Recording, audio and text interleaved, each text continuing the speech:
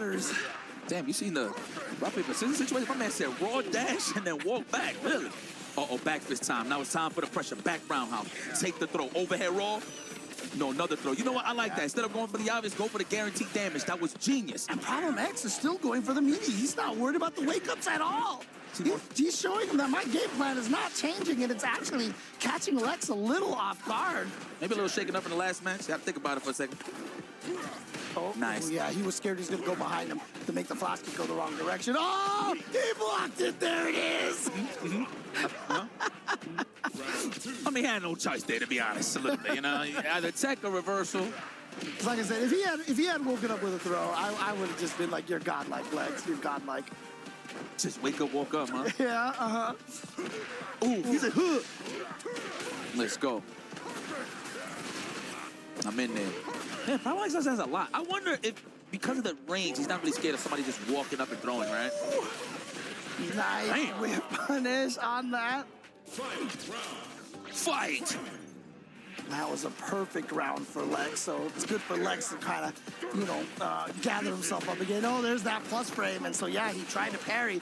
Smart stuff for Problem X to do the walk-up throw. Speaking of throws, we got a little control of the neutral with that one. Yeah, we back on our feet, if you will. Yeah, okay, there's that anti-air again. He said, I don't respect it. Hey, chuck the pipe. That's not what he said, though. All right, here we go. Almost that burn out there. Problem X gonna have to slow this down. Okay, there you go. Oh, slide in the DMs. I mean, I did like the fact that Lex wasn't too aggressive trying to burn him out, because it might have been a little too obvious right there. But Problem X with the surprise slide, yeah. That boy be bobsledding when he do that crouch around. It's cool running right you know? Culture, man. James, I'm never gonna, man, listen. Never doubted you one bit. Oh, what? He got hit. Ooh. He did stand block, so maybe he tried to jump, probably cause a cross-up, maybe for more pressure. But all in all, Lex, he's taking it. Tu problema X, man. I mean, at this point in time, we might have to start calling him Problem Lex right now because he's causing some damage for Benjamin here. Problem Lex. He from Brooklyn, too. That's crazy. Oh, boy. Here we go. No flash kicks. You're going to have to take this, my boy. Wake up, why not? Yeah. I don't know if that's a fake right there because that's the second time he's got him with that wake-up crouching light punch after the forward dash. So maybe he's just aware that that's not a real situation. I'd have to lab that one. I got to check that out, actually. Good question. Yeah. Good question. I know if a jab, back fist, dash up, it's pure. Okay. But I don't know about just regular throw. Oh, it actually might be. It might be. It might be legit. Oh, wow. Stopped him. Oh, there we go. Yep. Can get Eddie lead here.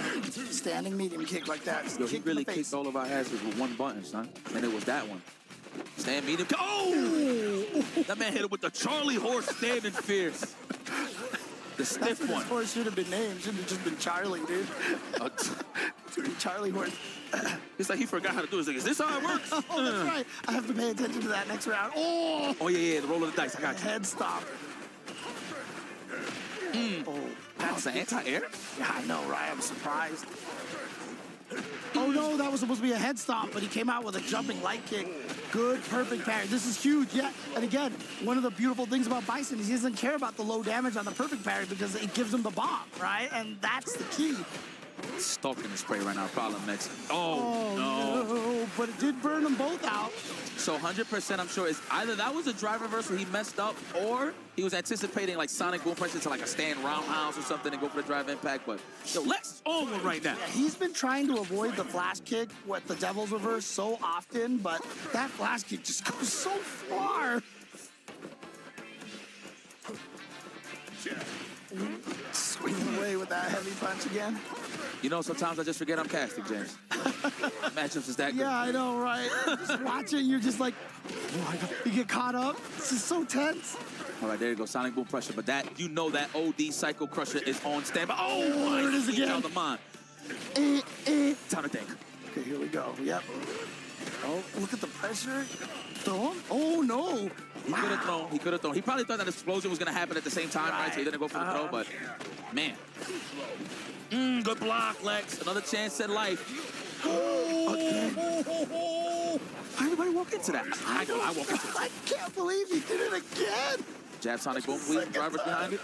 Or just drive rush in general. I respect that. Yeah, I think he was worried about the Sonic. It could have been level 3, but speaking of level 3s, it's Problem X is going to tie it up 1-1.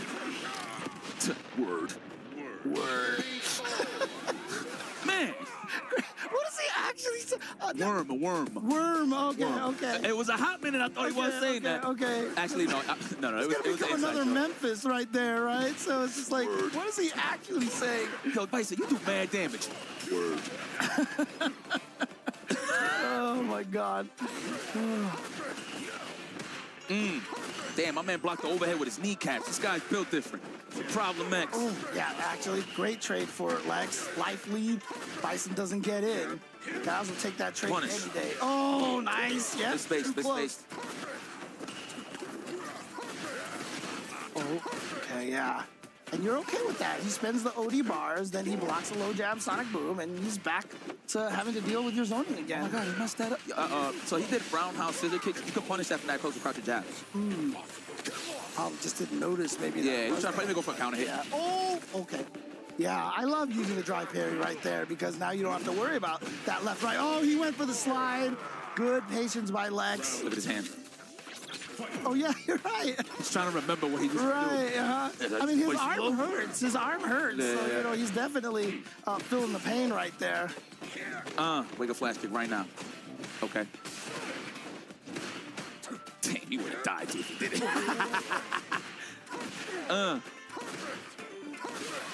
I do like the way that they made sure Bison always uses that arm for all of his stuff, no matter which way he's facing.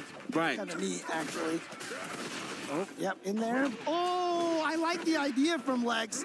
But good read from Problem X to walk back and punish. Could have got more, but you know what? It's fine. I wonder if he's trying to back roundhouse after the dash, not in the throw. Like he's gonna get hit with wake up buttons for sure. Yeah. I mean, I feel like he's supposed to be plus in that situation, but he could be going for, you know, the Hail Mary, you know, trying to get the super plus phrase. Right. Heavy kick. All right, I love it, man. Even Stevens, go ahead on, fellas. I love both of you guys. Let's go. Already the pressure is solidified here for Problem X. Throw loop City. He's gonna go for it again. Oh, there's the back roundhouse. Caught the technical this time. Forward fist, back fist. Time to guess. Oh, but he still gets the punish. He didn't get the charge fast enough. He's probably so surprised that it just like whipped like that. Right. Possible. Oh, man. Good patience. Oh. Sorry. He said, oh. Yo, Lex, again. Watch out for standing heavy kick into level 3. Oh, he did it. The standing heavy kick. Oh, he tried again. Yeah, look at Problem X. He's like, not this time. No, you are not hitting me with this Hail Mary standing heavy kick into level 3. Not this time. You know, that's one hell of a jump in, I must say. Jump here from Bison, it just comes out so fast. It's like he's like with the gravity, right? Like he's trying to bring it down a little bit. Oh, what a weird punish. Punish counter here. Got the bomb set. Someone set us up the bomb. Here we go, the throw. Wake up, Harry. You have to, yeah. No, he should have waited a little bit. I was only saying that so he could get some of that drive gauge back, but man, he did a little too early. This is it. Problem X with match point to get revenge on Lex. And even though there'll be 1-1, Problem X is the one who's going to qualify. Who really runs Brooklyn? Or the UK, honestly. They're both now that I'm thinking about it, they're both from Brooklyn and into UK. Yeah. There you go. I like those air-to-airs. Yeah, that's right. I mean, the way Problem X has been dealing with the Sonic Booms, it's been so nice. It's so classic, neutral, jumping over fireballs and stuff, you know? Okay, so that's what's getting sniped out on the dash and throw is the back roundhouse. Okay. I like that. Preserve your meter. I would have spent it, but you know what? He's got a big life lead, so he thinks maybe he can save that for the next round. Oh, he burned himself out. This is so dangerous. Serious? That was actually not the call. Level 3 immediately. No, not yet. It wasn't going to kill. It's not going to kill, yeah. Oh, double reverse. So he's going to stay on the side, same side. Oh, no, he's going to Oh, no. And Lex doesn't even need to spend any meter to get the kill right there, because Problem X just did the head stomp and then nothing afterwards. And I think it was a counter hit, so I think he recovered in time. I didn't see if it was punch counter or regular counter. Okay. I think Lex is going to be way more aggressive this time around. I mean, he always got his back to the wall, though. I understand. Bison is definitely a very intimidating character. Oh, back fist. Free back fist. I like that he remembers to always go to back fist. Naturally, Bisons go for scissor kicks. Oh, right, yeah. Some Bisons. Oh, man, Lex is not doing any wake-ups anymore. Oh, that should do it right there. Problem X. You see that? He used game number one. He used the first time they fought each other to his advantage there because, as we said, Lex kept waking up with buttons. When Problem X attacked him a couple of times on that wake-up, he was thinking to himself, okay, Lex is going to be like, oh, he's going to expect the wake-up this time, and I'm not gonna, and he thinks I'm going to hold back, but instead he used all that time to get the overhead on him. Problem X. Nice, man. But let's actually take it to the boys at the analyst stage to see their thoughts on this group. Fellas. Two very happy Brits here inside the studio. Myself and Travis. Very relieved Brits. There's one very relieved Brit on the stage as well as Problem X manages to make it out the group after very impressive performances from Angry Bird. Cruise through in the winner's side, Jammers and Cola. What a fantastic group. That was some upsets, but in the end, we say goodbye to both of the Guiles, and the two favorites did make it out. Well, can't say we didn't get enough Guile action today. In particular, I've got to say, just in general, how ruthless everyone was in this group. Because especially after watching Group A, transitioning into this group, these guys were out for blood. I really like what Angry Bird was doing against Guile today in general. The spacing with his sweeps, always taking off one drive stock, surviving burnout twice. I couldn't believe that happened. I can't believe that happened. It might be Nashi, I guess. Now, let's move over to the Bison. You said we see a lot of Guiles. We're going to be seeing a lot more Bison throughout this entire week. One of the things I really like about Problem X is his adjustments. Getting a lot more active, a lot more aggressive. We were kind of talking about how he kind of plays that Street Fighter V poking style, but I like him adding more and more as it goes along, especially up in the corner. There was a lot more setups with the bombs where he would go in continuously and use that to his advantage in the second game with Lex. Go dash up, delay, throw, dash up, delay, crouching, medium punch, things like that with the variants to seal the deal, get the victory. Yeah, dude, this was actually brilliant. And the thing is, Lex didn't play particularly bad today. Rain Pro, I think it was very slow. He was on gear 1 for the vast majority of his matches today. But then we're looking at Angry Bird going up against Lex here. Apparently, he felt super confident against Guile in general. Like I said, meticulous spacing, getting those punishes. And then we see Lex after post-tech throws. He's always trying to get that stand roundhouse to level 3. I see Kappa do it as well. Reaching a little bit, wasn't he, there? Yeah, it's hit and hope at that given situation. And then I saw this round from Problem X just as he closes it out there into the unlimited Psycho Crusher. When he was getting a bunch of throws after figuring out Lex's defensive timings, he seemed extremely comfortable there. Problem X gets to play once again with Rob the Builder, and we are going to say goodbye to another medal that will be placed into that crushing machine. Here we go. So, Problem X is going to advance. Angry Birds makes it out in winners as we expected. No real shocks there this time round, although it was a little bit shaky for Problem, but he turned it around, and that's the kind of confidence he wants. And he gets to play. Maybe he just wanted to play with the crushing machine twice. Did you not see how he stamped that pedal? I saw he had the biggest grin like that. You know the Street Fighter 5 M. Bison grin? He had that on his face. Same sort of stomp on that pedal, too, as well. Good stuff to Problem X, moving on, and I think this is a good showcase of how he should play with Bison. He's figuring out how he wants to play with his style with this character, a little bit more active, and figuring out... Not sure if that pedal is from the same manufacturers as NL's arcade stick there in the first round. Hey, he still won, though. That's the crazy thing. Still got the job done. Still got the job and done. I'm sure this Crusher will get the job done as well.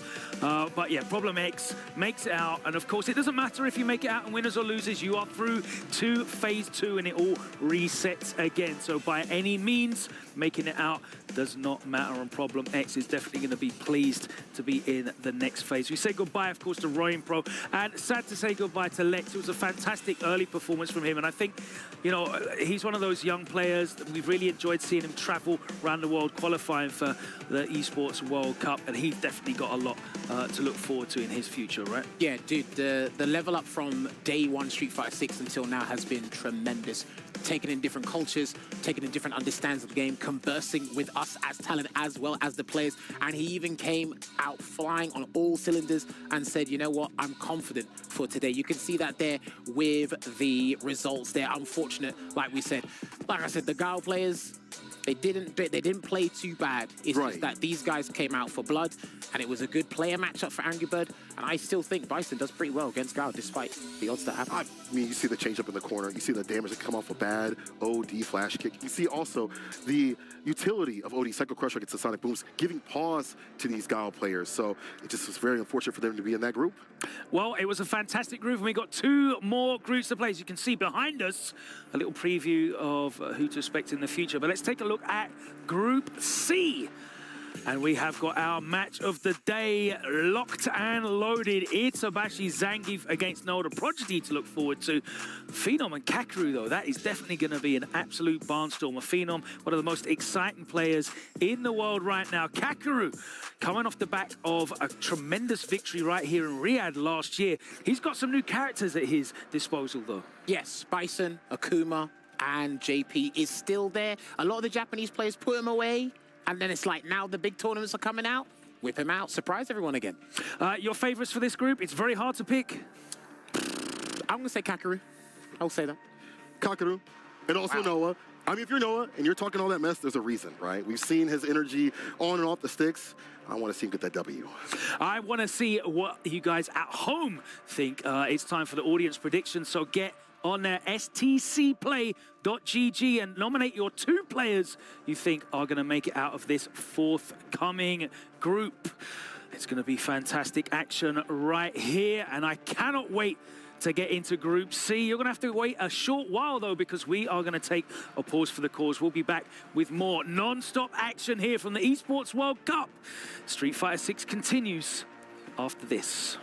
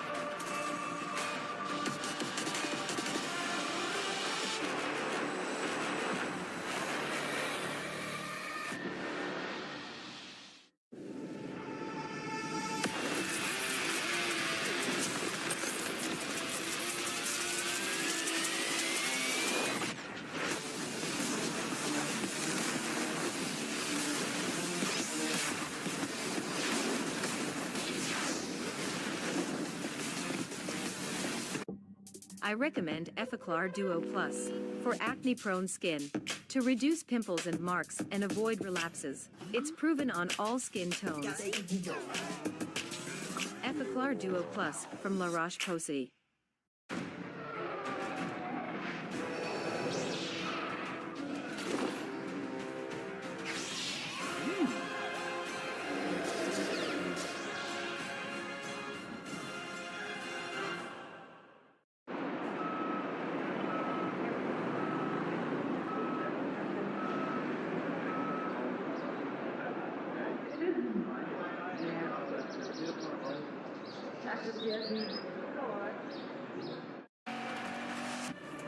The Chevrolet Silverado, built to take you where the trail ends. So you can go beyond.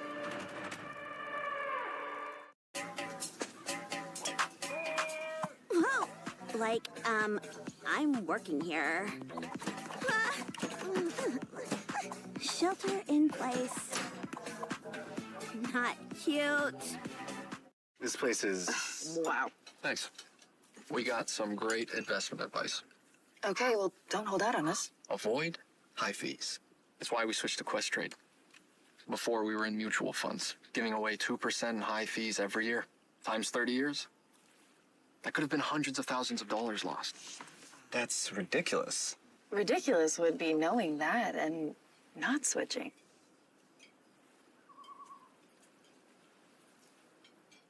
Messi's one of a kind. Well, it's only the weight of the nation.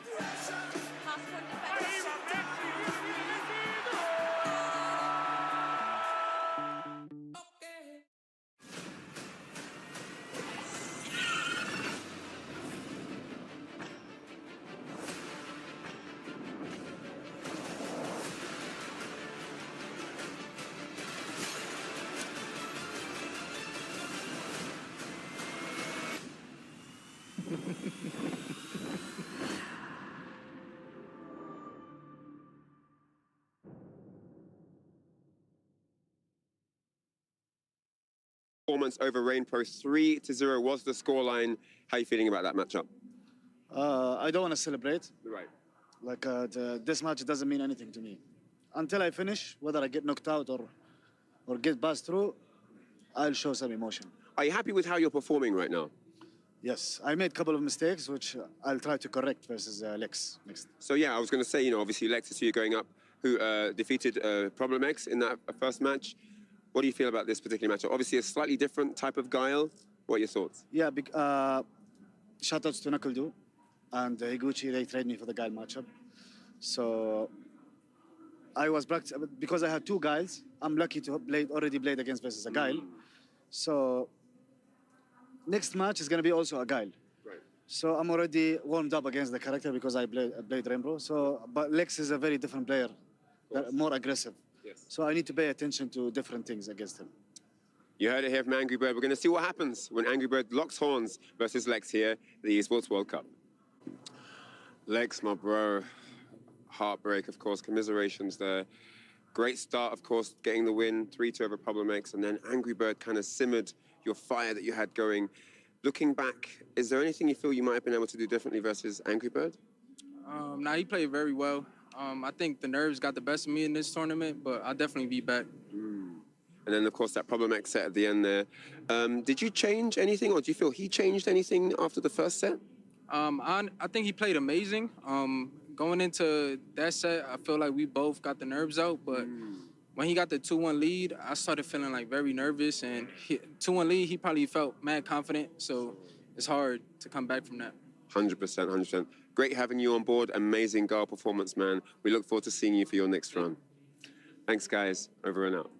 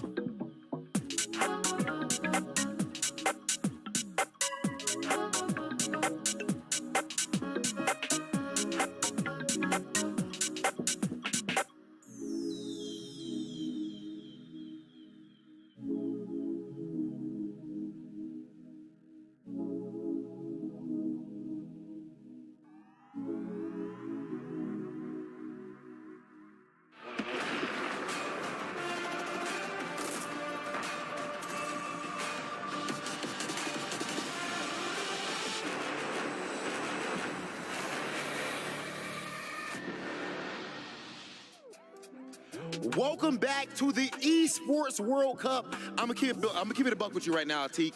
Some people, it seems like it's going from salty to salty. Some people gotta go home right now, Teak. It's getting a little crazy out there. Yeah, we're halfway through, honestly, and we broke 4 keys so far. We got 4 more keys to break. I see you enjoying yourself backstage breaking the keys. You know what? I'm not gonna lie to you, brother. I don't get to compete anymore, but it's nice to be a part of people's elimination in some way, Atik.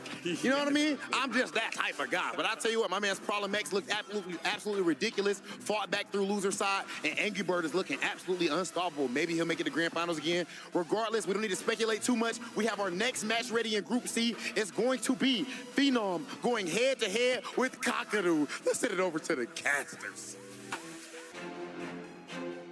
Alrighty, we have a little bit of a shakeup here. It's time for Group C, and you already know what it is. It's Vicious on the mic with my man, F Word. First and foremost, how you feeling today, man? Yo.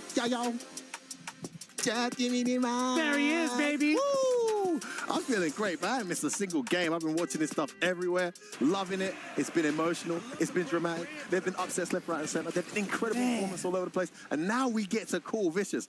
Some of the juiciest games we're gonna see. He went to Cuba. I told you what. Wait, hold on. No. What about the other side? Whoa. Phenom, we were speculating that they're going with Ken, by the way. This is a huge shakeup. Kakadu finally whipping out other characters. This has kind of been one of the things that he's been missing in this game, I feel. I think so. You know what? With Ken, really? This is going to be kind of huge, right? Oh my dick, that setup was disgusting. That was actually something that Jammers might have cooked up too. He's like, you know what? Be ready for the backgrounders. I'm surprised you don't call it the Rago kick still. I didn't say Rago kick, did I?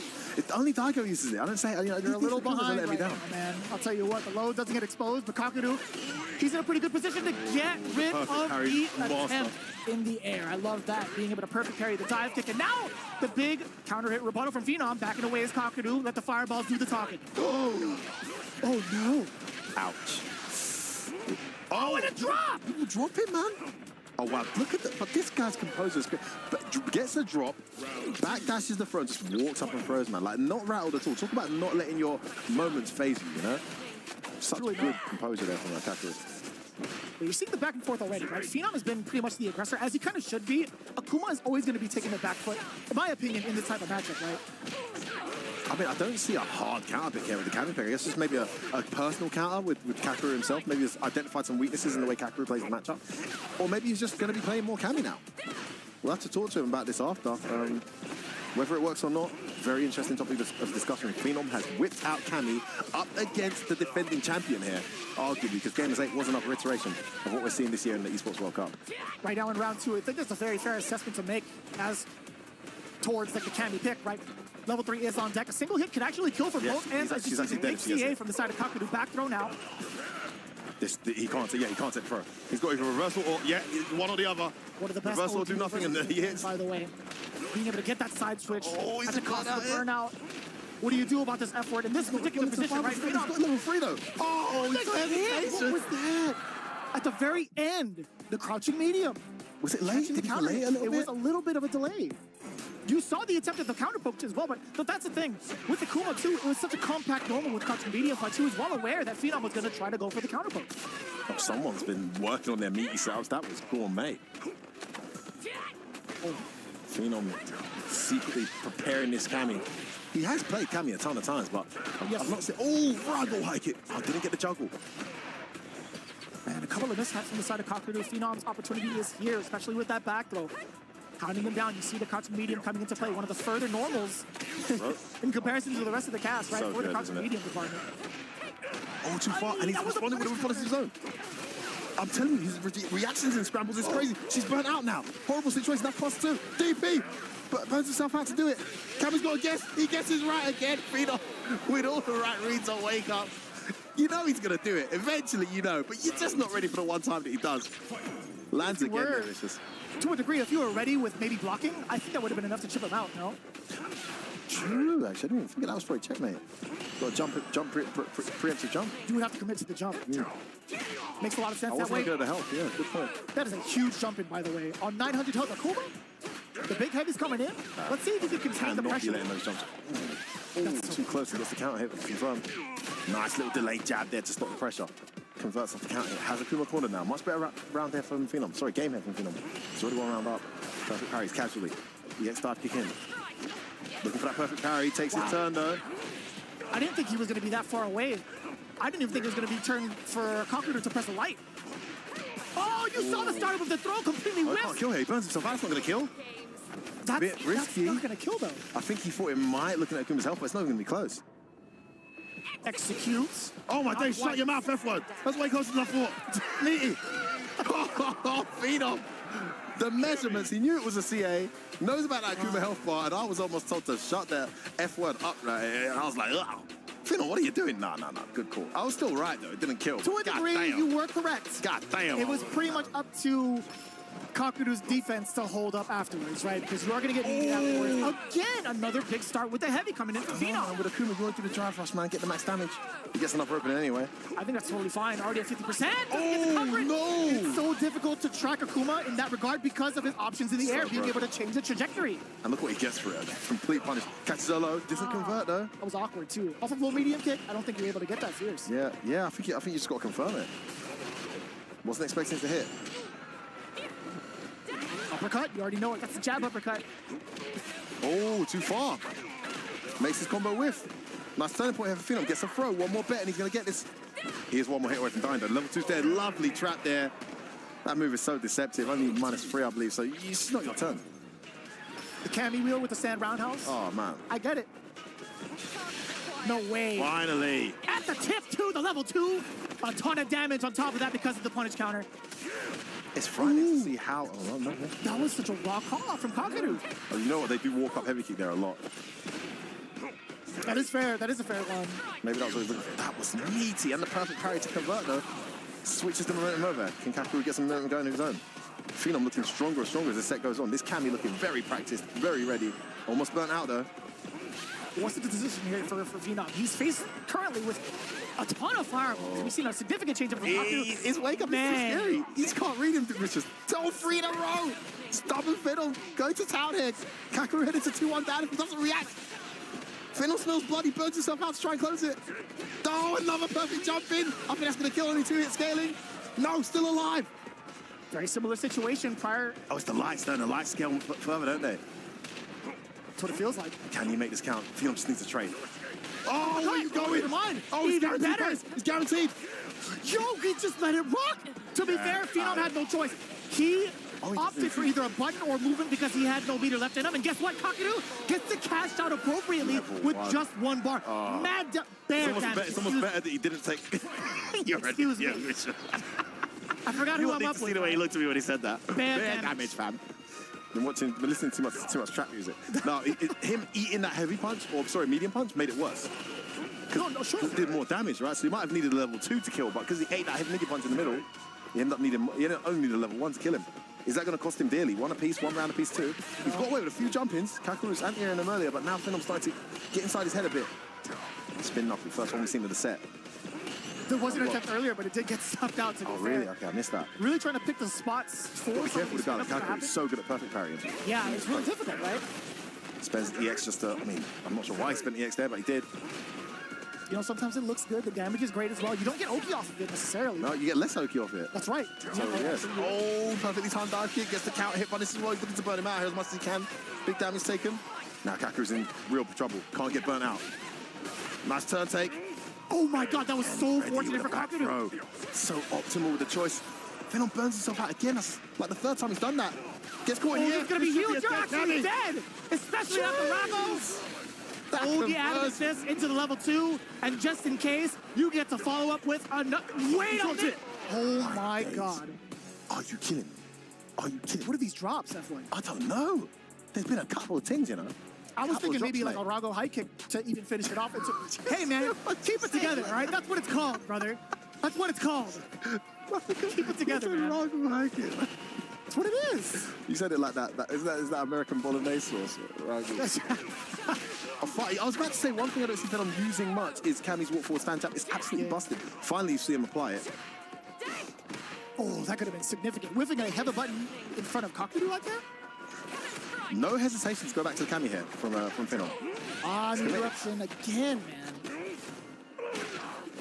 With the back throw, fireballs are going to be the name of the game for now. Kakuru trying to enforce the point, at least push Kami into the corner. But Phenom... I feel like he saw that perfect parry, then stopped his drive. So I swear he's a robot. I swear, he saw that perfect parry and actually stopped his drive. Some of these kids ain't human, man. Still at life deficit, though. That was very close. Force a save. I don't think you'd want to go up against either of these cats, right? I definitely wouldn't. Hell no. With the way they play. There it is again. Oh, but no conversion. That's where that crouch medium hits from anyway. Lovely whiff punish. Looking for the reversal. Doesn't come. Roundhouse again and again. He does 3 in a row every single time. Oh, Venom in his head, mate. Kind of going back to that standing jab counter hit into crouch medium punch with the way that he's been burning himself out majority of the times. I'm surprised he didn't decide to waste any meter there, right? To confirm even more than further with the combo. Oh, first time we've seen that. Catches Venom off guard. He actually tried to parry. Made it hurt more. Yeah, totally agree, Vicious.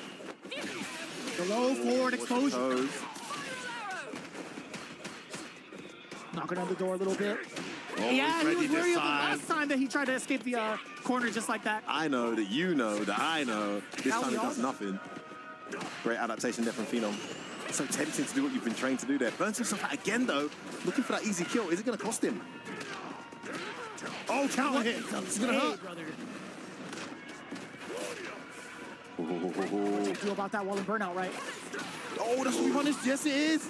What, he didn't cancel. I think he saved it. I think he saved it on purpose. He only cancelled to level 3 there, right? It's not EX. And he actually took the gamble and it's paid off, and now Kakaroo has himself set point here against Phenom. Question for you. Before this damage comes in, it is a perfect parry coming in from Kakaroo. Shades of what we saw last year, right? But that was a punish counter on the chop, no? Towards the end. That was actually kind of interesting what the choice was from Phenom. I didn't get to see it, but... Oh, was it a punish counter? Yeah, that's what it said. I think he would punish something, I thought. Perhaps. Watch it back, still happening so quickly. Oh, those toes are getting clipped again. He's going to spend the meter to sprint gauge. Oh, I thought he might do it just to get his gauge back. He didn't. We're able to recover with that throw. No shot. Going to get opened up here. Horrible situation for Phenom. Can he read right? He does. I mean, Kakaroo is delayed almost every wake up. Big whiff. Going to get killed here. We're going to 2 apiece. What was that whiff from Kakaroo? I couldn't tell you. Thank you, please. And thank you very much, said Phenom. Took full advantage. And now, Vicious, we are at 2 apiece. I don't know what happened there. I mean, he had him to be a player of Kakaroo's level and to whiff a button like that while your opponent's in the corner. So heavy as well. Your opponent's in the corner. That specific button. And you could see it from Kakaroo's face. He's thinking to himself, why did I even think that was within range? I couldn't tell you. Definitely. But I'll tell you what, though, if you ever watch Phenom on social media, every one of his clips, he's selling to himself with a big button. He's consistently ready for something. He loves that, especially in clutch scenarios. He knows exactly what to look for. A big chase out a few of those, another huge jump in. Again, man, he sounds so much mileage in the air, and it's not even because of the dive house. No, he tried. He should have done DP. He went for fireball. Phenom's got the momentum now. Takes it. Kakaroo's not ready with a reversal. This is going to be a dead Akuma. And Phenom, for the first time in the set, opens himself up. Set point. Kakaroo, last year's defending champion. We just saw the Evo champion go 0-2. Are we going to see last year's defending champion go out here and the loser's bracket in his first game? Did you see the attempt at a possible frame trap with the back roundhouse again? I did. I love that. Huh. But Phenom's not biting it. Cornered now is Kakaroo. Horrible situation, facing set point. And in the corner, gets out. Nice empty demon flip. Oh, the toes again, get blessed. That's huge, being able to force it to the other corner, but the back throw. Early wake up back throw. Ooh, that was sneaky. A little awkward, too. One more hit for Phenom, and it's over. If he can get this open, watch your toes, Kakaroo. Ooh. Just managed to find the mark this time. Oh, he misses his dive kick. Doesn't get a trip punish. That should be it. Shot. The crouch jab, and the Kami pick is going to pay off here for Phenom. He's going to take it 3-2 over Kakaroo and go in winners. Did you see that sequencing from Kakaroo? Because he thought he caught Phenom upon landing, he saw the words punish counter, and he went for crouching fierce for the punish counter route. The fact of the matter is, Kami was still airborne. Yeah, airborne. I mean, sure. That's the first time I've really seen Kakaroo kind of miss that type of confirm. It's crazy. You reckon he pressed that because he just saw the punish counter? He thought he was grounded, to be fair. I thought... I could see he was airborne. Yeah, that's the only thing. There was a few moments like that from Kakaroo. I think this is the issue you have, especially when you're picking up a newer character. You look at his JP at his peak, and don't get me wrong, I've seen his Akuma do some incredible things. Yeah, during Topanga, for sure. But like, his JP at his peak, there was a level of like optimization and situational awareness that only comes with a ton of playing and experience. And no matter how much you've played, you're just never going to match that level here. And it could be the nerves as well. He played really well, but I just feel like as the set went on, Phenom got more comfortable and Kakaroo got more nervous, and it started showing the gameplay. And it's hard to kind of justify that as well. I don't know exactly how long Phenom has been hiding this character, right? I mean, he may have played Kami and showed it off on social media quite a bit, but my majority of his tournament runs have involved his choice with Ken. I think always Ken. loves this character.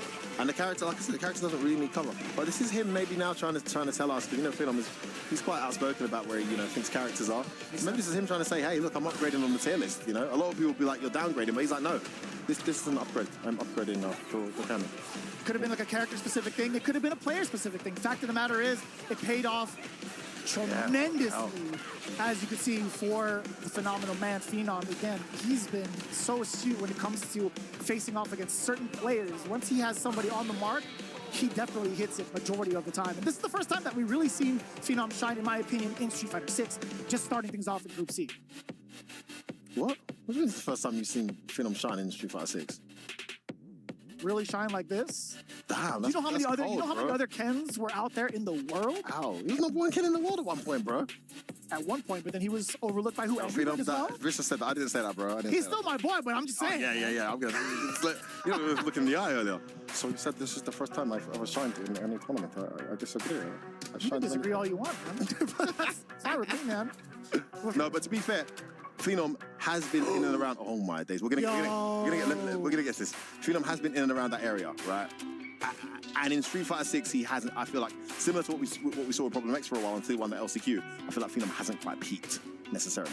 He is as good as anyone. So now you're just saying what I'm saying. No, but you're like, he just hasn't shone. He's definitely shone. He's had great runs and beaten some top players. Saying the first time he shined, I mean, that's pretty harsh, man. Like, damn. I didn't say that for him. Let's talk about his accolades in Season 2. He did a pretty phenomenal job for his region at World Warriors. One apiece? He went scissors, and he said, come on now. He said, come on now. Bro. Okay, so let's put a pin on it in regards to the Phenom talk. Okay. This has been the highlight for a lot of us as commentators and also a lot of the folks at home. This has been the matchup that we've been looking forward to. Why? Because Noah the Prodigy's pop-offs and his current momentum has given him the utmost confidence. And his playstyle, Vicious, his playstyle, man. The king of burnout. His playstyle's wild. I don't think Itabashi has played against the Luke that plays like this. You can watch as much video as you want. I played Noah. Like, obviously, I'm not on the same level as these guys, but you feel the aura of his raggo gameplay. And it will, no matter how good a player you are, there will be rounds where it gets to you. And in many cases, there's entire sets where it gets to you. He's just he's got this never say die kind of will. And we talk about this killer instinct. I spoke about it during the LCQ. He's got that killer instinct, man. A few more years, maybe a few more months even, maybe even today, he starts to utilize that killer instinct and start optimizing it with perfect gameplay. This guy can start winning tournaments like this. You never know. But he's definitely got the right attitude. It's funny enough, I think his killer instinct has been cultivated even way back when in regards to like the way he's been playing other games coming up. Now I feel like it's just way more refined. You know what I'm saying? Talk to me about that though, because I mean, he's a young kid. We've seen videos of this guy 10 years ago when he was sitting down watching his boys play. The Prodigy, yeah. To come now, and loads of kids have come from his era, but to be the way he is, attitude, confidence not just off screen, the confidence on screen is bewildering, Vicious. I mean, beyond his years, even people twice his age don't have that, and twice as much experience don't have that kind of confidence. What did he do growing up to become like this? Is it just innate? It's just born with it? Like, he was born and raised in Southern California. Is that the answer? That's exactly the answer. I'll tell you what. You got to be confident, man. You got to be confident with the play style. You get to the stages that you're at, you got to represent yourself well. He came from the trenches, bro. And that's from him. Those are his words, not mine. I feel like there's more to it.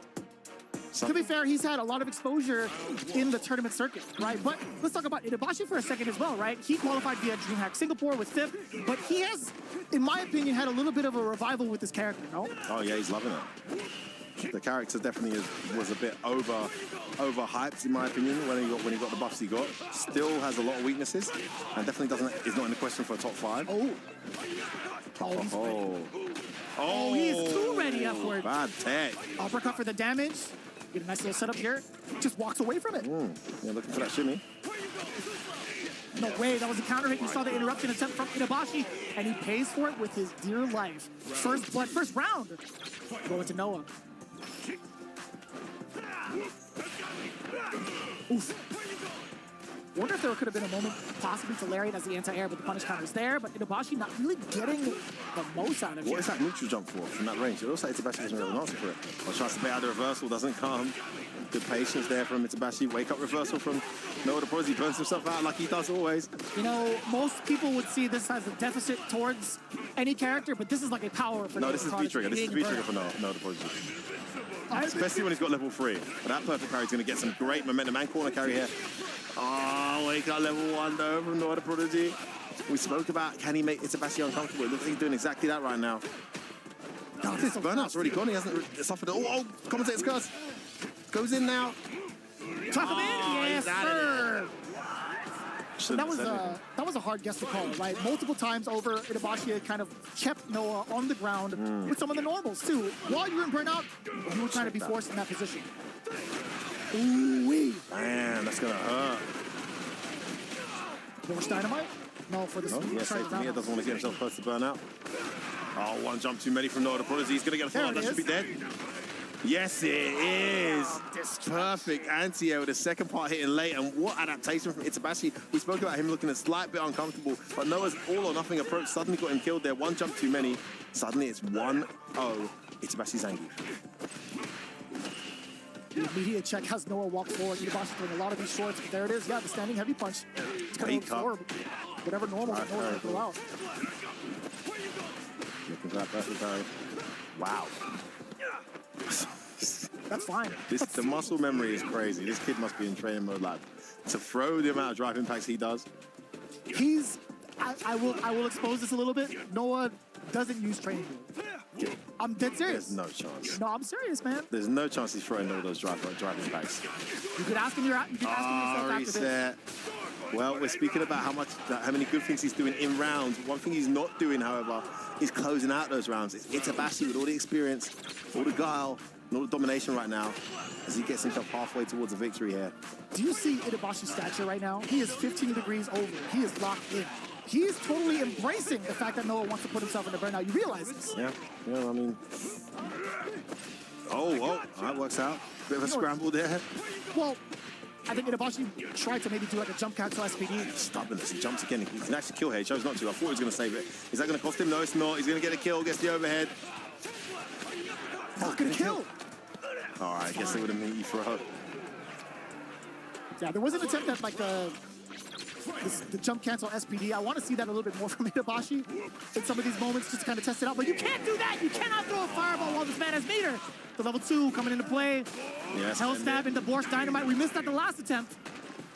Yeah, doesn't want to drop rush in. Just goes for a dash. Oh, gets opened up here. Gonna save it, isn't he? Spends another bar. Gets that parry. Some good momentum here for Noah. Another throw. Itabashi's got a guess here. Nice cross-cut DP. Puts him back in the corner. All the right reads. That's himself out looking for that kill. Oh, he's got a level 3. You cannot do that to this kid. I told you. He levels up in burnout. And he's done it again, Vicious. 1 apiece. What an answer. That's the second time we've seen Itabashi try to call out Noah the Prodigy while in burnout using drive impact. The first time he got away with being able to throw him. The second time, man, he cashed out. Oh, having that level 3 was just such a great asset for Noah. And the fact that he was able to hold it for so long, too, and not force himself into a level 1 fire. Music, man. Just the way he's playing, it's a symphony. Actually, no, it's a rock concert. What am I talking about? Definitely a rock concert. Yeah, symphony's a bit... That's definitely not the one. It's a metal concert. Yeah, sure. Wild. Oh, double headbutt. That's going to hurt. Itabashi responding well here. Should be able to close this out if he gets the combo right. Jesus! Meter needed. The diplomat coming in. Zangief's got all the damage right now. Chops to the chest. Ooh, nice. Tries to respond to the neutral jump with that, but still got a hit. Has him cornered early here, but that drive rush actually catches the recovery at the bottom there, Vicious. Ooh, God. Meaty. Again, he's getting so much mileage off the target combo. Yo, that hit, that was just raw too. No counter hit, nothing. What the hell? Almost got level 3 now. We know this guy. Ran out level 3, will he burn himself out? Tries to jump backwards. I think he was looking for the level 3 of Zangief. Oh, big whiff. Oh, nice parry. Burns him out. Noah's in trouble here. Oh, he gets open with a crouch. Just caught him. What a confirm off a low forward too. Noah the Prodigy not gonna clean it up just yet, but Zangief as well, completely unsafe. Could have got level 3. It's fair. Right, all hit. He committed to it and it worked. Now he has to keep him out. Itabashi's got level 2. Got to be careful throwing the sandblast. Ooh. He's getting walks back to the order. He just got it. Noah, the Prodigy. It's a Matrix moment. Talk about calculation and assessment. And he had to wait for that to come back. He couldn't just mash it out. That's insane. Yeah, so a normal button would have come out with absolutely screwed. Perfect timing. Noah, the prodigy, gets himself back in this. But man, those hell slaps are absolutely they're destroying this guy. Oh my God. That's DP though. Yeah, he's scared of that level 3 now. He's jumped away a few times. Oh, no! He's dead. He's hella dead. I couldn't tell you what that was, but I'll tell you what. Maybe, if I could assess it, do you think maybe it's because Luke hit on the other side? In the input mess, he would have thought he was on one side. And he the thought he was character going had to go moved to behind. the other side, right? So he moved his stick. This happened to me before. He moved his stick back to neutral or back to where it was. One of the diagonals. And then went for crouch jab, and that registered the Right. the input. That's exactly what happened, unfortunately. I agree with that. Fireball, uppercut, that is going to be the damage option for Noah the Prodigy. Yeah, no, I'll just wipe the cobwebs off that one and just get on with it. Can't dwell on those moments. And he's doing exactly that so far. What a call out against the Great Fierce. option. Not enough people do that. That's a guaranteed punish when he charges out that heavy punch. He gets to do it No, again if actually, he wants ready. to. Yes, there jump it is. cancel, the vicious been on. Look at the damage on that bad boy punish counter too. The jump cancel SPD. No, he's got to be careful. He can't just recklessly throw with sandblast. The level 2's there. You can see him churning the bar. Oh, he gets away with one. Goes in. Nice. Just about trade. Inabashi was hounding him down with that. A little overzealous, but I do appreciate the gusto for doing it. Right? No, I love it. I mean, I had no health. Back against the wall. All or nothing. Why not? Oh, that was so deep. So deep with an uppercut. Throw again. Drive rush forward. No, he's going to dash forward instead. Counter hit. Fierce knuckle as well. Inabashi, he's hanging on for dear life, at least in the corner. But now, this is where his momentum starts, right? No, it's so good having level 3 on it. Oh, level 3 confirmed. Look at that. Look how much gauge he's going to get back for this as well. This is why this kid is so good at burnout. Huge life lead now, but he is still in burnout. Can Sebastian make it count? Almost got a level 3. Oh, what a call! I haven't even seen this guy come on, grab. Still alive though. Yeah, jumps out, doesn't want that level 3 at all. Oh, but I want to say, like, maybe Noah, him letting off the brakes might be a bad idea for him, right? Oh, too far. Sorry, Zangief, that one didn't get buffed. Beautiful whiff punish, not rewarded. And we are going to 2 apiece. I saw a little tremor there as Noah took a swig of his water. I'll tell you what, if that's the way this kid plays nervous, I'd hate to see him relaxed. That is fair. That is fair. I can tell you with confidence, he probably has his shoes off right now to like help him get into his comfort zone. No, I'm serious. Did you not watch one of his calls? No, I'm laughing at the burnout, man. He just burnt himself out in like 10 seconds. A new record. You're not new here. What do you mean? You've seen this kid play. I know. It's Zangief, though. You know, you kind of want that gauge. I don't know, man. I don't think he needs it. Still in. Oh, no, it's no answer. Guaranteed. Great drive rush in with a short. Oh, maximum damage. Yes, sir. Went for empty jumps low. Catches him with that SPD. It's Sebastian heading towards set point. What do you do here? Jump, perfect parry. Are you kidding me? Do you throw again? No, you fearsome? Oh, no, the Prodigy smells blood. He's got one more opening. Max goes in. Hey, Sebastian's got to be careful. He gets hit. He's got a level 2. It should be enough. Eraser. Beast mode, baby. That's got to be enough damage for sure, right? Yes, it is. We don't even have to see the ender. No, the Prodigy. Great assessment. That was going clutch. into the level 2. That was so clutch. Dude, that overhead too. Did you see it coming? I blinked, by the way. I just didn't. I knew he was going to try something, but not to that degree. Nah. Shimmy maybe. Oh! Yo, he just destroyed that chair there.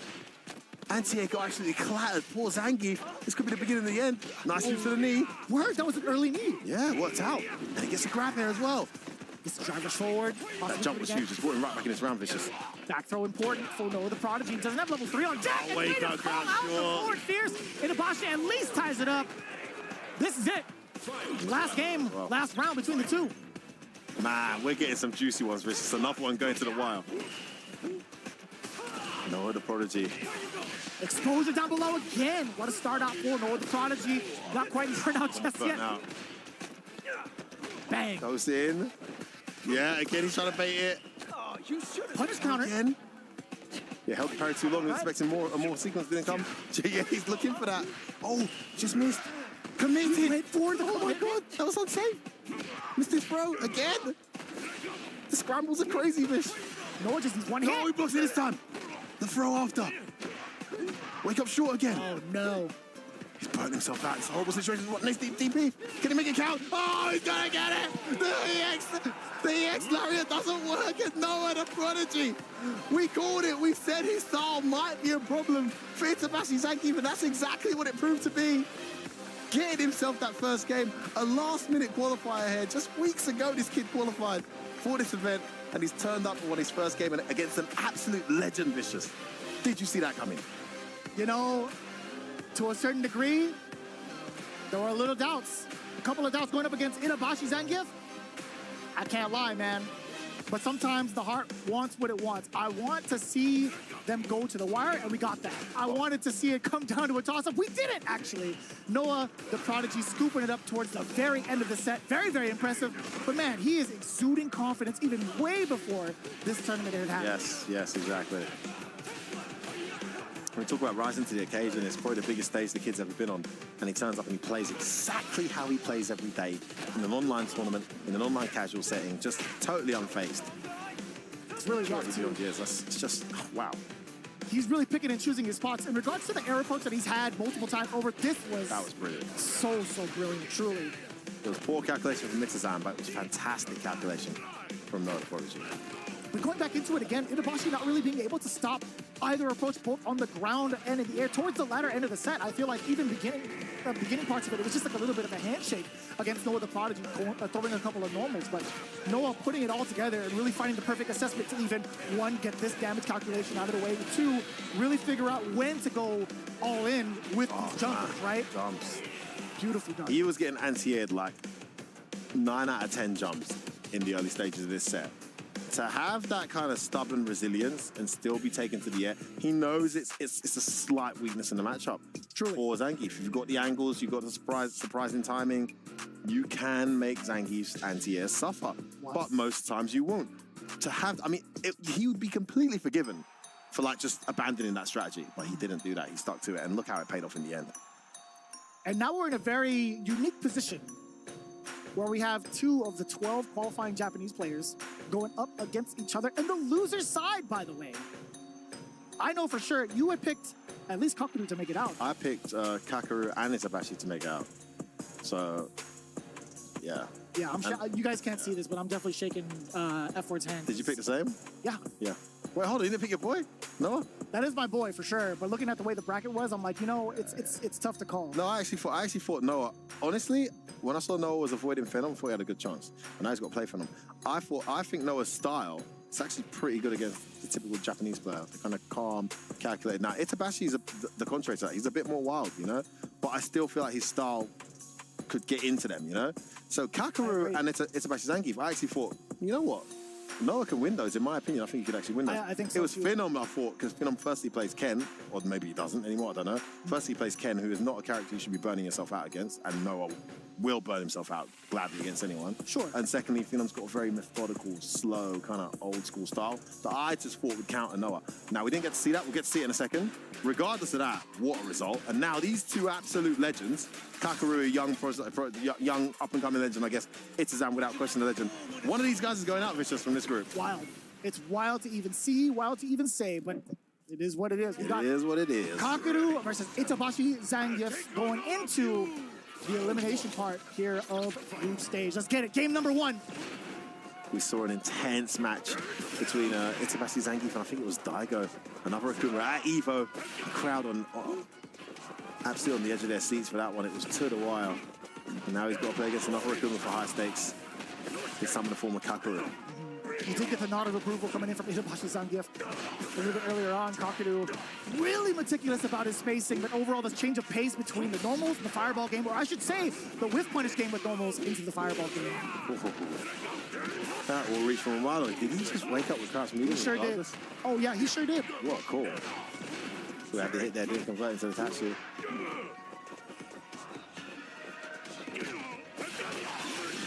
What a fierce to the face, but it's not going to be enough damage. Tuck him in, you're actually you dead. don't know what's coming and when. Very similar to the way that he played No Other Prodigy. In regards to that sequencing against somebody in Burnout, getting first blood is Itabashi. Get off of me. Drive reversal first. Oof. So far away. Do it again. Oh, you thought you could get maybe like a counter poke with crouching medium? See the time he walked back before he pressed that button? Perhaps. He knew exactly where he was. Just missed the perfect parry attempt there. Jeez. How is he always ready within that space, man? Honestly, he's so good at leveling that button. But again here, Kakaru tries to jump in. It's going to cost him. Oh, he's going to grab moving over. Oh, he does this time, but no punish. Just jump back from Kakaru. Wasn't entirely sure. Goes in. Counter hit. You saw the attempt at a button from Itabashi. Yeah, You know, doesn't want to deal with it. I don't blame you. That could have been an SVD. That could have been death. Got him put out now, too vicious. One hit does it for Kakaru. Oh, nice. Oh, I think he's going to do the level 3, doesn't. Yeah, I don't think there was a sequence where he could actually burn him out. Or sorry, kill him with Oh, punish, yes. Yeah. What a way to risk it from Itabashi. I think he was just looking to get a knockdown. Some kind of scramble situation. Kakaru one step ahead, makes the block and gets the punish. 1 round apiece there. Matt, Humbu's first game. Both those rounds went absolutely to the wire. Just get the sweep, drive up. Yes, sir. Slam him down. Gets to do it again. I see what you're doing. He's trying to be sneaky with it, right? Oh, catches it meaty as well. Didn't believe it was meaty. Tried to jump or something. What's the frame? One more guess. Good block. Is that little delayed crouching short? Oh, ready is Kakaru. No running bear grab for you. Get out of my face. Spends the level 2 and then gets the follow-up into the level 1. Chase doesn't drop it this time. I very much so welcome that change or that addition of the target combo for Akuma. It just looks cool. Yeah, it's pretty cool. It is awesome. Does get the round bounce, gets the level 1. Nice and clean, actually, from Kakaru's side. A lot of patience in comparison to the to the momentum that we saw from last game's aggression, or last set's aggression. Yeah, it's a lot slower, man. The clock's ticking out. Just goes to show the versatility of Itabashi, though. He's being forced to play a lot slower here, or he's choosing to play a lot slower. The last game was a lot more bloodthirsty from both players. Oh, but when he needs to. God, that's a migraine and a half. God damn. Do it again. Headbutt to the jaw. Oof. Man, that Far was for the continuation of that. Yeah. Good recognition there. It's not pressing. Would have got with punish for sure. You might have seen the attempt at a jump. See that? Kakaru maybe trying to use movement as an option there. The punish counter against the fireball. Well placed from Itabashi. Speaking of well placed, that low medium kick sneaking in from Kakaru. Dash up twice for the advantage. Forward throw.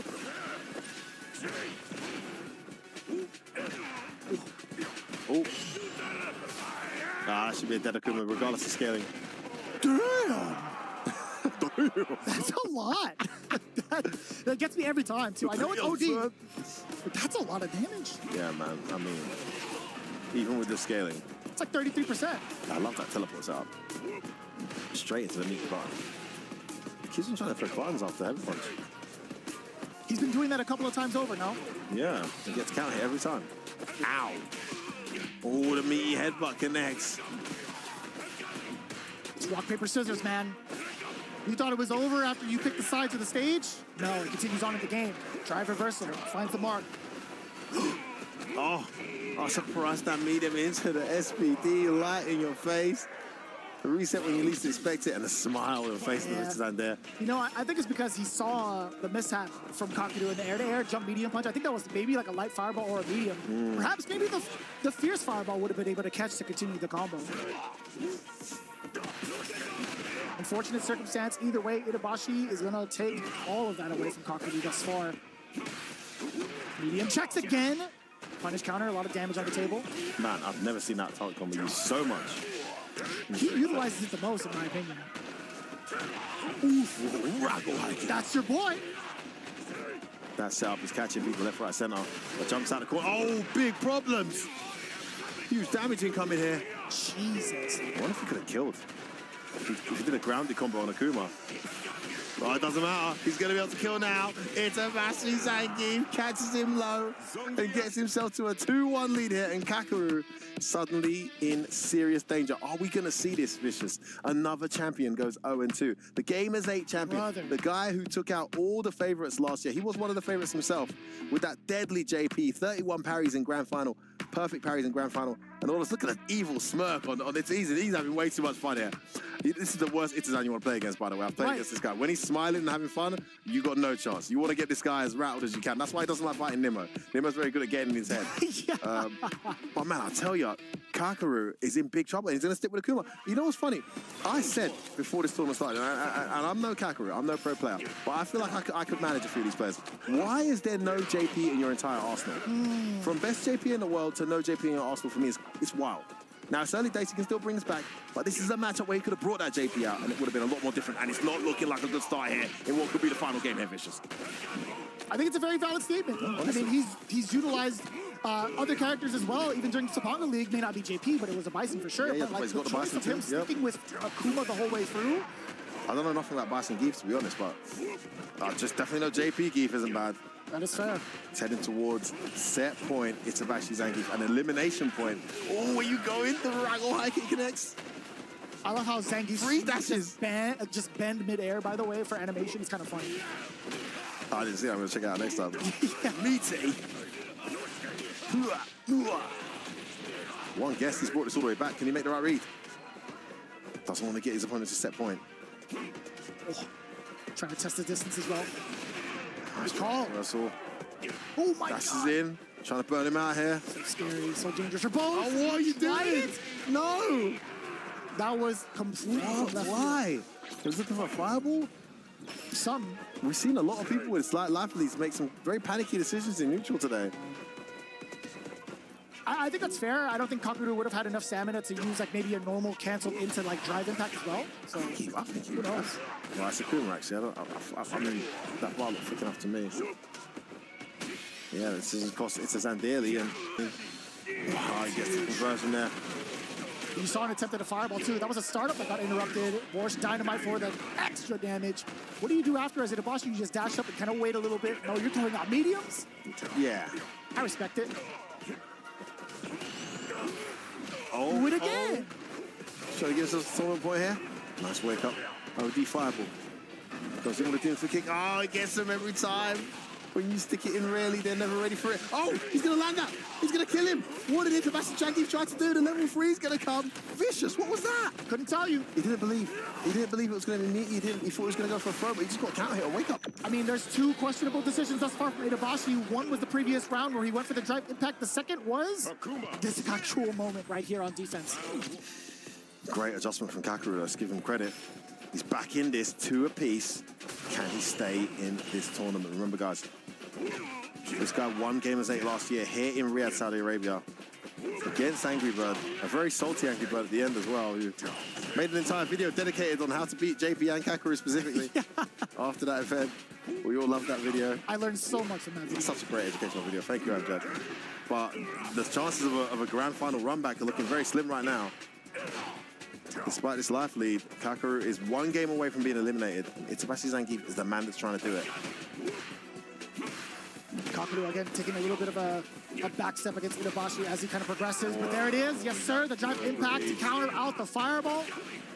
Drive up again. Maybe test Kakaru on his wake up. Oh, that works. Oh, no, that was not the best punish. Goes in.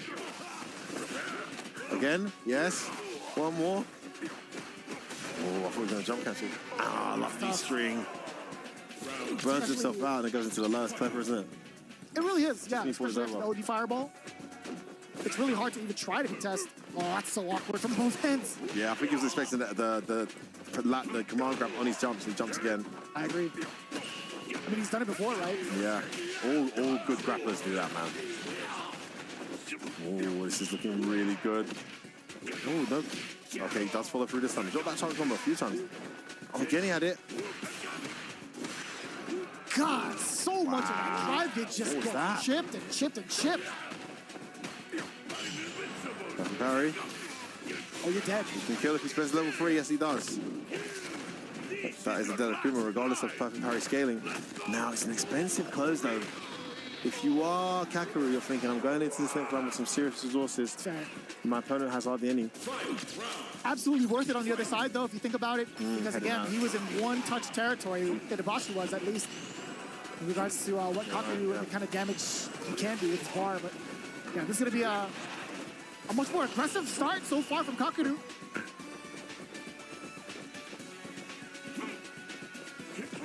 It's so tough, right? Now. Trying to figure out what exactly Kakaru's going to do in this position. Itabashi is the one that has to progress, or at least move forward, excuse me. Oh, bad sweep, well punished. That's going to get punished too. All the decisions are going against him now. He's going to spend a level 3. I agree with that decision. It is tournament point. Attack that gauge and gain more of yours and get the full screen to work with if you want, or go in. What will he do? He goes in. Oh, that connects. One more guess. It's going to be the throw, and Kakaru stays alive.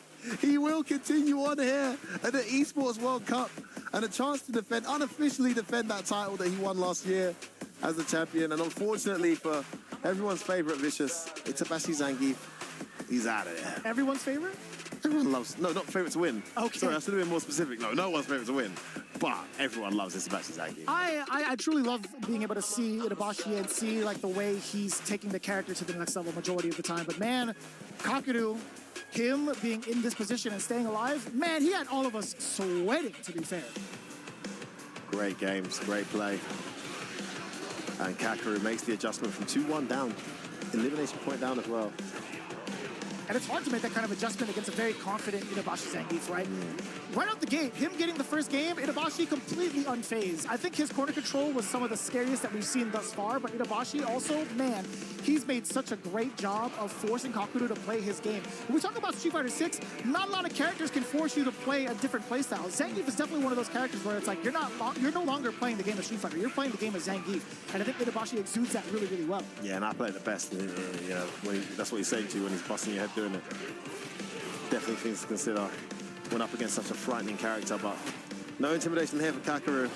He's got that Akuma locked and loaded, and he's put it to fantastic effect here to eliminate Itabashi Zangief. And it's just crazy to me, Vicious, the caliber of players that are getting eliminated early on here at the Esports World Cup, and that's just the way it is. We're going straight into a 32-man highly qualified bracket, so that's just inevitable, right? There's so many high caliber players here that's exactly what you're going to be getting, right? I mean, in terms of like the results, right? You're going to see people go 0-2 and they just might be world-class players. That is the fact, right? That's just what's going to happen. And speaking of, we still continue on with those world-class players. As you can see, the qualifying match between Phenom and Noah the Prodigy, as we had just said farewell to Itabashi Zangief, falling short to Kakaru, 2 against his 3. Yeah, I mean, this group is insane, man. I mean, you got Phenom there, Kakaru, Itabashi Zangief, and Noah the Prodigy, the rising star. And now Kakaru will have the honors of crushing. What is it that Rob said earlier? I had missed crush it, it, Rob the Builder. Rob the Builder, man, he's in full control, man. I really enjoy this arc, the constructive arc of Roberto. Crushing Noah the Prodigy's key here. Does it make you nervous every time he like operates heavy machinery? Yeah, of course. Oh, what, him when he does it? I mean, Rob specifically, yes. I mean, he does it, then he steps back and allows the player to be the one in danger. So I think he's fine, you know. Oh, it's brutal, man. That's crazy. Whose idea was this? I gotta shake your hand because this is crushing. Soul crushing. Quite literally. No pun intended. You know what's funny? If they just continue to... Yo, my guy's feet. What size is this guy? God damn. I mean, look at his height. Look at his feet. I still don't know if he's taller than Amjad. From the poster. Amjad, come on. What? I really don't. I don't know who's taller between the two. I'm being serious, man. But look at that. Itabashi.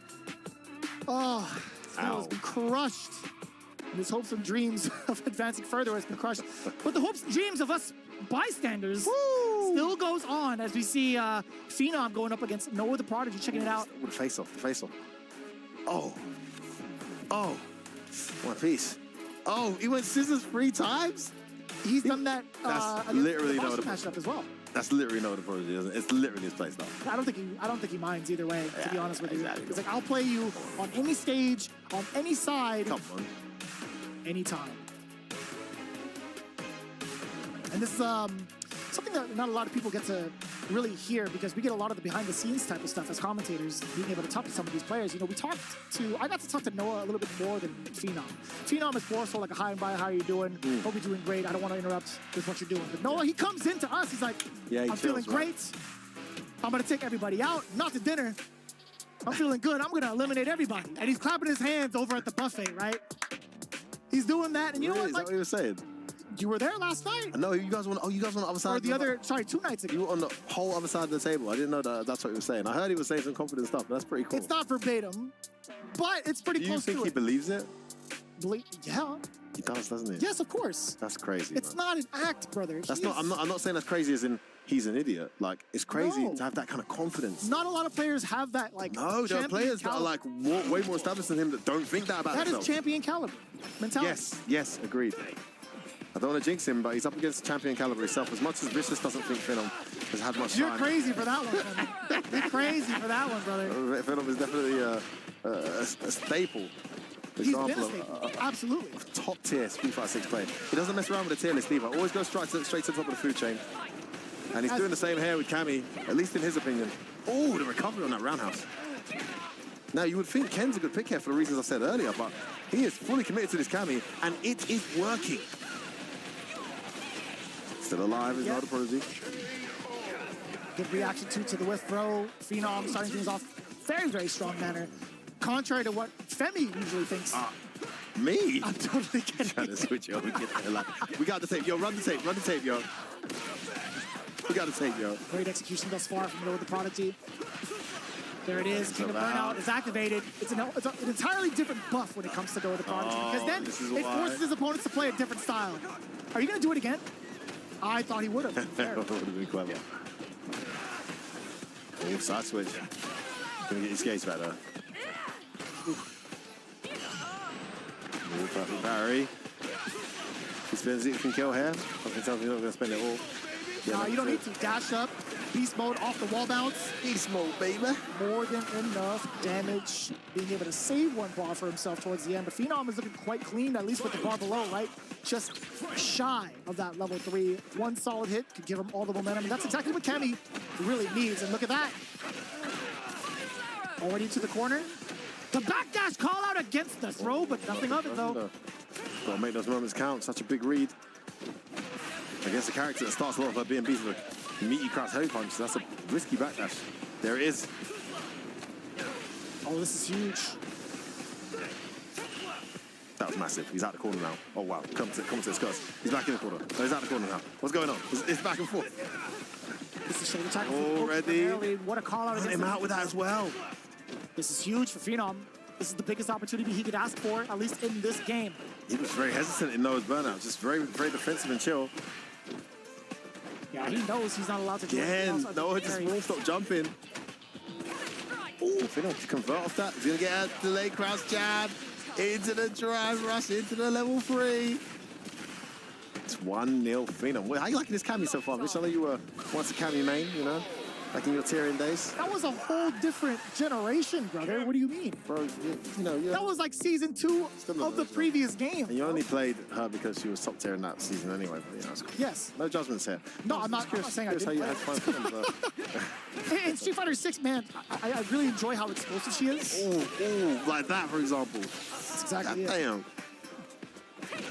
She gets so much momentum after some of these hits as well. And like being able to control both the grounded game and the air game. It feels great.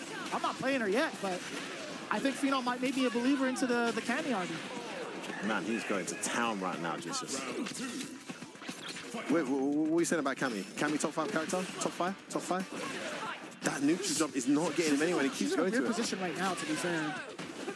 In terms of the debate, he has a very risky uppercut, but man, does it pay off for Noah the Prodigy. King of the Burnout, guess what? He's trying to look for his throne, or at least get another game, or at least a game, excuse me, against Phenom. Oh, nice answer there. That's safe sweep. Wake up, dive kick. That connects, gets a throw. Really pulling away here. Excellent block in the overhead. Great Oh, interruption dead as well. again. Man, he is all over it. Noah the Prodigy, I can't tell you what he tried to do on his second attempt towards that drive rush. After that initial overhead was blocked, he went for it again, perhaps. But either way, Phenom being that ready is quite phenomenal. Again, no pun intended, but that is a very, very good call out, game sense-wise. Oh, who makes the dad jokes? Me or you, huh? Come on, bitch. Love it, mate. Love it, dad joke here or there. Honestly, this is what I was speaking about. Now, I don't want to stand here and act like a genius because I didn't know Cameo was going to be on the cards. But I did feel Phenom has a level of solidarity. Oh, that is a hefty punish. Well, this is a very good start, though, to this next one. 2-0 up, but a perfect in response here for Noah the Prodigy. And he needs a reverse sweep here to stay on this side of the bracket. Qualify. Not necessarily out of the picture, but the way that Phenom has been rebuttaling against Noah's normals, I mean, it's hard to tell. Good call out again. The back dash to avoid the throw yet again. Noah the Prodigy missing his opportunity, but no, it's a counter hit. Puts himself into burnout. The back throw is going to be everything for Noah. He has to find a way to keep it contained, but the jump again. It's going to get him killed. Oh! That crouch jabbing into the crouch heavy punch has been such a reliable frame trap. Ooh, almost out of range there. The dash surprises her. Is he going to spend it? No, he's not. Too heavily scaled. Meaty throw, gets the parry. Oh, he catches a little late jab, and he's going to get himself a game on the board. Noah the Prodigy with a beautiful sequence. 2-1 now, Vicious. Are you starting to believe? Do you believe? To be fair, when I think about Noah being in these positions, it's hard to completely count him out still. It's not like he's never been in this position before. It's up to Phenom, really. I'm more nervous for Phenom. Everything's partially live. What do you believe? Sure. Yeah, whatever you said. Yeah, I agree. Sorry, that's a famous MMA fighter's saying. He said that speech and then he went into the fight and didn't do anything and got beat up. I was like, great speech, bro, but you actually fight. You got to fight and actually do it. Like Noah's doing. This guy's going in. Now this is a guy that's ready to represent his country at the Olympics. I think that makes sense. Phenom on the other hand, just seasoned, so solid. Lucky that stand jab wasn't counter hit. A little bit of an awkward angle. Yeah, he's been catching it. Phenom's not been comfortable doing a crosscut DP. Yeah, couldn't kill there, just takes a knockdown. Double dash in. Both these guys are quite long bar, but significant reduction in health. I burned myself out, says Noah the Prodigy. Oh, guess what? I'm jumping. Oh, tried to press it the wrong time. It was a heavy spin knuckle. 100% he tried to rebuttal with a super in between. Oh, really? The way that he was moving in his player cam, 100% he was trying to buffer out a super. It's set point Phenom now. It's going to be too little too late. Wow, Phenom's taking a leap out of Noah's book, burnt himself out, and Noah returns the favor in kind and burns himself out. Oh, finally, that works. Is he going to spend a level 3? No. When you try to steal the kid's domain expansion the way you just did, I don't think it works out the same way. That was a little bit of an error. Forward throw. Yeah, committed to the cancel there, Vicious. That was a lovely space duck. Oh, big jumping! No. He was walking forward in such an intimidating fashion. Phenom thought he could just clip his toes. And that's fair. He's done it before, actually, in the first game. Man, this stubbornness is insane. I would have stopped jumping ages ago, and he's actually just won 2 rounds doing it. And he's burnt himself out again. Oh, he's pushed him in the corner. But what a response, too. Jump short. He didn't react. Not ready. Is he going to go for a reset here? Oh, I think he dropped that reset. Nothing? Oh, just gets caught low for no reason. Just stood up as that drive rush came in. To the corner you go. Look at the corner carry. Noah trying to close this out. Gonna get a throw here. He's still set point Phenom. Again, a neutral jump at 90 this time. He's not gonna level 3. The dive kick. Oh, again, he gets that save confirmed. Noah the Prodigy Vicious. 2-0 down. 2-2 equalizer. We just got a real match. What's going on?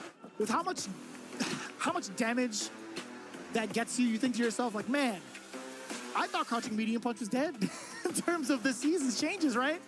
No, it's well, and it's still alive. You didn't actually think that, though, did you? Come on. No, not at all.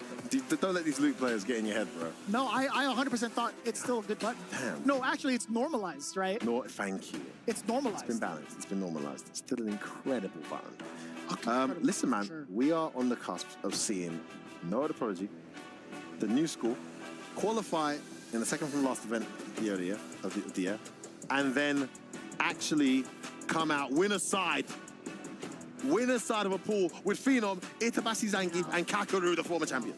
Little side note, Well, current champion. It's hard to debate whether or not Noah is considered new school because of how early into the FGC he was inducted, right? It's like Phenom, right? Phenom's like been there since He joined very early, yeah. he's pretty much old school, we could say, I guess. Yeah. I think they're very similar in stature right now in regards to like how long they've been in the FGC, to be fair.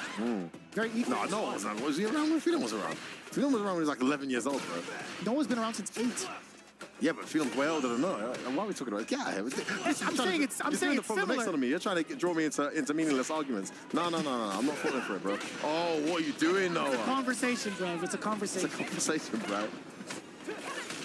I don't mind a little disagreement or two. Finally, anti-airing again. Phenom got kind of thrown off at one point. Yikes. Oh, nice. That's guaranteed. Nothing you can do there, Noah. Got to hold this heat, and that's what you get for burning yourself out. Managed to protect this time. You know how often he's been stuck in this situation where he gets back thrown and gets a ton of damage dealt towards him in the recent games? Almost every time he's gotten the back throw from that situation, but Noah the Prodigy hounding Phenom down, but at the cost of what? Burnout? String. Perfectly spaced towards roundhouses plus. I'm aware of that scenario, I agree, Vish. It's been there a few times. It's trying to make this uncomfortable for Phenom. He's going to get his gauge back. Look how well he plays in driver rush. Finally gets swept, and perfect parry. I thought it was over. Phenom had the counter hit, but didn't convert. To the corner you go. Oh! No way! He's going to get it. I think he gets enough bar as well for level 3. He's got level 3. Noah, the Prodigy, is in set point here against Phenom. Did you see the diligence in the corner where he waited for the crouch jab and got the punish counter? Bro, did you see the evasion while he was in burnout? That walk forward, jump back crap. I mean, so effective. Phenom just couldn't get any momentum going. Oh, he's trying to smell blood, but Phenom's been there before. He knew it was coming. A little bit of a false signal here. Oh, no. Well, the last round started like this, though. Can't get too comfortable. And there's another hard read from Noah. You get the side hard. Stand short for the frame kill. Does get the forward throw. Dashes up. Checks with the medium. Checks with the heavy afterwards. Missed his crouch heavy punch. Wasn't with punish. Missed an anti-air as well. Yeah, Phenom flustered. Jumps back. Puts himself in the corner there, but he's almost got his gauge. But again, the burnout goes. Oh, Phenom getting... Shambhala jumping's catching him out all over. One more. What a block last minute. Every Phenom, that was game. This is huge. Noah the Prodigy on the verge of doing this. No anti-air again for Phenom. Gonna get out here. I can't believe it. He's done it again. You'll never guess what. He's only gone and done it again. Noah the Prodigy is going through winner's side, top of his pool. Phenom, Kakaru, Itazan, none of them to stop the kid. He's done it, Vicious. Vicious, did you see that coming? Did you see that coming? I did not expect Phenom to be shook the way he did towards the end. That single anti-air was given towards the end of that set. Yes. You know why? New character. Noah was in la cabeza. Okay, I don't want to take too much away from Noah, but I feel like his Ken would have anti-aired all of those jumpers. It's just comfortable, isn't it? Like, it's a different button. You're just getting used to a new character. I feel like that just wouldn't happen. Regardless of that, you can't take nothing away from Noah because he had the presence of mind and the will and the attitude to put Phenom in that mental state. There's going to be a book coming out, I'm telling you, man, The Will to Keep Jumping. Signed by Noah the Prodigy, bro. He's been jumping like a madman. And he's paid off. He isn't even using like the early heavy punch that everyone hates. He's jumping in with roundhouse. He's jumping in with medium kick. Listen, man, you're only a madman until it works, and when it works, then you're a genius. So you're only a madman until it doesn't work. Yes. Okay, good. I agree. That's facts. Man, what an attitude. What an attitude. Just would not be denied. Just would not be denied. You know, against Cammy, why not? With Ken, you get a full Oki off the TP. With Cammy, unless you drive rush in, it's not that good, right? So why not keep jumping? You're just gonna hit me with a bit of damage. Maybe we'll go back to neutral. Maybe you get a little bit of momentum. But that also, towards the end, the discipline to kind of force Phenom into that critical error. Any button will get you killed. And guess what? He thought he was safe with the crouch jab. Not when Noah's around. This is where it all fell short for me. That jump in was so critical. I couldn't tell you what button Phenom would try to press after blocking a heavy jump in. And he anti-aired like so much before that. So the fact he even chose to block that jump in was one thing. And then to try and take his turn back so early after a heavy kick. Man. Maybe crouch jab. I'm not sure. It was crouching, so I don't think it was throw. It was a bad choice. But Getting the listen, flowers take works nothing too, away. The presence of mind and just the intimidating playstyle of Noah the Prodigy.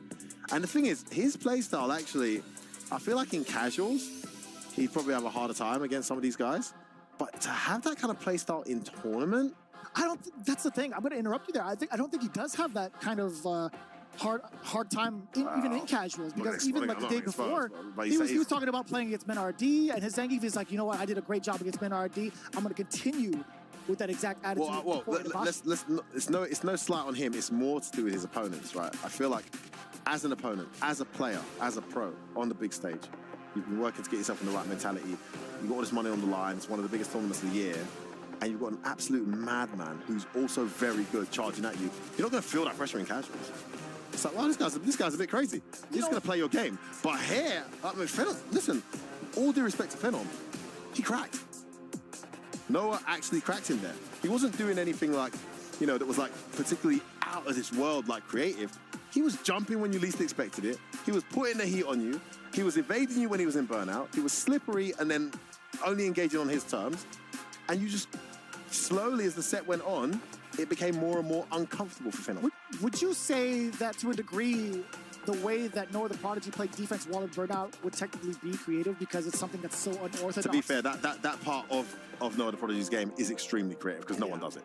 I mean, I've never seen anyone with less than a bar at the start of the round drive rush in and burn themselves out just to get a throw. I've never seen anyone do as consistently as this guy does. He's one of a kind in that regard. Oh, interesting. Didn't he win with Cammy? He won with Cammy, no? That's right. Phenom still has a Ken. It's the one that the character that's got him all of his successes so far in this game. Okay, so this is kind of rough, and I will agree with you with what you're leading to in regards to Phenom's character selection. On top of that, Cammy is a very fast-paced character, right? There's been a lot of talks over the Japanese scene about how they're not used to playing fast-paced, or they're not practicing against fast-paced enough. That's why we said Noah's got a real good chance, right? This is a bit questionable, to be quite honest with you, going into the Ken pick. Yeah, that's a really good point. Really good point, Vicious. I think this is a much more comfortable match for Kakeru. Right now, without question, Phenom's more optimal character, if he's been practicing it, will be his Ken. But Kakeru plays this like, oh my goodness. I mean, you go on YouTube and just type in Kakeru versus Ken. In the last month, you're talking 100, 200 plus matches against ridiculous Kens as well. In a weird world where, let's say, he doesn't get that much Ken practice, this is a character that you always want to have in your matchup arsenal regardless because of how popular the character is in comparison to a Cammy, right? That Cammy just really came to life in the set, and it's just interesting that he won that set and he's now gone away from that character. But he's confident in his Ken. We'll see if it pays off. Wow, that round's not going to be a good one. Why are you going for max damage? It's good. Practice it. You get a lot of meter off of that, too. Oh, is that what it is? I haven't checked that, actually. That's a good point. That's true. That's so cheap. This opportunity for a pun is maybe too far, perhaps? Oh, beats him to the punch again.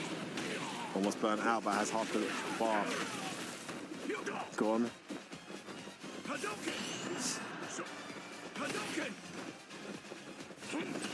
I think you see like a little bit of timidity coming in from Phenom, right? He's forcing Kakeru to make the errors, hence why you saw that jump absolutely ready for the anti-airs this time. Yeah, I feel like he was kind of forcing the play a bit that last round. He looks a lot more like Phenom now. Just chilling out, taking his time. It's a different game plan with Ken versus Cammy. Other Kens, but Phenom's Ken's usually way more chill. Good patient block and then delayed crap unit connects. One round apiece here. One of these guys is going out, mate. Noah the Prodigy has booked his plays on Saturday. That's crazy. I'm so happy for the kid. Incredible play. Aye, that was a punish counter as well. That adamant fist. Delayed jab connects as well. Oh, one me too many. Get into the target combo. Whichever side you want. Both combos take you to the corner. That's fair, yeah.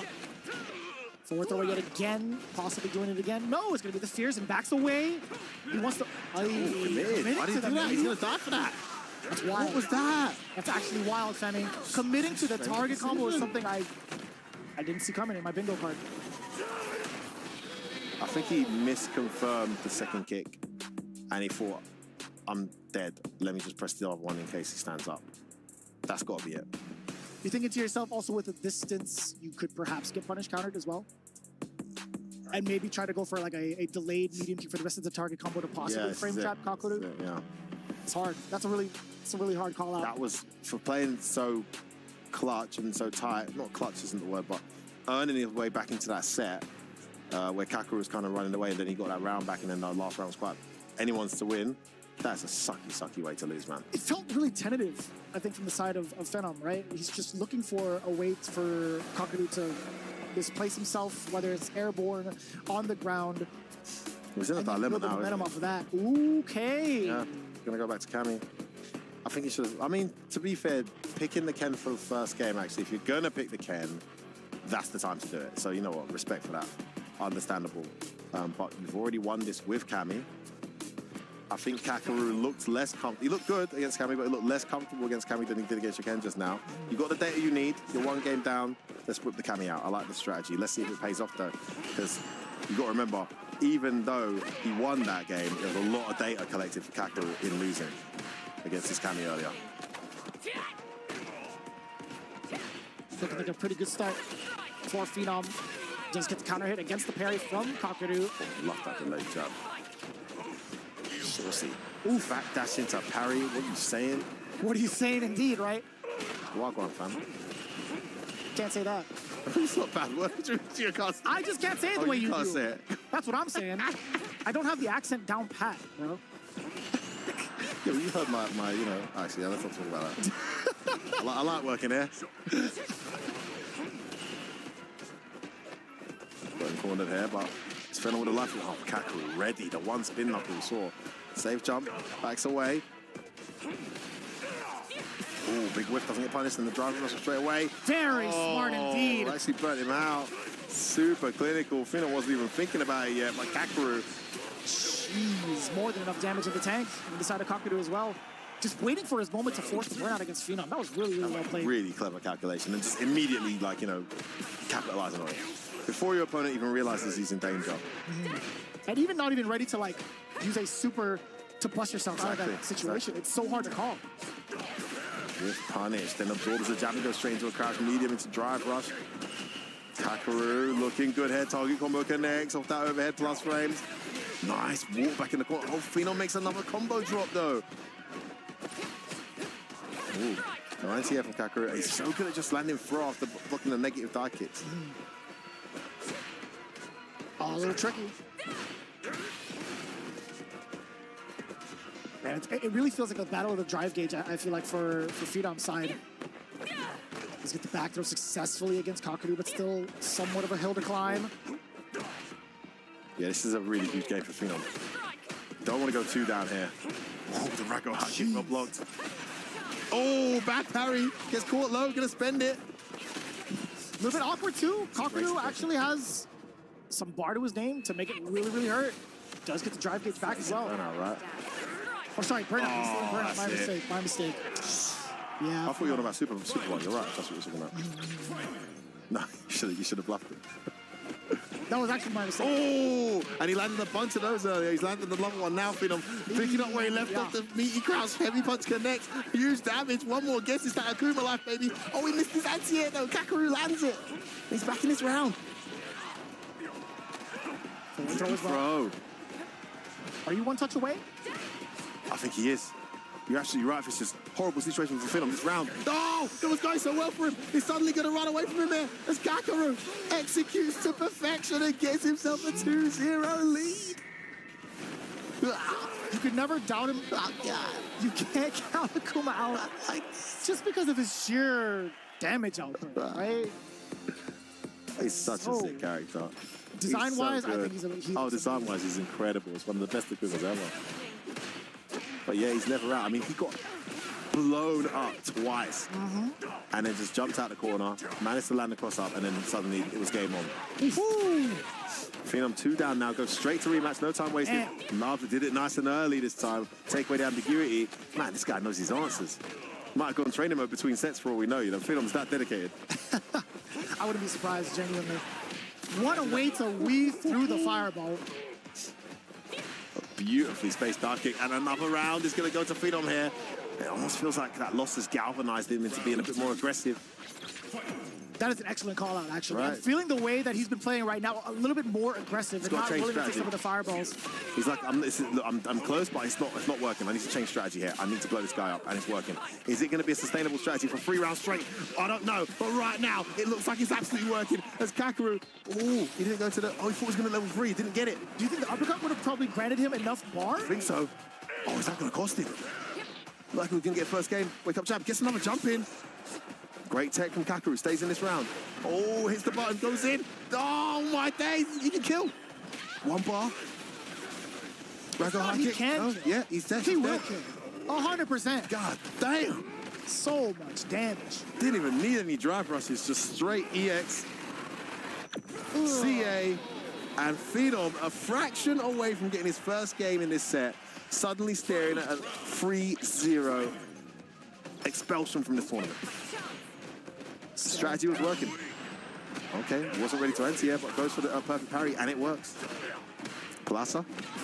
Oh, pressing buttons after whiffing, not a good choice. That mix-up makes me laugh every time, by the way. So good, isn't it? The demon raid into the slide. Oh. So dangerous. Phenom's really, oh, a big whiff. But he's burnt out. Oh, no cross-cut. Angle on the jump. This spend another 3. I totally agree. Get some gauge back. This is the moment that Phenom needs to capitalize on 100%. That slight error, that significant error that Kakaru had just made, missing the cross-cut for this damage now, is what Phenom needs to ride on. He backs away though and allows Kakaru to set up shop with that fireball to drive rush. He's almost got his meter back. He's going to block these fireballs. Oh, he doesn't react to the overhead. Gets sent to the corner.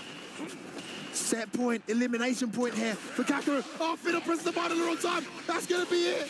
Kakaru is going to exact revenge on his boy, and Phenom is going to head out of this tournament after looking so good in that first game, beating last year's champion. He then goes 2-1 up against Noah the Prodigy, only to lose, and comes back down here to play Kakaru again. Picks Ken, doesn't work out, and the Kami gets figured out. Phenom is out of there, Vicious. I really couldn't process exactly what was going on as soon as the Ken pick had happened, but Phenom slowly started to recover with the Kami play. It's just that Kakaru was absolutely so ready for that changeup, especially with how it went down in the first part of the set. This is the thing, the data you collect. Exactly from that, the loss. right? And to be fair to Phenom, he genuinely could have gone into training mode and picked up some stuff too. But guys, listen, enough of us, guys. We got people who do this for a living. Let's go over to the main stage and the studio. Guys, what do you think of that one? Thanks, F-Word and Vicious, and what an incredible group that was, our third of the day, and it did not fail to deliver. I'm very honored to be joined here in the studio now by the legend that is Justin Wong. And Justin, I'm going to have to eat some humble pie, and we're going to dedicate this whole segment pretty much to Noah the Prodigy. What an absolutely incredible run from him. From the trenches, you know what I mean? Noah the Prodigy, 8 years old, pressing Hulk, standing H, coming to EWC, qualifying out of his group. You know, it was a little shaky at first. In winners as well. Winners. It was really shaky at first. I think a lot of people were thinking there's no way he beats Itabashi Zangief. But the whole time, the whole trip, Itabashi Zangief, don't worry about him. I got it. And the crazy part about that, after he won, him beating Phenom was really such a huge accomplishment, actually. Yeah, because we thought stylistically that would be quite difficult. Yeah. Phenom really used to controlling the more reckless playstyle Kohler, of course, and in the end, Noah dragged him back down and managed to beat him by experience. We see this at Tampa Never Sleeps, Costa, whatever it may be on a weekly basis. If you have not played Noah, you don't understand how Noah plays, and you're not prepared for his style of not only just burnout, but jumping back when he beat. It makes you so nervous. As we see in this match right here, we don't see their usual DPs from Phenom, the usual anti-tires that he usually has on the deck. He was put on the back foot, and then Noah taking down 2 people that maybe people didn't think he could, especially with Phenom. Moving on the bracket, man. But also we got to talk about Kakaru, who was able to make it out against Phenom at the last moment too as well. I think Phenom was a little bit shaken up after what happened previously. You saw him switch back and forth. It's interesting that he went back for the Ken pick after getting the win over Kami. Yeah, I think the character. Yeah, I'm not sure why he chose Ken. Maybe it's more of like Yeah, like you mentioned, like I didn't anti-air 3 times against Noah, so I should pick Ken against Kakaru. But then eventually, once Ken lost, he went back to Cammy, and it went down to a closer set. But the one thing that Kakaru kept doing, and it kept catching Phenom, he kept testing his reactions. Yeah. Doing crouching medium punch right in front of Cammy on whiff, and then pressing crouching medium punch again. It kept saying counter hit, so because Phenom kept trying to press a button after the first one. But the thing is, that crouch medium punch recovery is so fast on whiff, he's able to do it again and call him like at least 3 times that set, and at least for the win too. I mean, it's funny as well because Luke's were doing that all through season 1. Yes. Double whiff crouch and medium punch. Of course, you catch him with the second one, and Phenom should have been used to that. Of course, having started off with Luke in this game as well. So it was a fantastic performance from Manoa, and we have to say how impressive it is that he made it through in such a fashion. There you can see Kakaru collecting another medal with Rob the Builder there as we say goodbye to Phenom and Itazan. Now, Itazan was someone we were looking at as very dangerous. Maybe not a contender to win, but Justin, you mentioned before we came on air, Zangief is a character that's a real spoiler character, but surely we're surprised to see him go 0-2 here. It is an ultimate landmine character, so when I say landmine, that means he can beat anybody, but can also lose to anybody. So even though the sets were really close, it went down to the wire, it could have went either way. The thing is, Zangief is still just like, he doesn't have that many tools compared to other characters. Don't have DPOS, you know what I mean? Against drive impacts, really hard to stop. We saw a couple of limitations there with the Odie Lariat as an answer to the jump-ins, getting beaten in numerous different ways, whether it was getting stuffed clean on startup, whether it was just not being active for long enough and getting stuffed by a late jump-in. I think we saw an instance as well where he got hopped over the top of and he didn't cover the back of the head, so multiple instances there. One of the things that we often see Itazan do is that option select 720 in drive rush cancels, and we didn't see that from him as well. Maybe it was just an off day. We saw it from Punk, it was an off day. Sometimes it happens. This consistency is really, really hard to maintain. Justin, not everyone's like you in the MVC 2 days. I just think it's because Noah is like, he's not nervous. He wants to play his game. To him, if he does well, this is a huge win. If he does bad, everyone expects him to do bad. So the fact that he showed up, stayed in winners, and made 2 seasoned players nervous, that's the crazy part to me. All right, well, it's time to take a look at our next group. It's our final group of the day, Group D. And we're going out with a bang. Cola! I know that first match is one that you're looking forward to. I'm looking forward to both, actually. But Jin versus Mina RD is one that we have been waiting for a long time, since DreamHack Dallas, where Mina RD was put on the back foot and swore revenge against this DJ player. Jin has been cooking up in the lab quite a bit. I think he's had more time to play the game, so I think he'll be way more informed.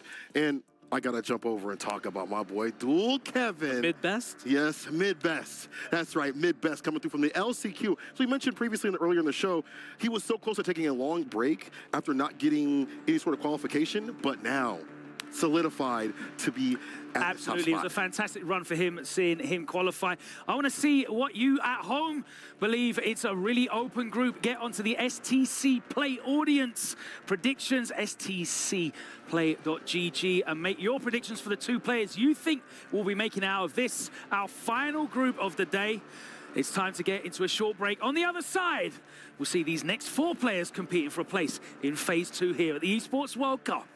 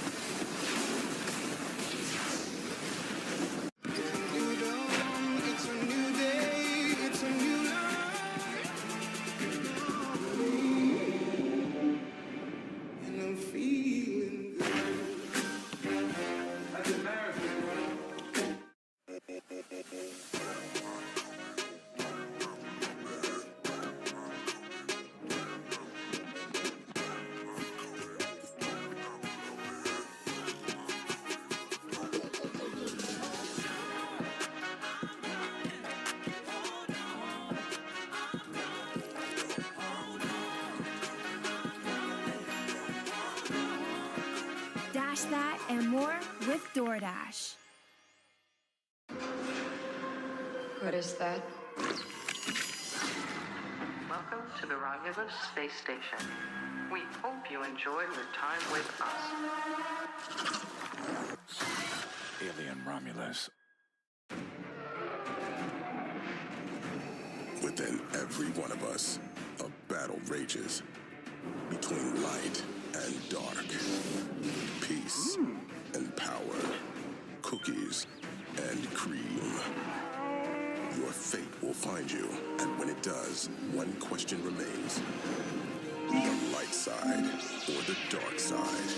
Star Wars Oreo cookies, open to discover your destiny.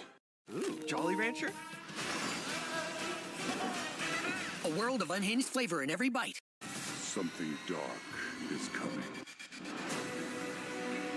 Magnus actually awoke something in Azeroth. Now we are in need of your aid once more, champion. We must fight and stand against the rising darkness for Azeroth!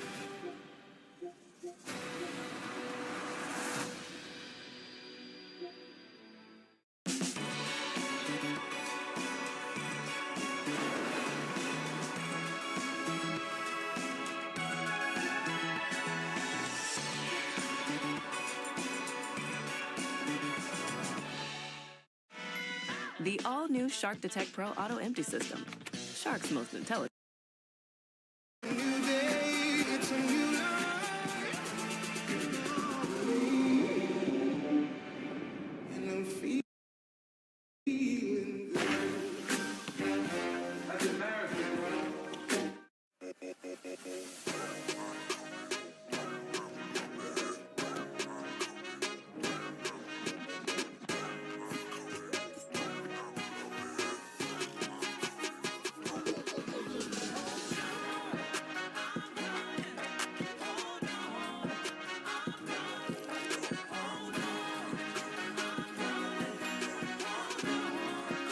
Dash that and more with DoorDash. What is that? Welcome to the Romulus Space Station. We hope you enjoy your time with us. Alien Romulus. Within every one of us, a battle rages between light and dark, peace and power, cookies and cream. Your fate will find you, and when it does, one question remains. The light side or the dark side? Star Wars Oreo cookies, open to discover your destiny. Ooh, Jolly Rancher? A world of unhinged flavor in every bite. Something dark is coming. Magnus actually awoke something in Azeroth. Now we are in need of your aid once more, champion.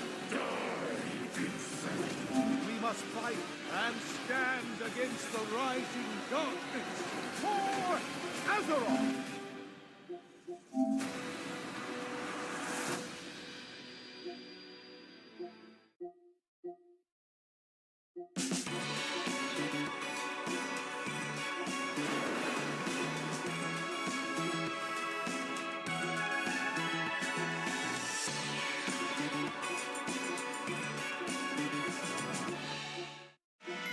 The all-new Shark Detect Pro Auto Empty System. Shark's most intelligent cordless yet.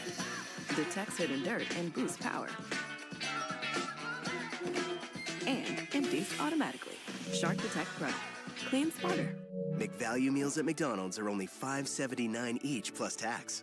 So if you have the car, maybe your friends can get the meal. The McValue meals for only $5.79. Now with the chicken stack wrap. It's in the energy all around us. Money's divine. The sun went down. I made my home. I rested.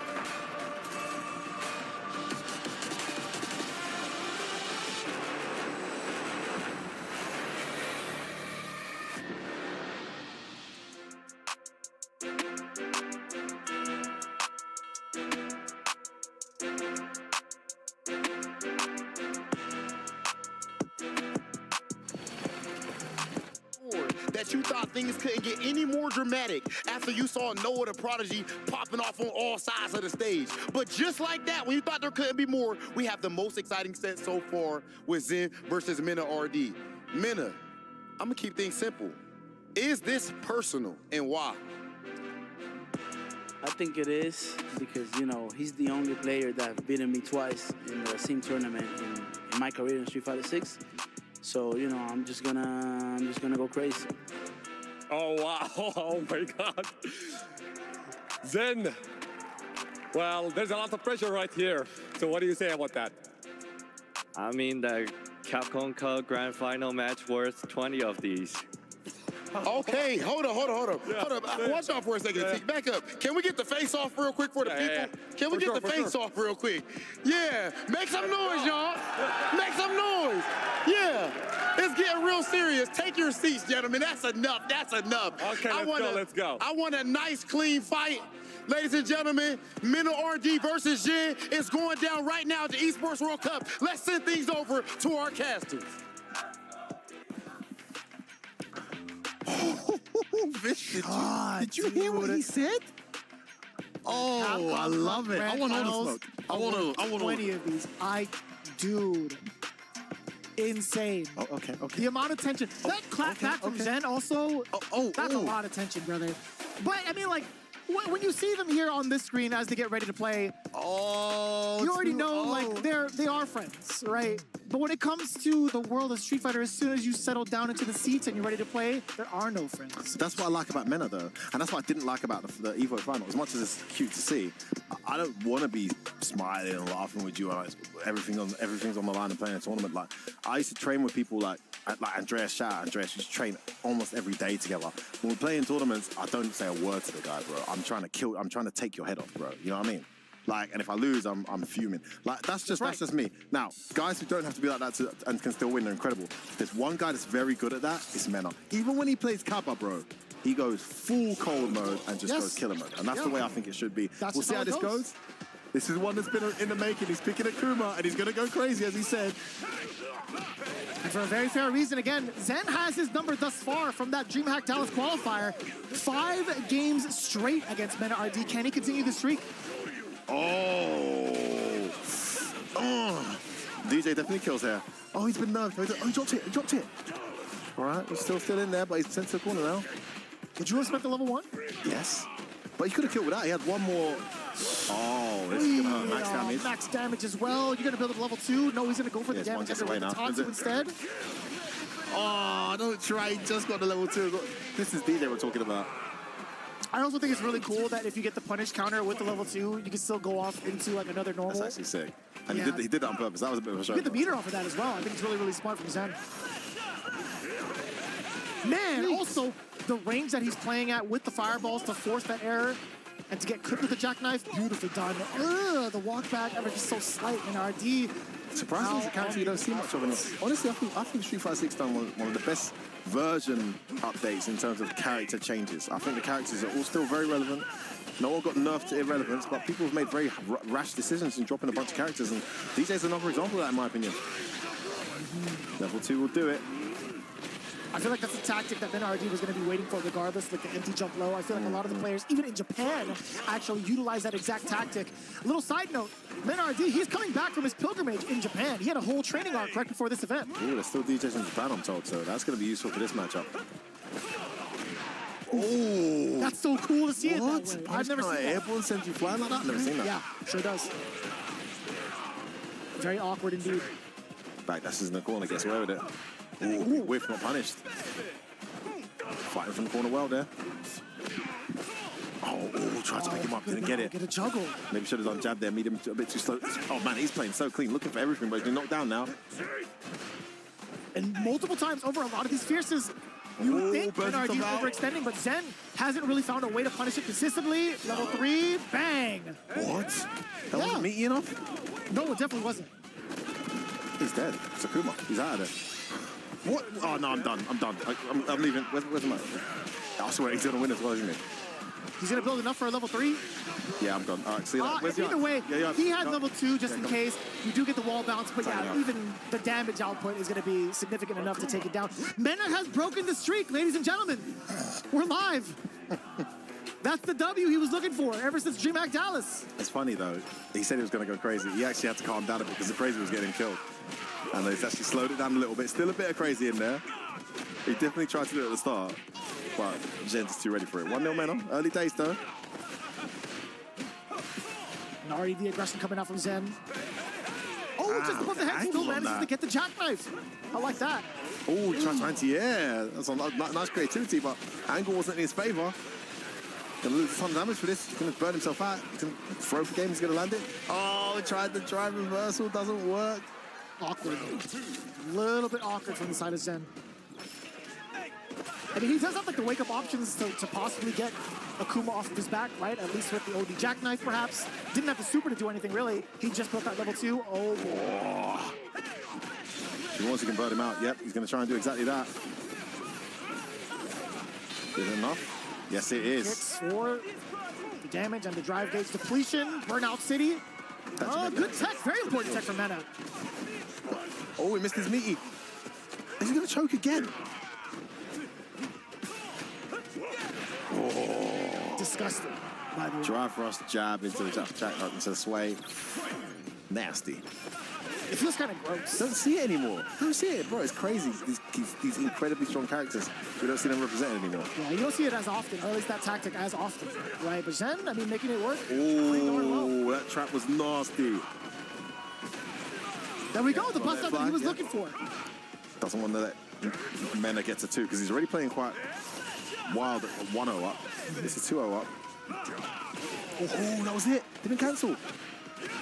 Not confident in the confirm just yet, but then RD. Oh, he got burned out. He tried to drive back out. That should be a dead Akuma. I think he's dead. Actually, I'm going to stop guessing because after the last one... Well, to be fair, so 900 health, a lot of damage coming. Yeah, he's got to be dead, right? Don't worry. Come on, I'm back. I'm back, baby. You've been reinstated. James, no, James did a terrible one earlier. James, I saw that. I don't know if you were being serious or if you were trolling. Why you gotta blame him? But the guy had like one picture saying, "Is this gonna kill us?" No, you're not being serious now. But he sounded serious. So I was like, "Okay, you can't be serious." At this point, like he's got to do it. It's part of the brand, right? He got the triple recovery with Crouch Fierce. Did you see? That's disgusting. Nuts. Yeah, a lot of damage on board for that one. Ooh, the back roundhouse. Getting the juggle off that as well with the Sobot. Oh, that's gonna hurt. Nasty times for DJ. That is for sure. What's the frame kill looking like? Medium punch this time. What, wake up short from DJ? Never see that. I mean... Oh, out of there. He's got a 0% hit rate. To be fair, seeing the standing medium punch as the frame kill for that sequence is also uncommon. Most of the time it would be either low medium kick or standing medium kick, right? No, I saw NL doing exactly that. Stand medium punch. Yeah. Oh, there's too many frame kills. You don't even know if this is making it up as well.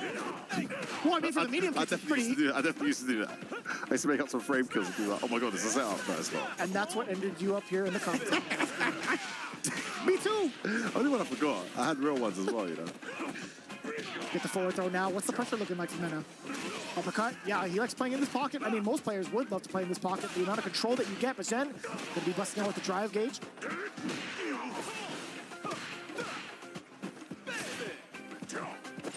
Oh, right here.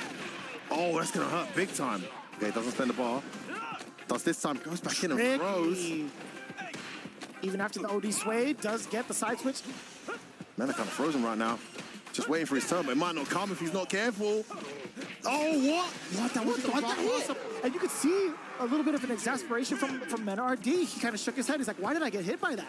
The curse is continuing here, Vicious. And I saw Ice actually with Mena RD and Problem X on the bus. He's never going to pick Blank for this. He hates Blank for this matchup. Really? Can't stand it. Okay, yeah. And Problem, on the contrary, likes the Blank at DJ match. So I don't mind. I play quite well. Ooh. Excellent decision from Zen. Assessing the risk and still going through it. Also assessing the risk is Mena RD. Ooh, jeez, did you see that? Ooh. How far that hit? Disgusting. Jeez, Zen is on smoke right now. All right, that's the right call. It's one of the bigger weaknesses against DJ, right? He is kind of susceptible to random drive impact. It's just if he gets you, that... Oh, what? Max damage as well. Should be a dead DJ, no? Safe jump. Not enough. Chip. Yeah, into the DP. Great choice. Maybe should have just done the jackknife just to escape or something, but would have still got punished. And you can hear the crowd chanting already. Oh! That jump in is huge. Who are they chanting for? I want to hear. I can't hear what they're saying. I mean, they just want to see them brawl, to be fair. Okay. Man, this is getting slugfest, this. I think it's the most OD reversals we've seen thus far. Yeah, these guys are like this. There's some love and there's some animosity between these two. And it's going to be 2 apiece right now as that demon flip kick connects for Mena. And once again, Vicious, we are treated to an absolute bomb fest. And we're going to game point both players. 2-2. Okay. I wouldn't want it any other way. Come on. Especially with the record between these two. Stemming all the way back from Capcom Cup in the final year of 5, by the way. Oh, breaks out the check. He actually traded with a check earlier. Oh, that's huge. Look at the damage. Watch him bleed. And that was an early fierce. Very early. Yeah, I love that. Delayed crouch medium wake up, though, gets him out of that scenario. Switches sides. Menace managed to survive that momentum. He's been caught by so many anti-airs. Let it fly. Oh, that was neutral. Really unfortunate to get caught by the Adamant Fist, especially with counter hit as well. What a real punish! Sweet, dash up. Actually going to go for the jump. It's such a good save jump. I'm surprised the Pumas don't use that more. They all do the dash, but the jump is great.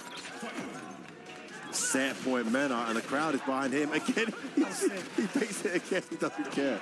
Oh, the heavy jump into the crash medium. I don't even know what side he was on.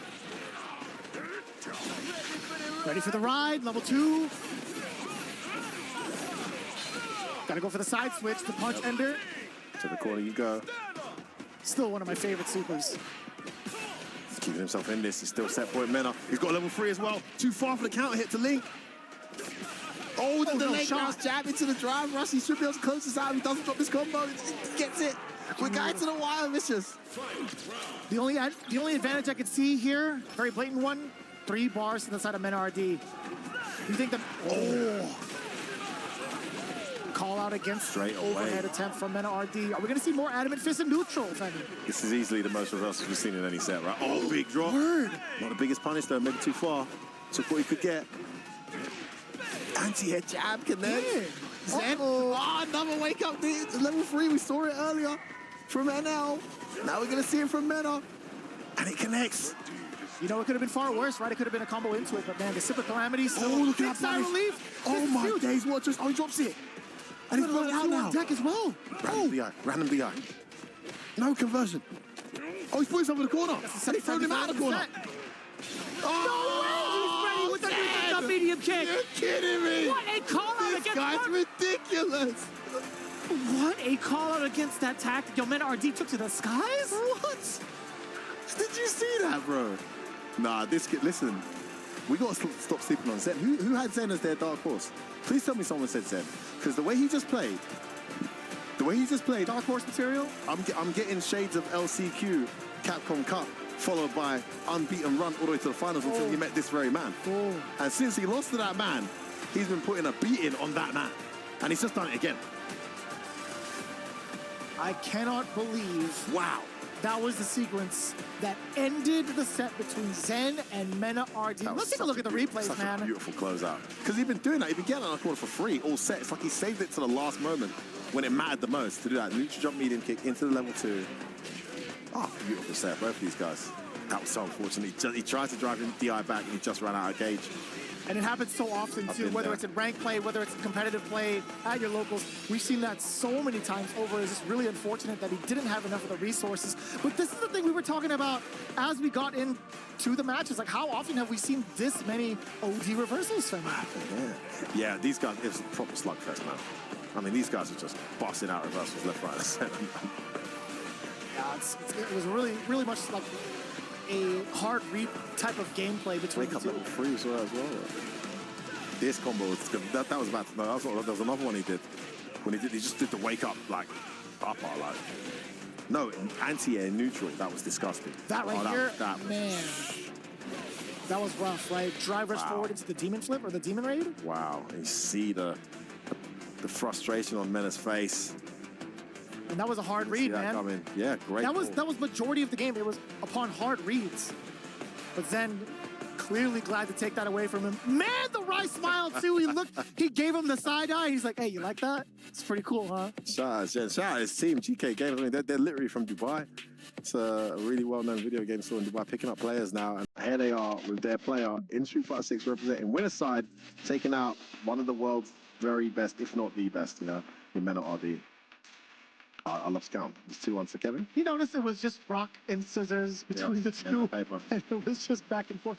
Okay, so talking about this here. Both these guys got quite a fair bit of paper, but they weren't showing the paper there, bro. Definitely not, yeah. No. Yeah. Sorry, you're saying?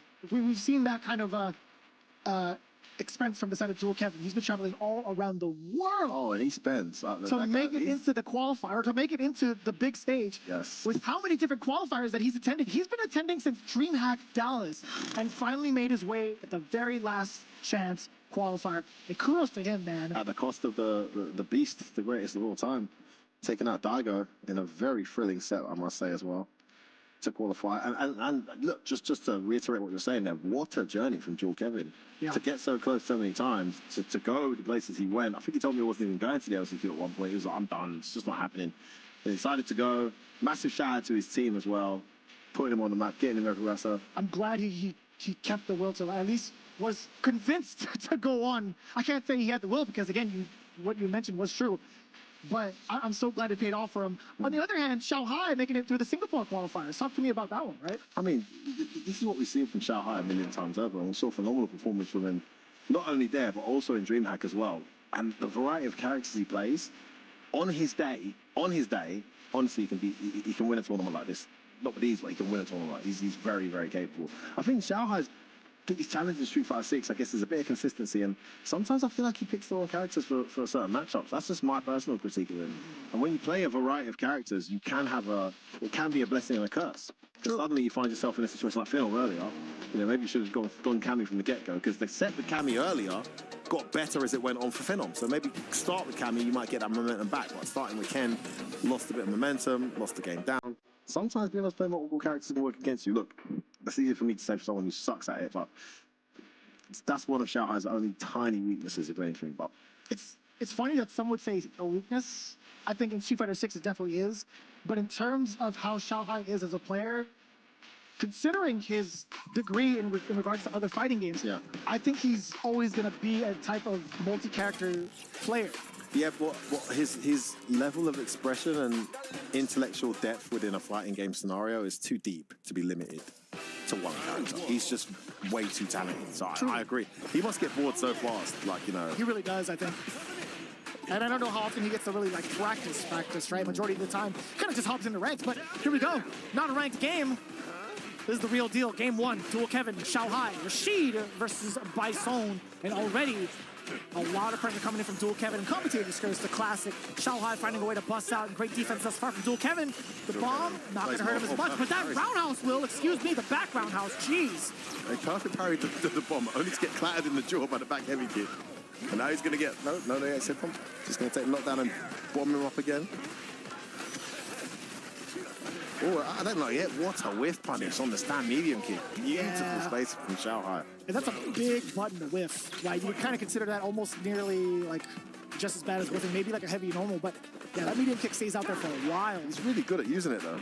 To be fair, yeah, I think his counterpoke game is phenomenal with that medium kick. That's caught him a lot of highlights too, and speaking of which, he's got a very high hit rate of just being a neutral and landing that medium kick, but on that occasion he got hit. On this occasion he landed his, and Shanghai overextends on the drive rush again. Kevin saw him do it earlier, made him pay this time.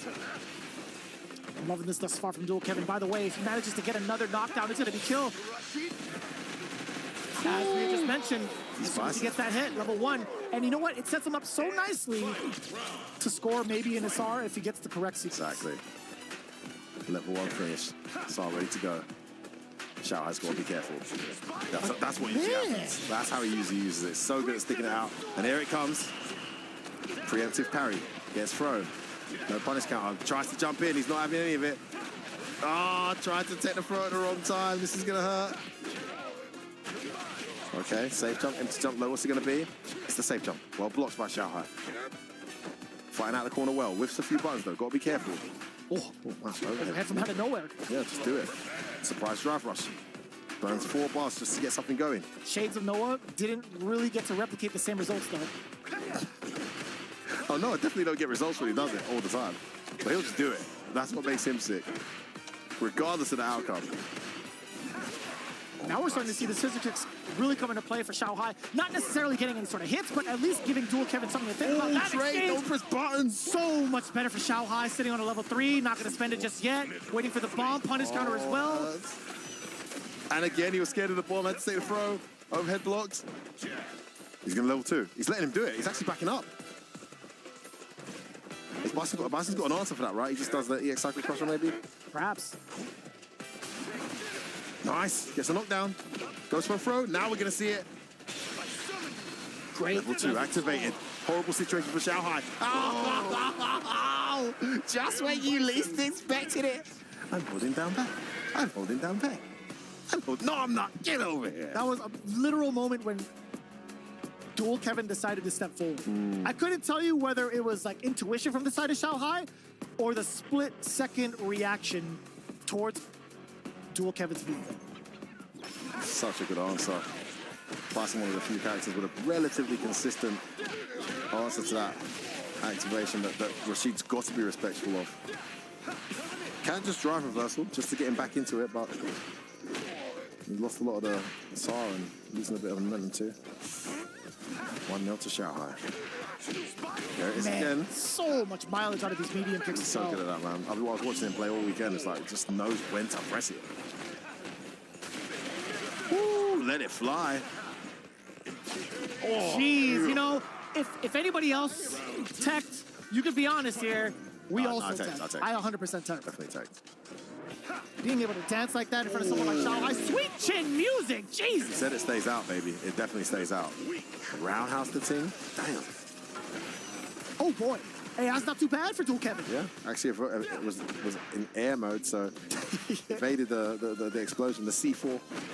Oh, big whiff again. And Xiaohai so good at making it count. What a conversion. Ow. Beautifully done, too. The back-to-back roundhouse cycle crusher, that's damage. Yeah, he's whiff punishing them buttons with roundhouse now, so Dual Kevin's got to be very careful. Oh, what a stop. Yeah. But it's too far for anything else. Whiff punish of his own there with that roundhouse.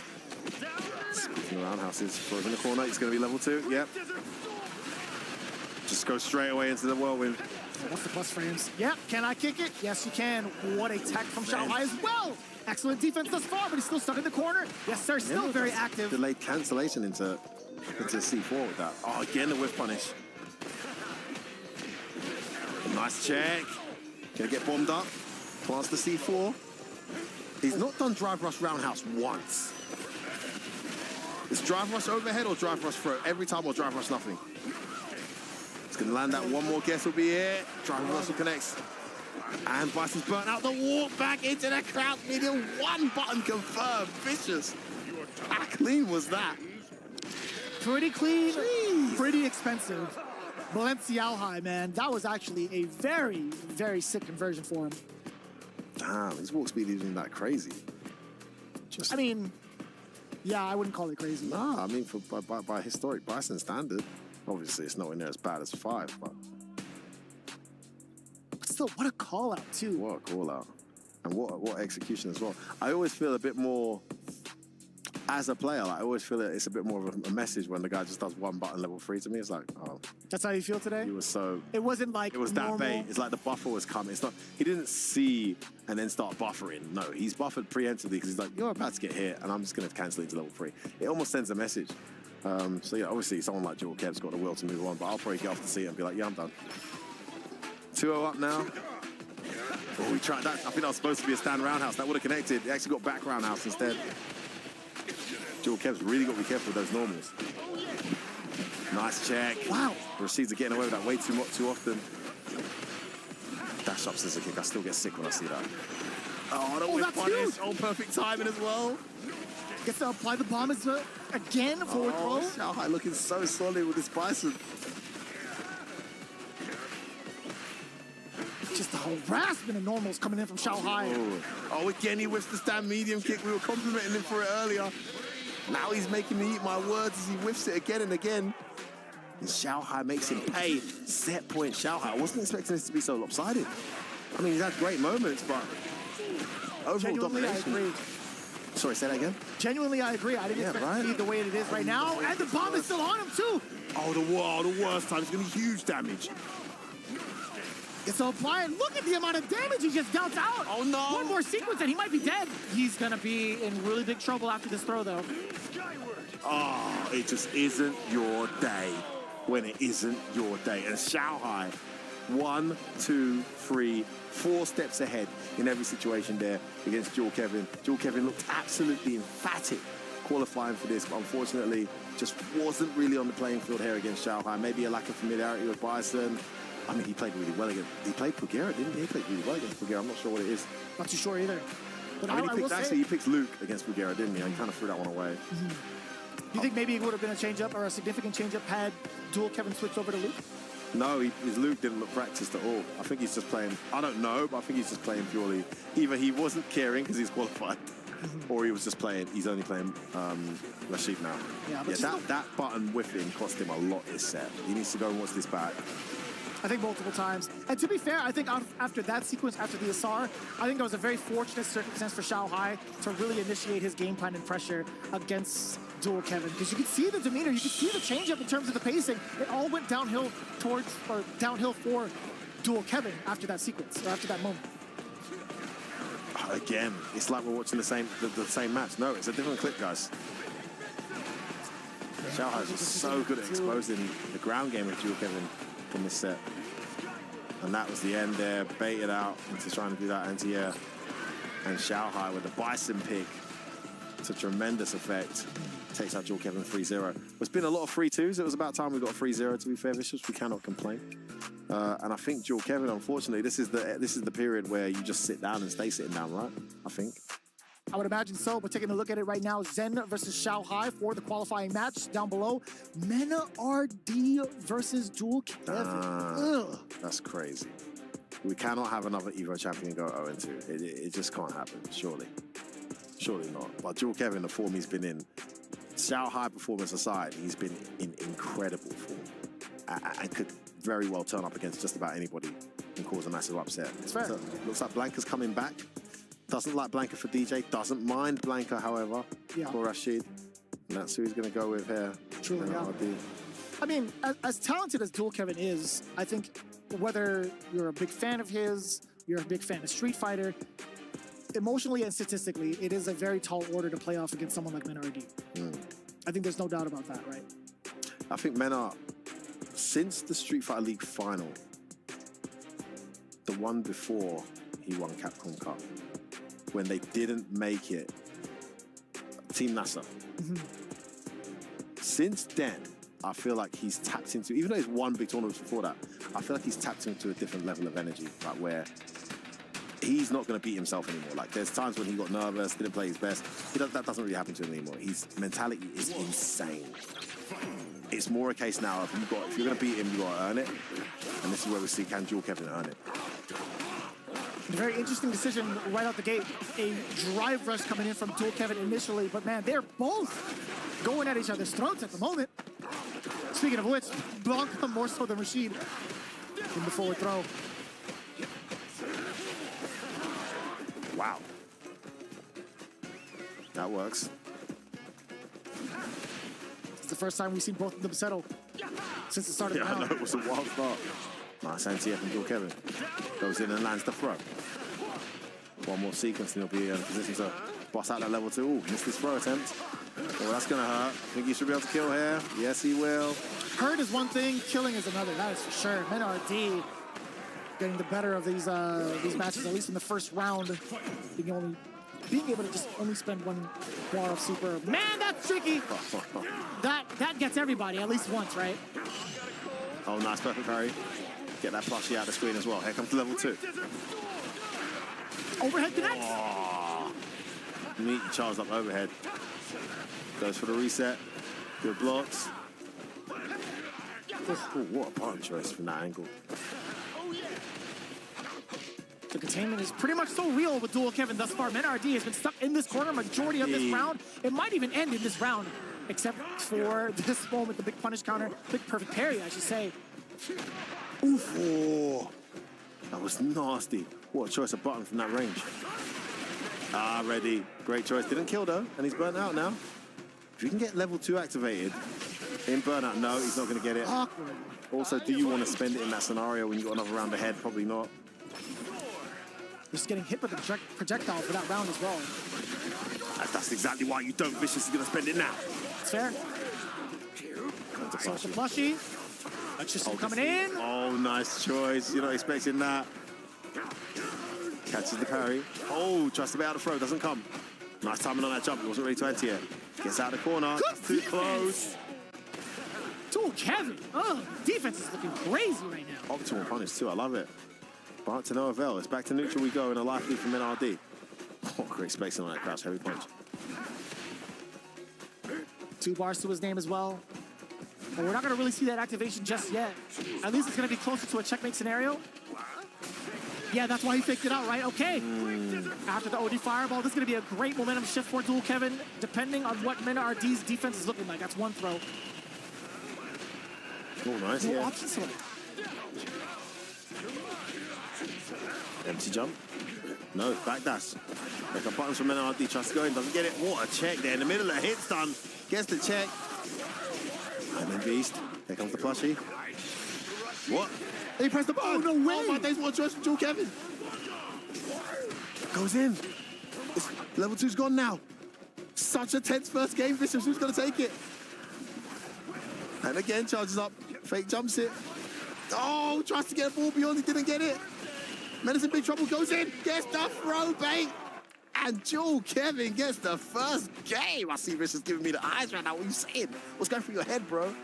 Were you expecting this? That could have been either person's game, obviously, but the way that Dual Kevin kept his demeanor and kept the audacity to keep on going with the fireballs, that is a very, very impressive round.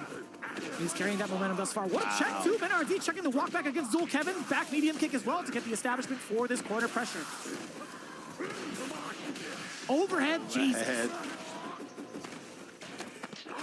This is rough. MenRD now switching in all on offense mode. Wow. Check two. What a round for MenRD. Statement round that. Giving Kevin a lot to think about. Drive rush forward again. Straight into the level 2. That was a punish counter. Caught the tap parry. Oh, that works. No. But not for long. Good block against the plushie and the overhead. Man, Dual Kevin really flexing his versus game skills.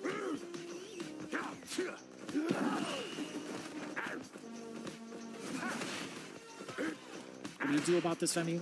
How do you find your route to activate? Well, you just answered the question yourself. You go in, you land, you backdash twice, and you activate level 2. This commentator's curse thing is really real, huh? That's real, bro. Very.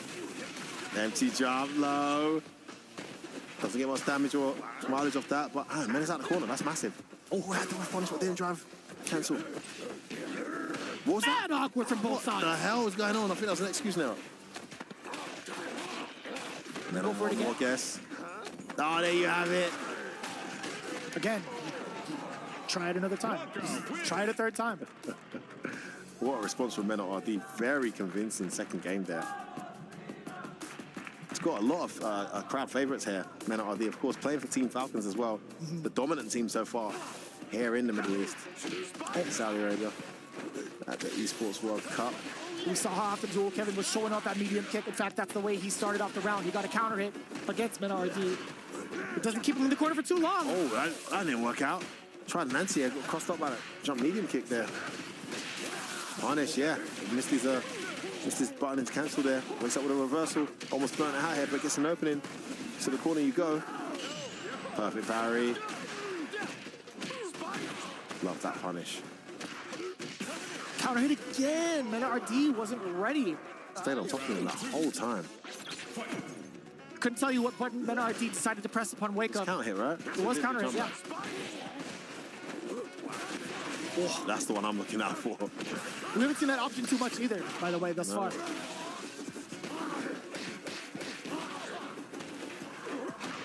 What a backdash call out against the throw as well. Dual Kevin being able to finish off with the spinning mixer to set himself up for a nice level 2. And it's nice because of the mixed potential that he gets. Can I kick it? Yes, he can. Drive reversal out instead. Menardi is not trying to party with Rashid.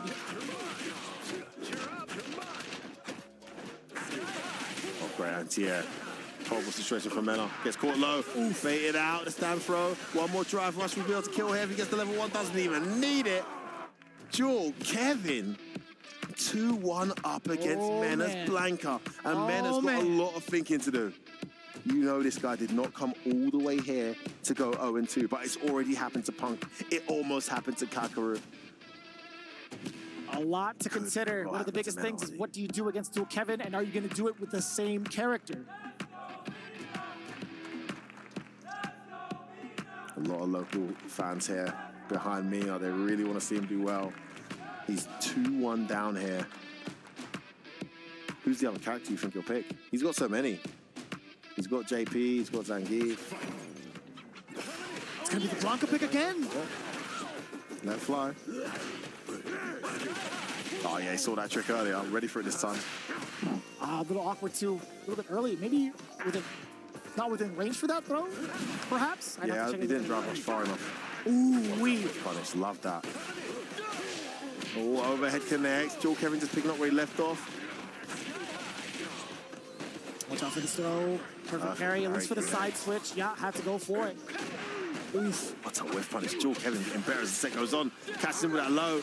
Gonna land in this horrible combo. He was dropping this against Daigo. He's landed it here against Mena. Level 1. More than enough damage. Doesn't even need to go into the rest of it. That Vicious. Yes, Vicious, sir. mate. Vicious. Yes, sir. Vicious, mate. F-word, what's going on, man?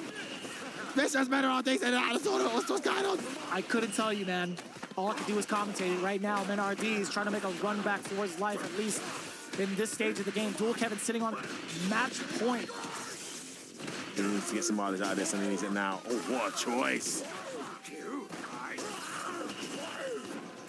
Oh, Jesus. Out of the corner, he goes, but at what cost? That lightning beast is getting drained out. Gone now. Nice, spinning mix up.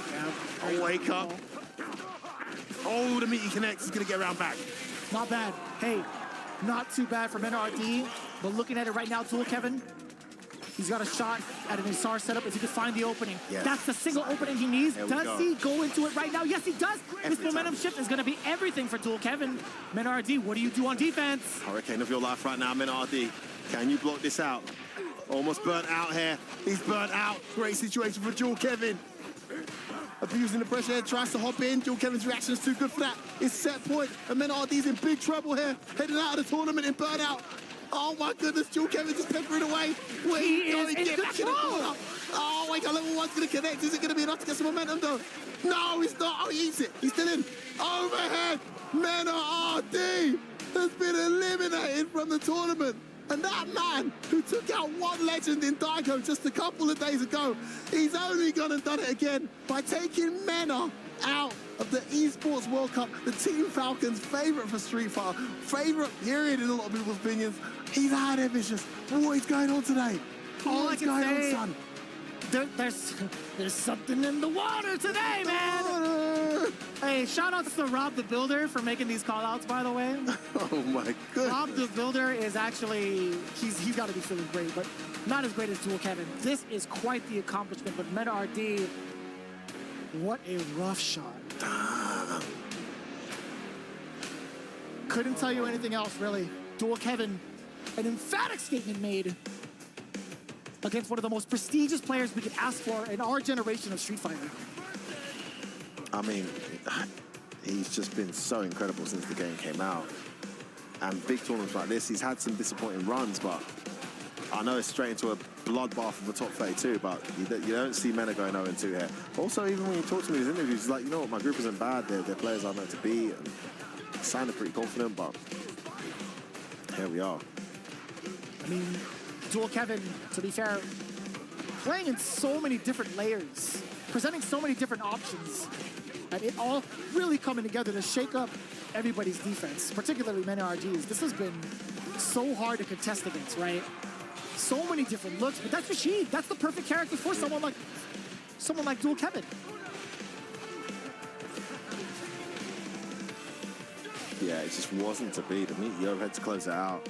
Kevin just, we cannot, everyone needs to stop sleeping on this kid because he has just done it again and again and again, and now he's done it here to set himself up in the losers final of this bracket to face the loser of Zen versus Xiaohai. And Mena RD is out of there. Quite frankly, if you're looking at it, considering the qualifying match, Zen versus Xiaohai, as Dual Kevin, would you want to go for the run back or play someone new? So you're thinking, who does he want to win that? Because again, Xiaohai looked tough. Xiaohai looked very, very tough. Looked way too comfortable. It wasn't out of the realm of possibilities. He could definitely win it. He had moments, you know. But he's got to change bad habits not even bad habits, because he's making him whiff. You know what I mean? He wasn't whiffing like that against other players.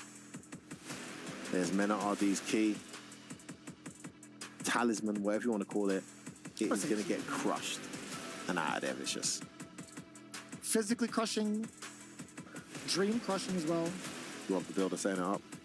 I love this arc for Rob, to be honest with you. Yeah. I'm glad he's found a career. Rob the Builder. God, hey, crush. Can he crush it? Yeah. Rob the Builder. Yes, Hollywood. Rob the Builder, by the way. I'm loving this, by the way. But yeah, again, hold on. And he got the chip damage too. See that? Chip damage. He actually got some extras on it. He got chip damage off of the key. That's genius. You're too quick with it, bro. You get ratings for that one. Actually, that was legit chip damage. He's technically, if you're looking at it, he's done the most damage out of all. Yeah, he has got a piece to come off. Does he get to take it home with him? They're gonna do it again. I think the chip damage is enough, guys. Man, don't let him do it again. He gets to do it again. He is going to do it again. But man, again, this is the key coming in from Mena RD. Wow. Would anybody else in the world have called that? I'm shaking my head. F4 is shaking his head. It's tough. Would have been someone who's a big fan as opposed to someone who's looking at things analytically. I mean, from a statistical standpoint, man, it's hard. It's really, really hard to call. But some of us, majority of us, had said Mena RD.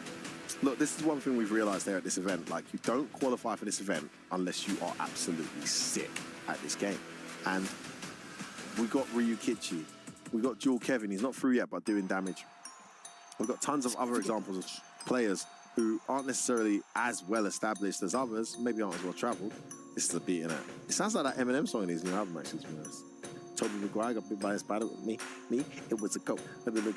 Sorry. Okay, who's winning? I was actually kind of vibing with that. If you wanted to do it, I was here with same beat. It sounds like the same beat. Oh my! Is that 1-1? Okay. Oh, Zed's undefeated in that rock paper scissors. And I don't even know if he really understands if he's winning sometimes because he's just like, yeah, I got it. All right.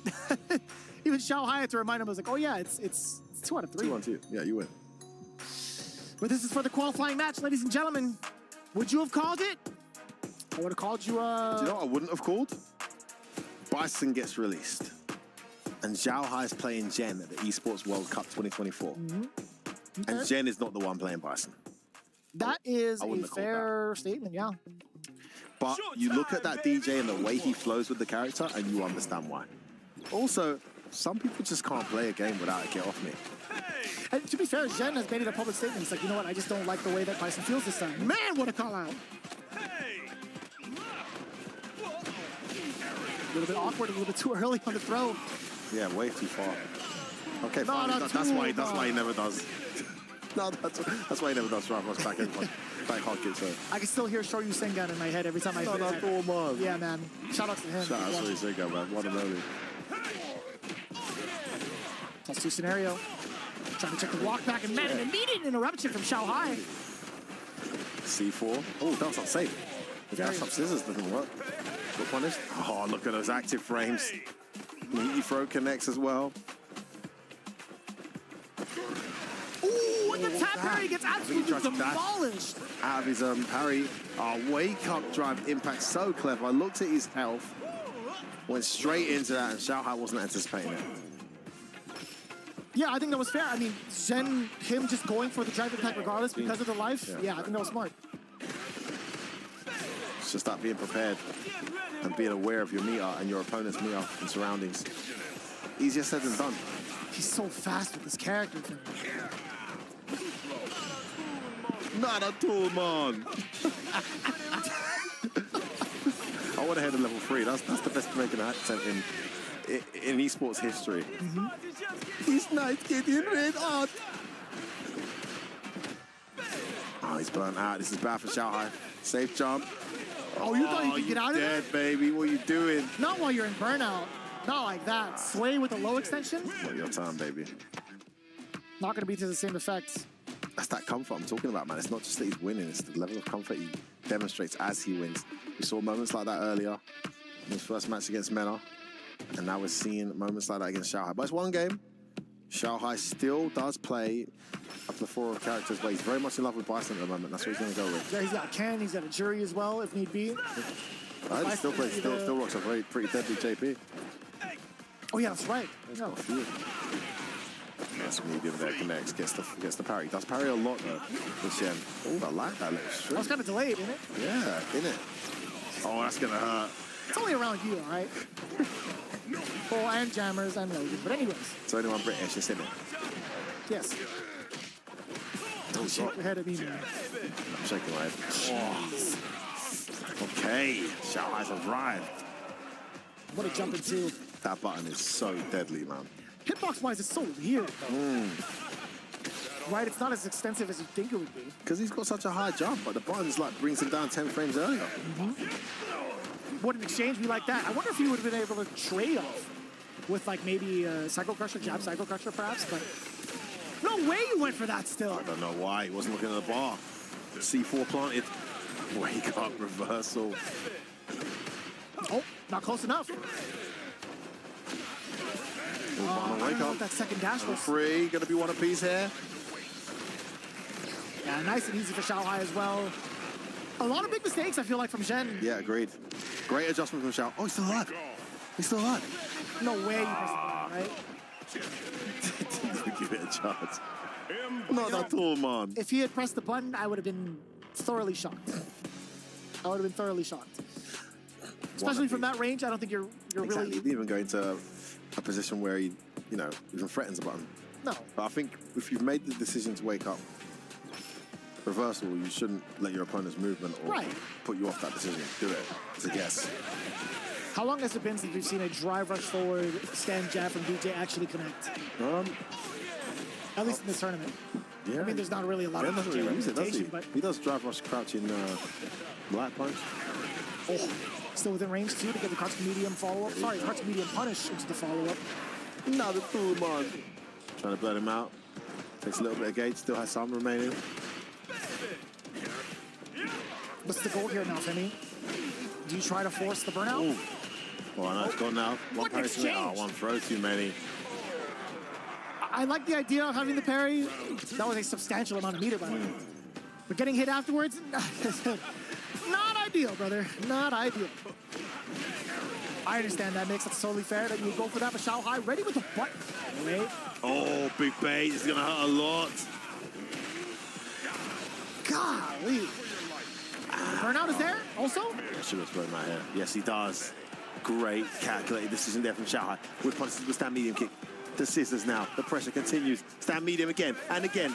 Oh, he tried a desperate up kick and it doesn't connect.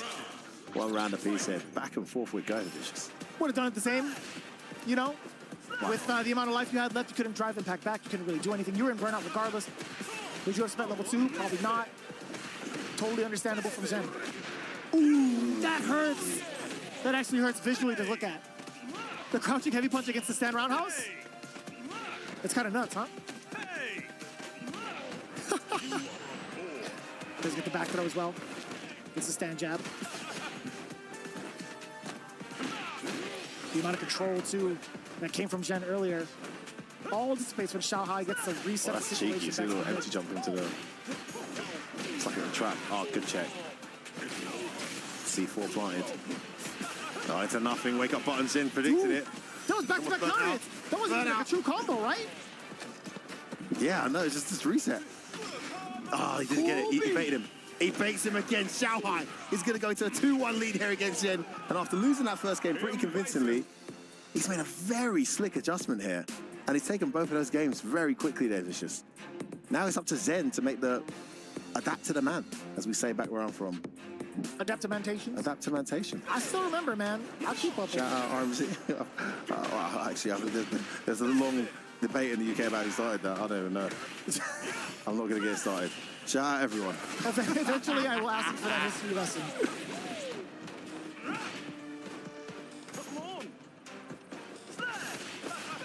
This is the kind of coverage I wanted to see from Shen. Right? Up until this point, that neutral jump not going to really pay off for him. I couldn't tell if it was actually neutral or forward. But either way, the hell attack paying off tenfold for Xiaohai. This is looking good. Oh, bait out the stand throw. Xiaohai is flowing with Bison right now. Not a single ounce of nerves from the side of Xiaohai. But I'll tell you what, Zhen making a lot of mistakes right now. Oh, this time he goes for a meaty throw. Zhen just can't get going. Just getting got. Lands a perfect parry and get back throw. And no anti. It was anti in all of those earlier. A little bit awkward, at least, regarding to the timing to get a background house. Because he just backdashed. You got a point. Nice. Oh, there you go. You said you haven't seen enough drive rush dashes, dash jabs from DJs. Seen one now. What an interruption from right. Oh, that's going to happen. Okay. For Zhen. Empty jump sway. One of DJ's favorites. And managed to get the punish counter. Valid damage. Totally understandable. Again, that standing heavy punch is quite the norm. Oh, jumping heavy punch from DJ. In response, also quite the norm. Again, he checks after one tap, just like that. Measuring the distance perfectly, Xiaohai. He tries it again. He's not going to stop, is he? He's going to keep trying. Scissor kick combo starter into the EX Psycho Crusher. Don't tell me. Is this another one of those level 3 the thing? Combo compilations, the max damage compilations that we're about to see? Xiaohai. He kept it quite simple to not burn himself out, Vish. Jeez, look at the amount of damage F-word. Heading out of the winner's side here. Didn't cancel. Lands that. Oh, can he get something going there? And yeah, and the throw. Jen needs one more bet. Oh, jab. After the drive rush sweep, the awareness from Xiaohai identifying that must have been a 0, not meaty enough. And he takes Zen out of that winner's side. Xiaohai will be there on Saturday. He is qualified, Vicious, and he's done it in style, I must say too. That Bison play was just exquisite. Not the same type of like gameplay that we're really watching as much. We see a lot of aggressive Bison short try to make it out to the big stage like this, but I feel like Xiaohai is the only one to really bring that offensive type of Bison style. I actually feel like he's more defensive. I feel like he doesn't go for the meaty hardly ever. All the other Bisons are abusing plus frames, and he'll plant the C4 and just dash and just stop. Do you think it would have maybe just been like in regards to like this matchup, perhaps? It might have been because Zen's trigger happy, but he did the same against Joel Kevin a lot too. I remember I called it earlier. He did a single drive rush back roundhouse. Actually, that is fair. That is fair, yeah. But he was always doing like delay or overhead's the one that you'll go for if he wants to apply pressure. But the meaty pressure, it's a plus and it's a plus. He's not really doing that much. Yeah. And the risk reward justifies it, man. I mean, you guessed wrong against this guy when you got the C4 planted. It's a wrap, man. And looking back at the replays as well, Zen made a lot of heavy reads. Heavy reads, a lot. For his wake-up decision. And right? Xiaohai was onto it. Yeah, and Xiaohai, not an ounce of nerves. Man, great awareness there. He'll take his key through to the next stage. And Zen just there to smirks. He's like, you know what, hey, you go, man. You have fun up there. I'll try to catch up with you later. But we have our answer, folks. Qualifying match from the other side, Zen versus Dual Kevin. Okay, so it's going to be a different match for Dual Kevin. Given how the Xiaohai match went, that's probably a good thing. Because he looked way better against Menardi than he did against Xiaohai. Yeah. Oh, much better start. Or, I guess, much better second chance in life, really. But going into it now... This is our last game of the day. There's no block after this, right? I don't believe so. What? No. You heard me. No, I want more Street Fighter, man. I know you do, and I know I do as well, but that's just how the cookie crumbles, baby. Come on, man. We got to get through this one, and we got to highlight who's going to make it into the second part of the qualifying phase. Again, it's going to be Zen versus Dual Kevin coming up right now. I don't know why I said that name earlier, but DJ is what you could expect. Rashid on the other side as well. Femi, talk to me, man. Matchup-wise, how you feeling? I'm just loving these team logos, right? UK Esports, and I think it's Team Nuria, right? That's Neymar's team. Sure. Shout out to Neymar Jr. What a legend. I mean, Dual Kevin is sponsored by a team that's associated with Neymar. So that's what esports is today, baby. It's amazing. Yeah, well, it's a matchup you don't see anymore. Like I said, these DJs just disappeared, man. JP, DJ, even the Lukes are few and far between. And you know what? They're learning the hard way that these characters are extremely relevant because we've already seen them doing damage in this high caliber tournament. We've already seen it. Even people are talking about Ken got nerfed. Oh, Ken got nerfed. Please. You saw Ryukichi today. You saw Angry Bird today. The character's still very much there, like the others. I think they did a great job. A lot of these characters are balanced, but I am, believe it or not, it's gonna hurt me saying this. Talk to me, bro. Kind of missing DJ a bit. Don't see much of him. I am actually low-key kind of missing DJ as well. Right? Oh, he was so explosive. He still is very explosive right now. Very explosive. Not going to be the same type of damage output. Not going to build the same type of meter. But I'll tell you what, man. He still hurts. He still hurts, bro. They still got a great game plan. Overall, solid defense, great neutral, ridiculous drive rush. Oh, that recovery was huge. And he knew as well. He landed with a crouch medium. He's been in that scenario before. Troy, man, can you believe it? These are the two players that have taken down Mena RD, facing off against each other for one qualifier. That's crazy. That's crazy. So they took out Mena RD, and one of them's not even going to get for it. I blame Shao Hai. He's exactly the blame. Battling out of the corner, Dual Kevin. He tried to get his way with the back throw. Zen 2 steps ahead of him. Oh, Shen is playing ways all over him. Why do you level 3 there? Level 2 going to be enough, I guess? Yeah, it is. That's great calculation. That's Fujimura-esque. Don't spend more than you need to. Finish your plate accordingly. That's exactly what he did. He could have done so with the level 3 regardless, right? He did have... Yeah, but that's overkill. It's overkill, bro. We don't see the extra animation and stuff. It is a little bit easier in regards to either level 3 or level 2. Do you want to go with the beat the whole time? That's hard, bro. Practice for when it matters. Just getting warmed up for later, just in case. Sir. There's only 1-0 up here, but he is up. Checks that straight away, no nonsense. Dash up.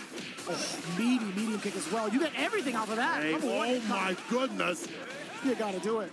Level 1, still alive. Oh my. That wasn't even a punish counter, by the way. Yep. You could literally see it on the screen still. It would have been, it would have stayed for a while, but Zen absolutely taking advantage of the current mental state of Dual Kevin.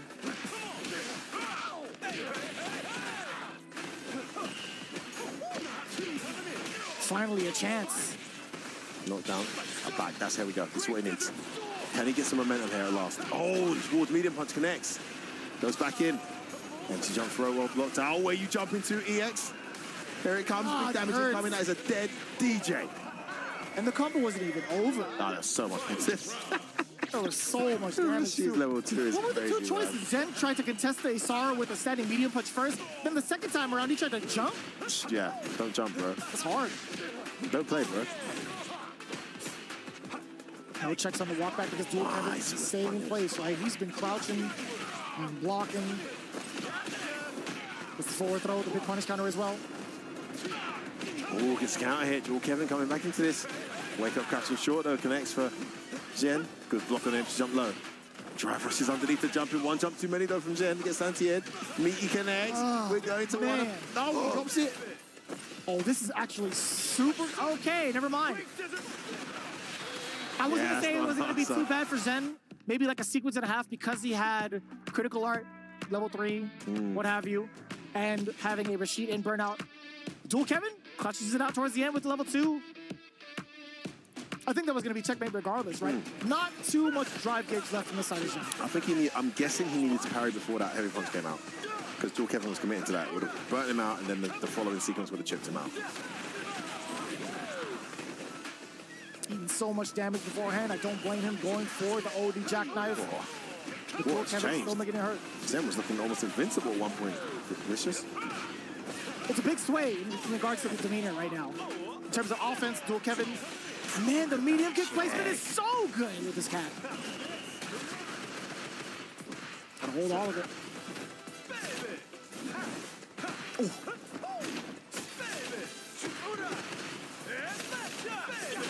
Oh, Dual Kevin, please. What a snipe out. Tiny walk forward, little walk back, make you whiff that boom. Another round goes to Dual Kevin. He's 3 rounds in a row now. And Jen, it's all on Jen to figure this out. Dual Kevin's heading towards a 2-1 lead if he doesn't.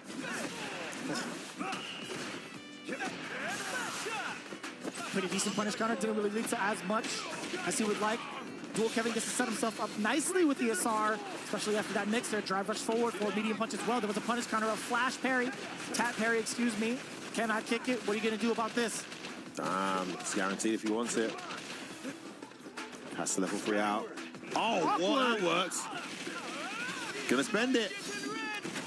Getting red hot. This night's getting red hot. Wait, where did they find this guy, bitch? I don't know how he contains it all. Oh, that's parry. Trying to wrestle back to the corner. He connects. Oh, doesn't drive rush. Could have killed the anti-air to air. Set a brick wall right now. Oh, but guess what? Punish. Side switch. Oh, I should have got the trick recovery. Just missed it. Oh, man. I couldn't even tell you what that neutral jump was from Zen. And it wasn't even like an early normal. Ooh. All tied up still.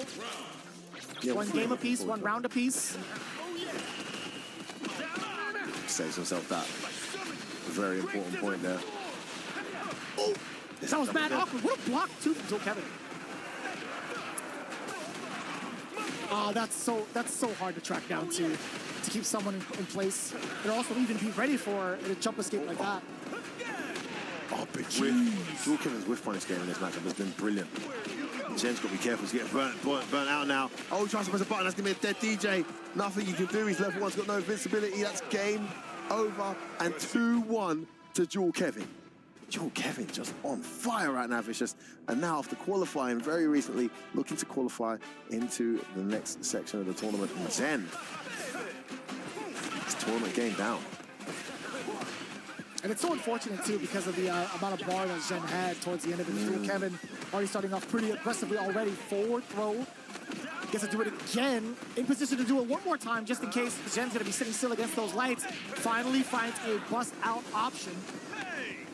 His turn to start getting his offense going. Fireballs to cover his tracks first. Sobot followed through afterwards. Dual Kevin not going to really budge. Oh, bad parry. Going to hurt a lot. Wow, that connects and keeps Anik, puts him in the corner. Wake up, crouches short from Zen, and he gets the hit and gets himself 1 round here to try and tie things up.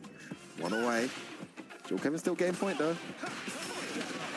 Straight away with drive reversal.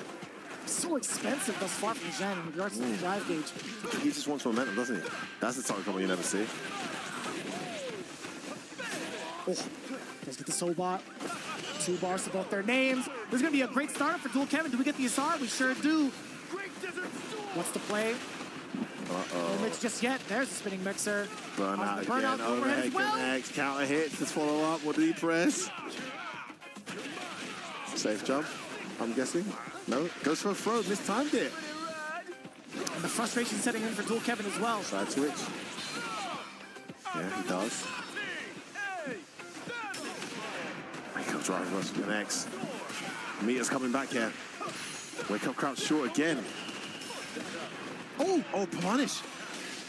Got one more bar head. He's got a level 1. I think that's a dead DJ. Yes, it is. Set point, Dual Kevin. Qualification point to the next stage for Dual Kevin, Vicious. Is he going to do it again? What a check with the ground jab. What? Playing crazy, but gets hit by that wake up reversal. Chen with a check of his own there. Also trying to check the walk back. Dual Kevin looking for the big whip punish and he gets it. Level 2 time. Here it comes. Great Desert Storm. What's it going to be? Perfect parry, back throw. Parry. No, he's out of there. Comes again. Jumps back. The damage Oh, the delay. Committed to it. Completely unsafe. Oh, bad neutral jump, not quite. Big jump. He's still going airborne. He got level 3 on deck. All right. And he does. We're going to a final game. I can't believe it. Zen with the surprise jump from half screen away. The range on that medium kick was just... Wow. It truly is, man, a very hard game to call between these two. I can't call it. At the start, I thought Zen was going to run away with it. Then Jewel Kev just started looking incredible. The whip punishes. Oh, my goodness. Right out the gate, Straight away. Kevin. You might have missed it, right? That was a drive rush forward immediately at round start. Yeah, and he got checked with his crouch medium punch immediately. It's like, yeah, I'm ready, bro. What are you saying? Oh, perfect parry. Back throw we go. Wake up buttons again. It's done that so many times. This works so many times.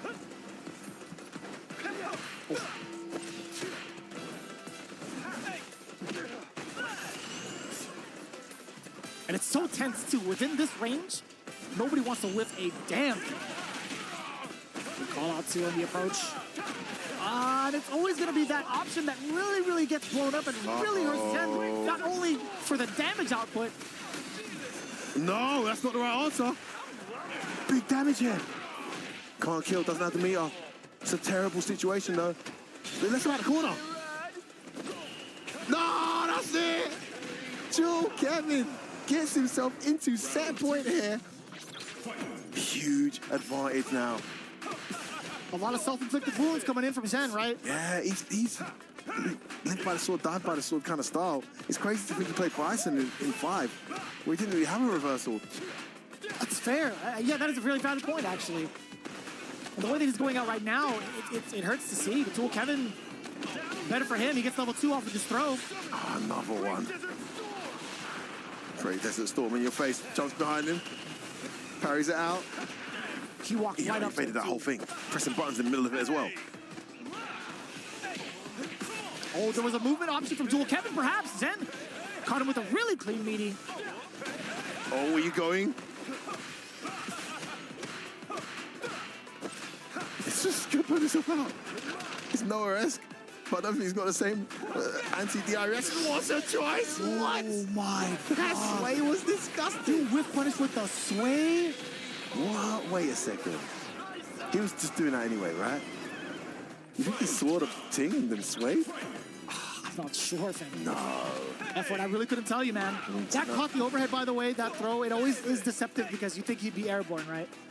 Yeah, it's so annoying. It's so funny. Animation. Oh, water outrageous. Clatters him with that backhand to the chest.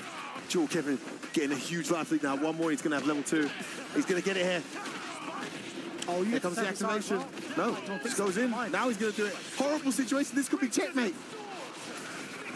Oh, bad job. Jewel Kevin's going to do it. He's taken out Zen. Zen, the Menace Slayer, has been eliminated. And another Menace Slayer takes his place. Oh, man, Jewel Kev, what a week this guy's having. What a week. I mean, he got, with all due respect, the way he lost to Shanghai, you thought it was over. But no. He turned it around, brought it back, and absolutely played out of his mind to eliminate Zen. A few people started looking at Zen as potential dark horse after his performance, but wasn't to be, man. What a performance. Jewel Kevin, we'll see him in the next stage. What a back and forth set as well, man. There were so many things to really take in regards to like how the offense was played out, but I think one of the biggest highlights is what the defensive decisions were from both ends. I think, you know, Zen wanted to take a little bit more of like a wild output and try to throw the other person off guard, but from the other side, Jewel Kevin, I think he chose movement a lot more often than any sort of like button presses, and that really took him the extra mile. Yeah. I think he played really well in a sense of he didn't play a whiff punish focused game, but when he concentrated on whiff punishing, it was when it was leading to tremendous reward. And he just kind of knew when Zen was going to, like, you know, do a sobat or a whiff button at the right time. He'd get a lot of mileage out of it. Whether it was getting out the corner or conversion or back to neutral, and that bloody level 2. I mean, Zen actually weathered the level 2s quite well, but when they hit, it's just long for man, fam. Yeah. I mean, it's a wrap, fam. You know what I'm saying? Like, that's just how it goes, man. But either way, that's enough from all of us here. Let's take it back down to the guys over on the stage.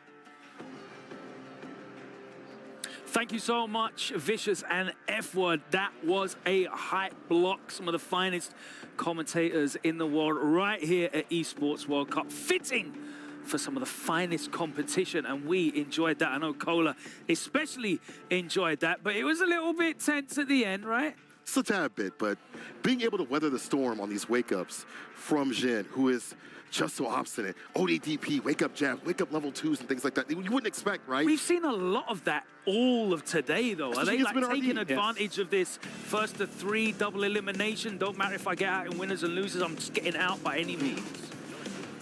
You know, I just think that with Zen, he's just disrespectful. Even when Street Fighter 5 is Bison, it doesn't matter about blocking. The thing is, defense in this game is so hard that the worst thing you can do is block. True. Right? So I really like the fact that Zen was able to just kind of like still play that same playstyle. And also, even though Mena really wanted that run back, Zen was still able to scrap back against one of the best players in the world who is a king at scrambles against Mena. So I think that's a huge upset for a lot of people, right? Well, it is definitely a huge upset. You can see how upset he was there on the screen. We had to say goodbye to Mena, which was, you know, a huge shock to all of us here. But that man, Xiao Hai, cruising through in winner's side. We know his pedigree throughout the history of multiple fighting game titles, but were you just surprised to see? I don't think I was surprised at all because one, he did reach #1 in the world on CFN with Bison. So the fact that he's able to play all these multiple games at the highest level, he's ready. He's here to win that Street Fighter 6 prize just because, one, he got Bison and Ken. So I really thought like he's going to be one of the players to watch out for through this tournament. Kevin with the shaky hands. I do not blame him there. Yeah. But Jewel Kevin, the second name to make it out. And what an incredible journey he has been on. Alongside Noah the Prodigy, 2 players that have really benefited from the support of these organizations. Of course, Jewel Kevin representing Furia. He was at almost every event you could go to try and qualify. He wasn't able to do it, but he came here to the LCQ and still came in. What kind of confidence is that going to give him? You know, I feel like you would know because he's mid-best, right? Oh, yeah. He is mid-best and Kavla is the best, of course. He ran through Kobion, who people were the most worried about. He ran through Momochi and then got the run back against Daigo. We saw him take him out at CEO. Did the job again at the LCQ to get his win in his qualification spot. So with that energy, with that confidence back in his belt, you know, he did lose to Xiao Hai in a way that I didn't really expect. To see him be able to qualify against someone like Jin, who is so hard to read, it just makes sense. I think the best part about that, even though he lost to Xiao Hai, don't forget, it resets in the phase 2. Yeah, it's true. So he has the same lifelines compared to the people that did win and not lose in today's groups and also tomorrow's groups. So the fact that he gets another shot and plays the same rankings, that's going to be a huge confidence boost. He's already, tonight he's going to be sleeping good. Oh, yeah. Head on the pillow for 8 hours plus. I love how invested Rob is in the destruction of this medal. He's definitely been enjoying this, I think, the most today. But we see another medal is destroyed. It's going to be thrown into the pile to create that trophy at the end. Is Jewel Kevin going to be the one who gets to pick as the champion which medals he wants to put in his trophy? We'll find out over the next couple of days. But we know that Jewel Kevin is going to be joining Xiao Hai in phase 2. And there you can see the final bracket in Group D, our last group of the day. Xiao Hai making a short work, 3-0 and then 3-1, and he qualifies. But Jewel Kevin having to work a little bit harder. What went wrong, though, for Mena? Because Mena was one of the players we were looking at to really do some work here and at least make it to the final stage. I really think, you know, obviously he talked about he went to Japan to go train, but when we look at the things that he did train, it was mainly Zangief training, right? He reached the #1 leaderboard for Zangief in Japan for a CFN, but we didn't really see the training with Luke, Blanca, or Akuma. So him picking Akuma against Zen was really interesting because when you're playing Akuma, you need to have a good fireball game. When you're watching that match between the two, he wasn't really playing a fireball game. It felt like he was playing Luke in Akuma's body.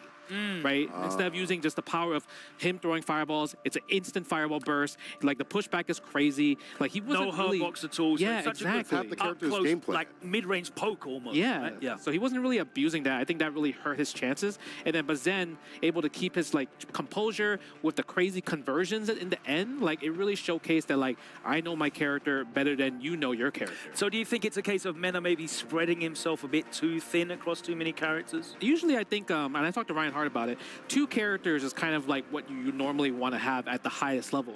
The fact that like I would say Mena is around 4 to 5, it's kind of dangerous, right? What do you think? Yeah, no, I agree with that. Even someone that as capable as Mena can be, you usually only see people at that level only pick like 2 characters. And we didn't even see the Keith. Saying that I'm going to play Luke is not going to play Luke is kind of wild considering I think Luke still does good against DJ. Like the jumpers are still there. I mean, look, Noah's there in winners. Right, You know, exactly. He made it out and he beat the heck out of Itazan as well. That's one way to put it. Very impressive stuff there. That, of course, is our last group for today.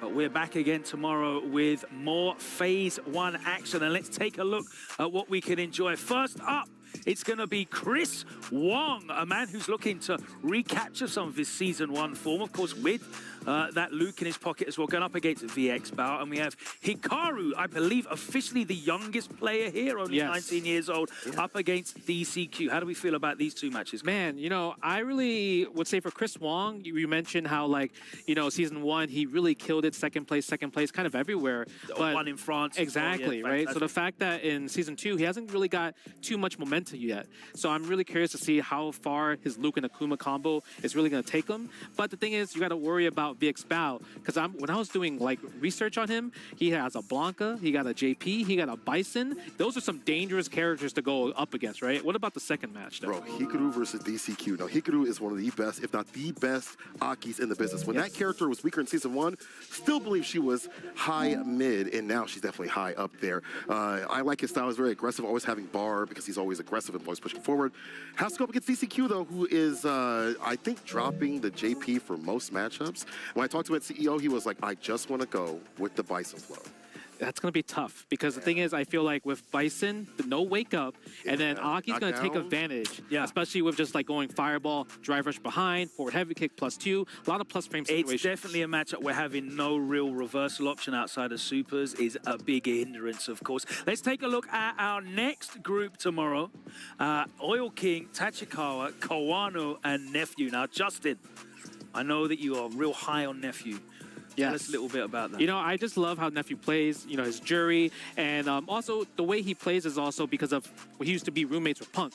So the neutral, the footsies, the whiff punish, also the studying. The fact that he became a full-time professional pro player for this, I really think we're going to see a different Nephew in this business. But the thing is, you can't sleep against Kawano. Kawano just got second at Topanga, like the championship. So it's one of those things where, like, we talked about, like, even though Akuma and Luke are not Kawano's characters, he can still bring out the best of their abilities because of how good he is. Absolutely. Of course, Tachikawa, one of the young players that we were looking forward to representing some Ed. Yeah, modern Ed. Majin Ed, of course. Also has a Manon just in case he runs against a Bison, from what I hear, or maybe even Classic as well. He has been a pretty strong player that people don't focus on. At Street Fighter League Japan, the first season, he was the highest point-earning character for his team, and actually one of the higher ones in that first part of the season. Even though they didn't make it through, he showcased how strong he could be. Now, that is nothing going up against the likes of Oil King, because that guy is so hard to fight. He does his own thing. You have to prepare for Oil King himself, not just Rashid. He's slippery. Yeah. He's literally slippery. Like, when I think about Rashid, I always think about how slippery he is. Yeah, yeah. Hard to pin down. Absolutely. Let's move on, though, to our next group coming in tomorrow. And you can see their group, GG. And hopefully the GGs will be aplenty. We've got some legends in there and also some names to look out for. Let's start at the top there. Knuckle-Doo and Takedo. That is 2 iconic names in the history, on modern history of Street Fighter, at least. Yeah, I think for this one, this is going to be interesting because I think we might see Gao and Ken mainly. And Tokido, I would say he is a Guile slayer. We saw Street Fighter League finals for against the World Championships, and he just beat Kaba every single time. Like, I just really think Tokido's, in terms of Guile versus Ken, is just unstoppable. So I think NuckleDu, with his kind of unorthodox playstyle, that's going to be the only way where Tokido could lose in that matchup, personally. And of course, he's got the Cammy in the pocket as well. Very awkward character for Shotos to deal with. Let's take a look at the next match, though. Bonchan, you talked about SFL, and of course, but it felt like Bonchan was on stage for the entirety of the time in that SFL final. Yeah, he was kind of cooking even before that during the entirety of SFL. But we haven't really seen him do work. He wasn't at EVO because he had like a neck injury, so I haven't seen him in a while in terms of like a tournament setting. However, Lashar is definitely looking very on form. Has found a character that plays to the strengths of being clean, because you have to be pristine when you play Ed. You have to be on point with the kill rush backdash, the anti-airs. You have to be on point, but you're well rewarded when you get that level 2 off. And last of all, it is Big Bird versus the nation of Japan. It feels. Let's take a look at this one. Higuchi, the Lily specialist, up against Moke, who is still representing that Chun-Li a fair amount. That's what I love, because I saw Big Bird tweet about this. I don't know why the Chun-Li players have left Chun-Li. She's still good. She's still amazing. Great. She's still amazing. Don't listen to anything Valmaster says. But it's against Guile. Yeah. And Chun-Li has a losing matchup spread against Guile. The thing is, it's the only thing that Chun-Li can really do is Serenity Stance into the medium to go under the booms, especially the Sonic Blade. But because you can't really rely on Hazanchu to go through booms in general, right? Obviously, you could do level 2, level 3. But in general, I think that Guile has the complete advantage from round 1 start. Well, it is going to be a fantastic day of action tomorrow, but today's action was really up there. I couldn't ask for a better start to the Esports World Cup Street Fighter 6. And it's time for the Gadia Play of the Day. You guys have picked out some prime plays, so let's take a look at these. Yeah, look at this right here. You got the Phenom, spending the level 3, right? Getting against Kakeru, taking the set pretty much right here. We talked about how Cammy is really good against the Fireball game plan of like Akuma. And this pick here from Phenom was absolutely clutch. When I saw it, I was like, this is free. He's about to get cooked up. But speaking about who's getting cooked up, who won between this one, Justin? I mean, even though this is a clip that shows Itabashi, no one still wins. But look at the anti-airs. Look how Itabashi conditioned him right here. With the pickup, You saw the jump right here, boom, gets a delay and cancels into the OD Borscht Dynamite. Look at that. It's nice to see that anti actually working. And look at that smile. Maybe not so much. And the nose wipe, too. And this anti-air and this conversion that he had, I think we're going to get into this one a little bit later on. But just Jin and his spatial awareness, when he's really on form, is incredible with this character. And we do see, the wake-up super definitely working out. He walks back just a little bit. There's the anti-air, which is very difficult to do. The OD just cool to pick up. Only needs one more sequence to seal the deal and put someone like Mena on the back foot. That tells a lot about how Jin can play. It's kind of hard because this is a scramble. But the fact that Zen was able to capitalize off that jump, I don't even think he ever practiced that. Nah, he just was like, I'm going to do it. Yeah, because normally when you see a jump medium kick hitting like a soft knockdown, putting in a juggle state, you go into Sobalt. But the fact that he went to level 2 to seal deal, because Sobalt wouldn't have killed. The fact that he did level 2, I think he just tried it and see if it works. He's like, I feel like this is going to work. It should work. You reckon that was a freestyle? I think it was a freestyle. And he hit the combo. He did hit the combo. He got a little sauce, got a little melanin. Absolutely. He's there for the there for the 10%? Yeah. Shout out to Alex Mike. 23andMe. The 23andMe combo, the level 23andMe. Well, that was some of our finest moments for today. The Gadia Play of the Days, chosen by these experts and Jammers as well. Shout out to Jammers, who's been with us in the studio, picking some of those moments up. But tomorrow we're going to be back, and we'll let you know exactly when you can join us. Let's take a look at tomorrow's schedule.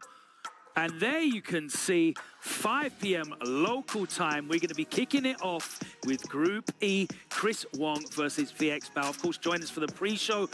We should be on a little bit earlier than that. But 5 o'clock is when the action starts, and it's group matches all the way through. Yes, sir. Chris Wong versus VX Bao. You see Hikaru also coming up. After that is going to be Oil King versus Tachikawa. Kawano versus Nephew. That's the one, of course, you're looking forward to quite a bit. Big points on the line now that Mena and Punk is gone. Has gone. Like Nephew, he wants to secure those points for Liquid in that club championship. Let's take a look at the next group. Group G, that should start around about 7:30. And again, we've got some legendary names in there. Capcom Cup champions, Evo champions. They're all in there. And Lashar, of course, a real dark horse. Some people's wild card picks. One to look out for. Our final Group H tomorrow. And that is another one of the favorites. Big Bird. He's going to be going up against Pugera.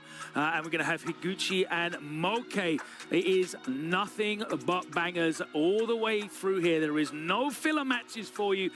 Wall-to-wall killers here at the Esports World Cup for Street Fighter 6. And I cannot wait to see that tomorrow. Guys, have you got any predictions for tomorrow? What can we expect? Man, so I obviously want Nephew, but besides Nephew, two out of three of my picks are completely gone. So Big Bird is my last shot in my top three, but I also have Nephew as the dark horse. That's true. That's true. But if I want to see in terms of what character that I want to move forward, I got to be biased to Moke because he's one of the last remaining Chun-Lis in the world. That's true. That's true. I want to see some more Akuma, but however, when it comes to predictions, I want to just do this, and because everything has been thrown out the window. Today has shown me that anybody can take the trophy. So I'm just going to say I just want to see good action. All right. You played it real safe. You played it real safe. But they're not going to be playing it safe tomorrow. Please join us right here again on EWC_Fighters. And we will be bringing you all the action from the last 4 groups in phase number 1 here at the Esports World Cup. But that brings today's broadcast to an end. I hope you've enjoyed it as much as all of us here have done bringing it to you. And we will see you same time tomorrow. The action starts 5 p.m. local time. We'll see you then.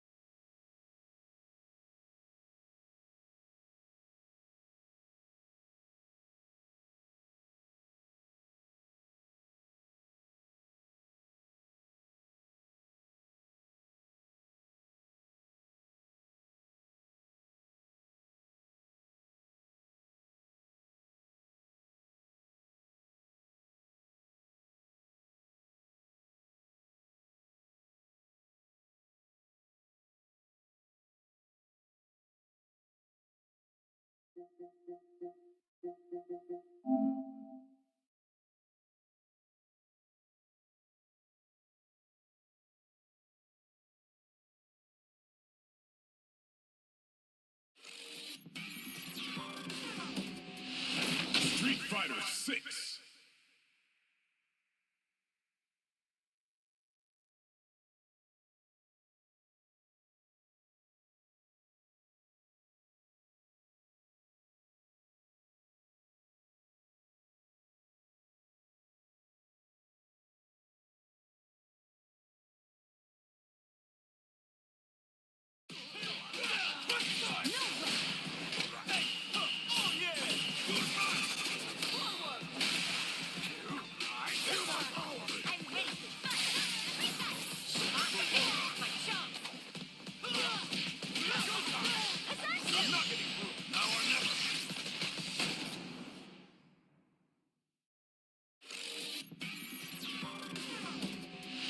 Street Fighter 6.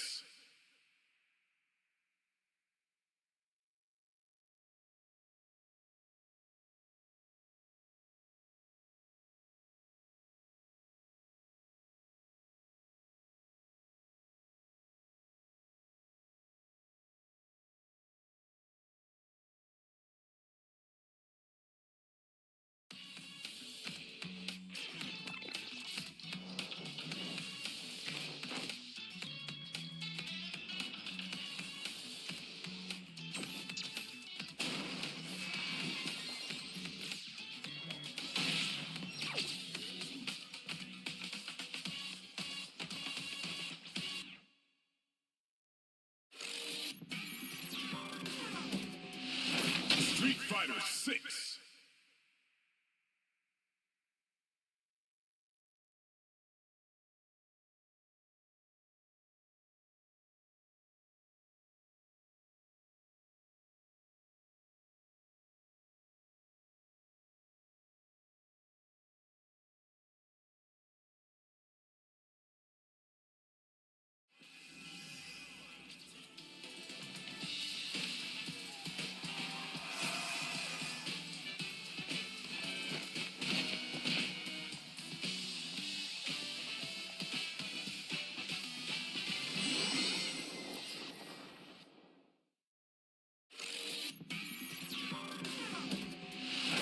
Street Fighter 6.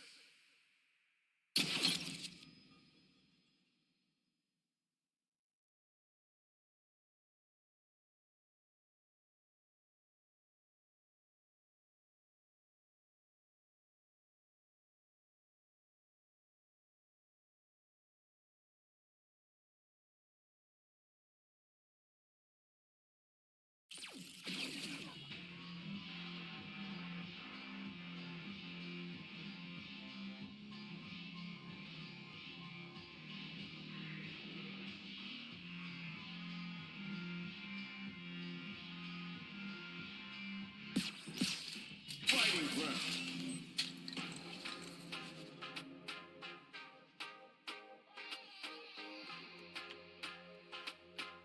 It's raining.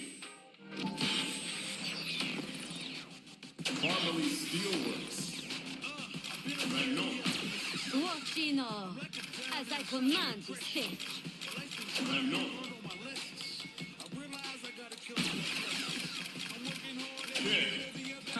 Smart choice.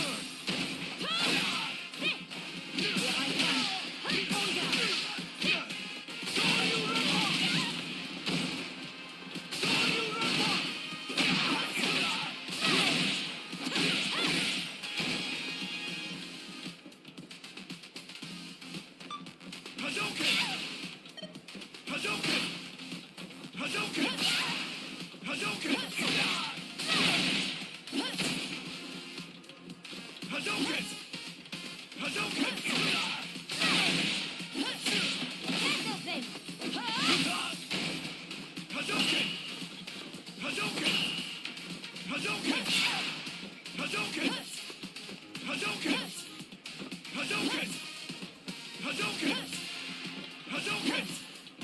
Hadouken! Hadouken! Hadouken! Hadouken! Hadouken! Hadouken! One little flame. Hadouken! Hadouken!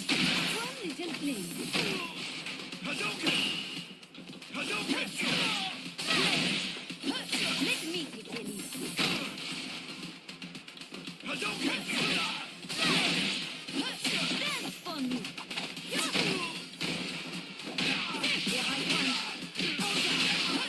With grace. Hadouken!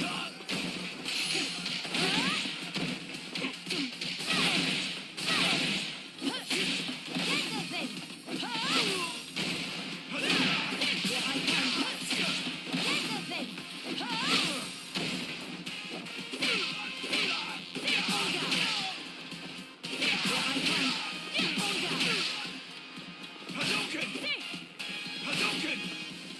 Hadouken! Hadouken! Hadouken! Hadouken!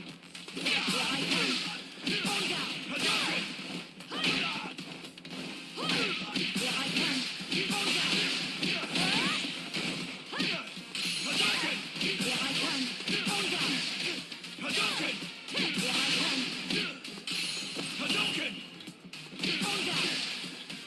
Hadouken! Hadouken!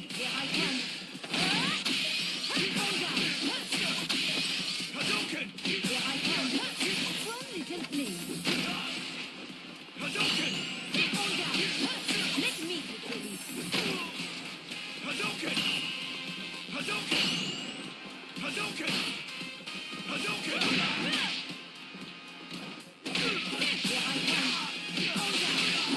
Dance for me.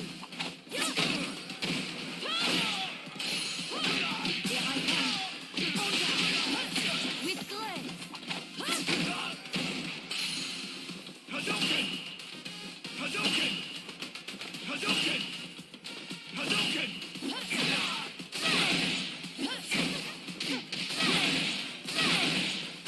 Defend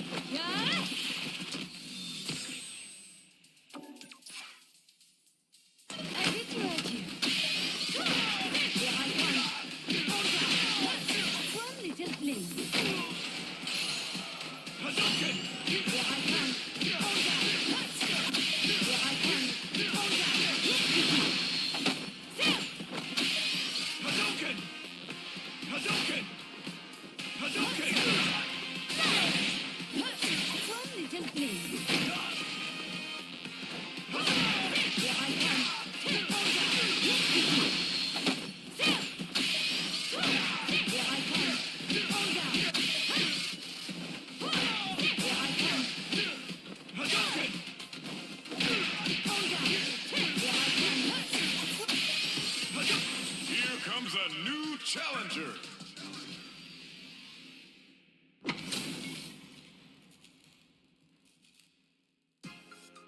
The pleasure. Round one. Fight. Sonic boom. Sonic boom. Sonic boom. Perfect score. Just an audition. Perfect. Now. Perfect. Sonic boom.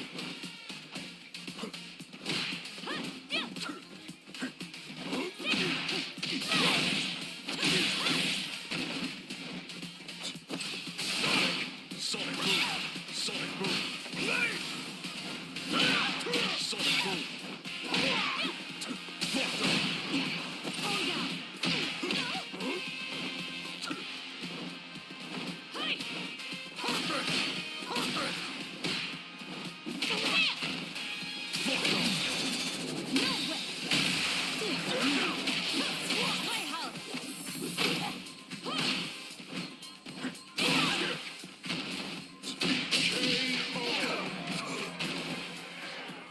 Round two.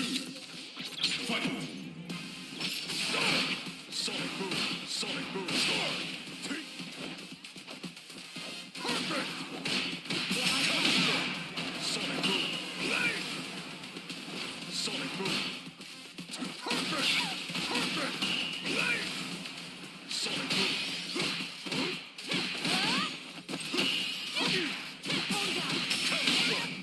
Sonic boom. Sonic boom.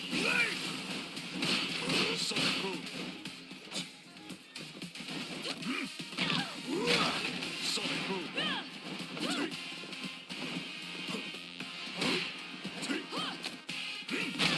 Sonic boom. Perfect. Now. Perfect.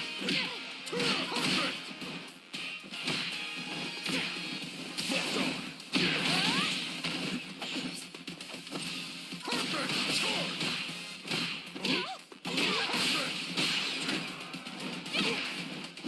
Charge. Sonic boom. Sonic boom. Perfect. Now. Perfect. Sonic boom. Sonic boom. Final round. Fight. Here I come.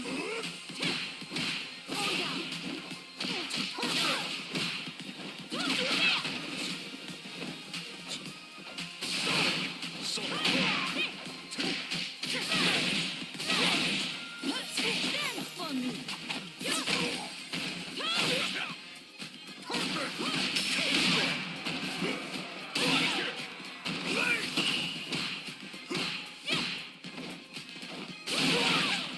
Sonic boom.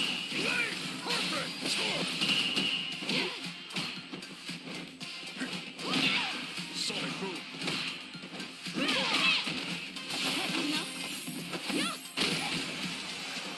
Perfect. Perfect. KO. Manon wins.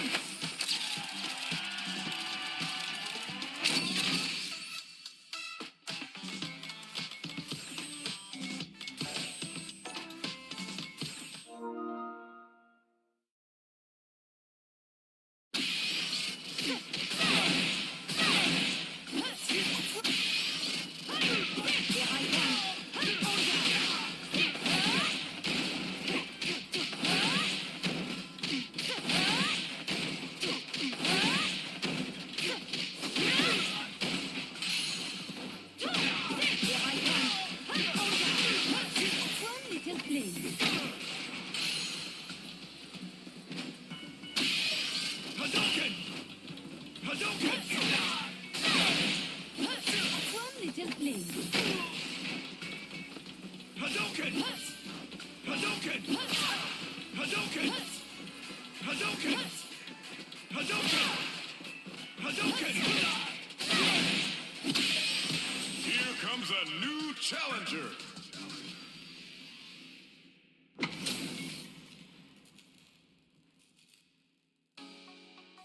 The pleasure is mine. No mercy. Round one. Fight.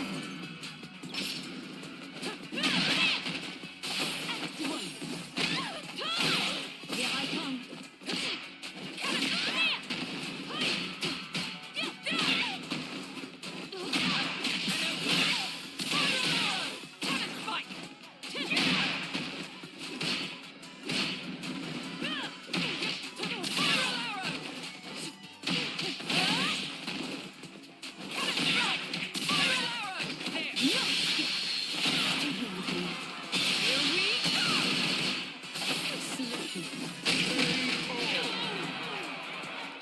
Round two.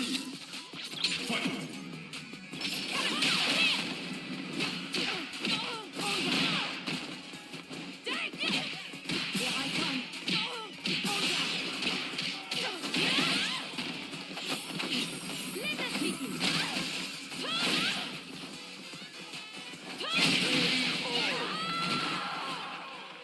Manon wins. Round one. Fight.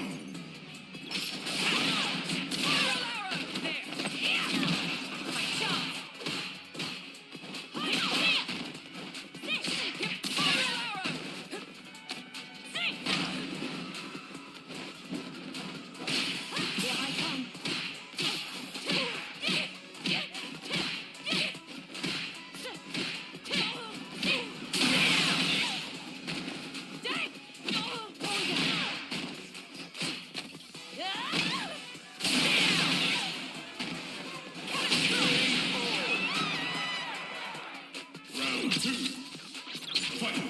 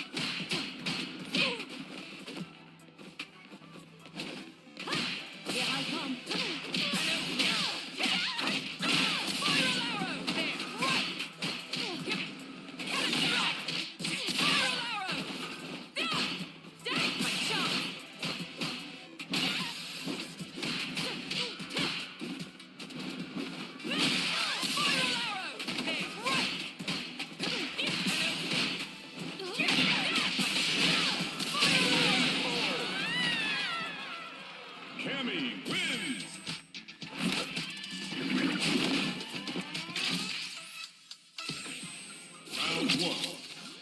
Fight.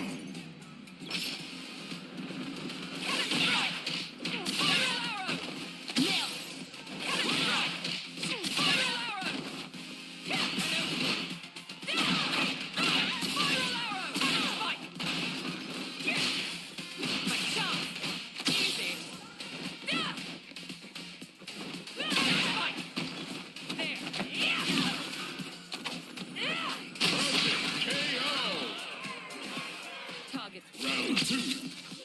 Fight.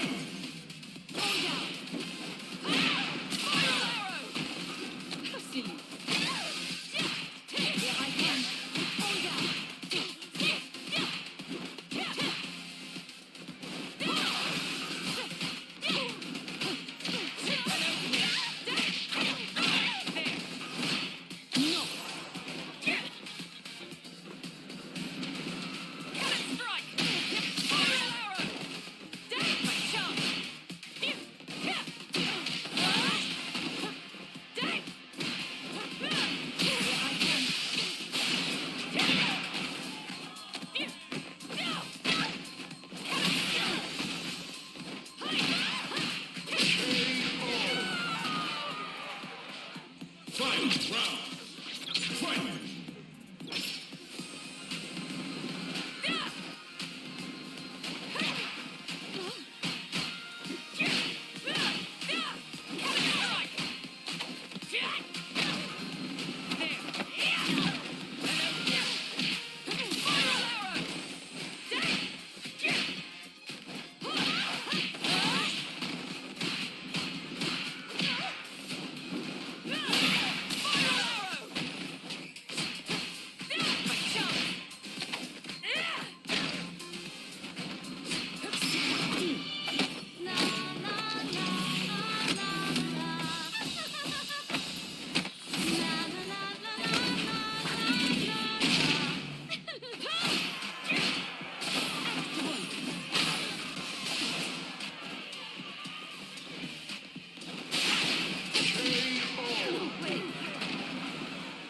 Cammy wins!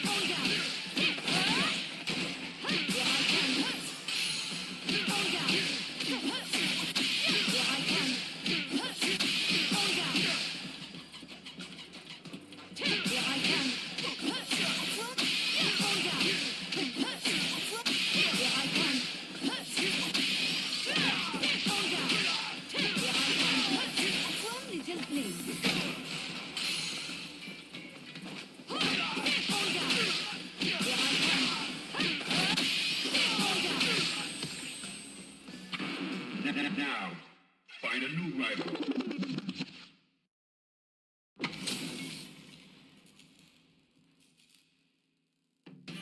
The pleasure. Round one. Fight.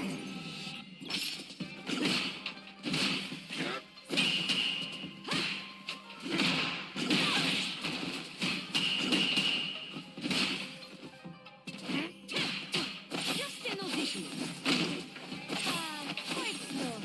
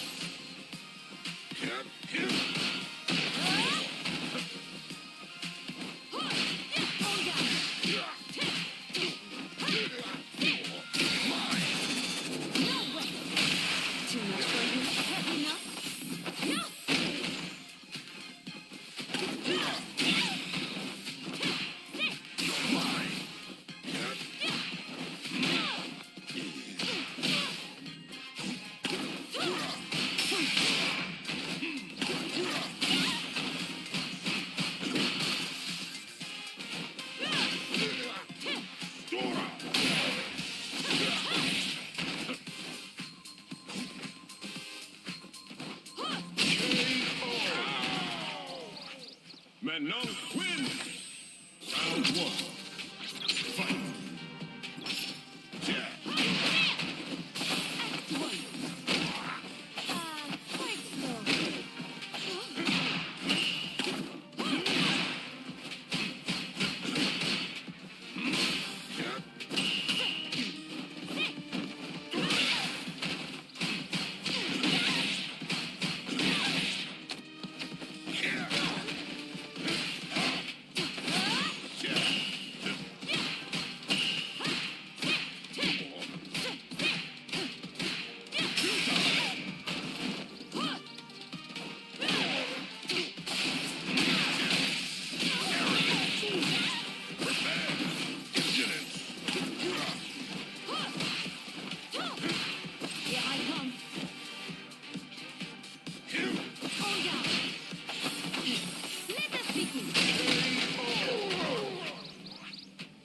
Round two.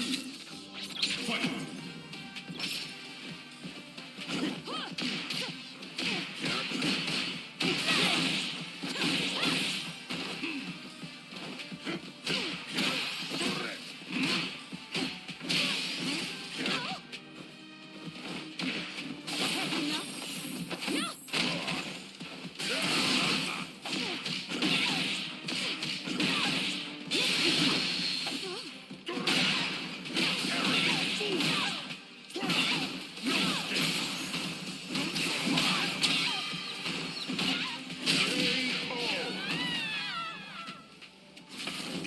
Fight. Round.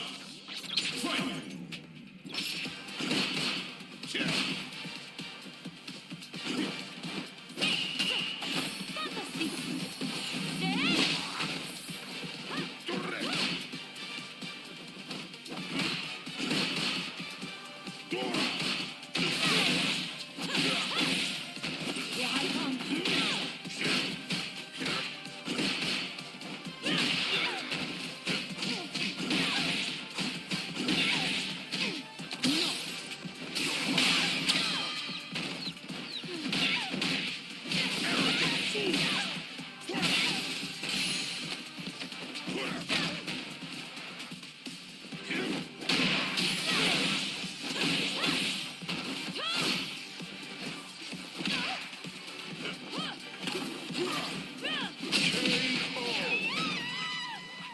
M. Bison wins.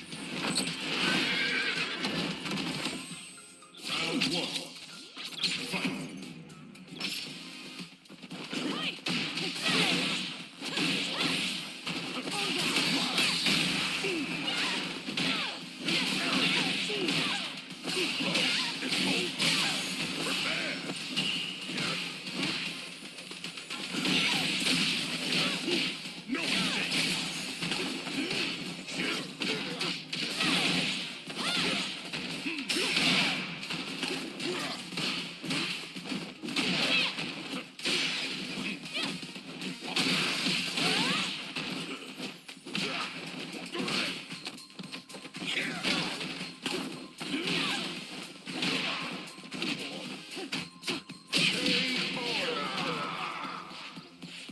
Round two.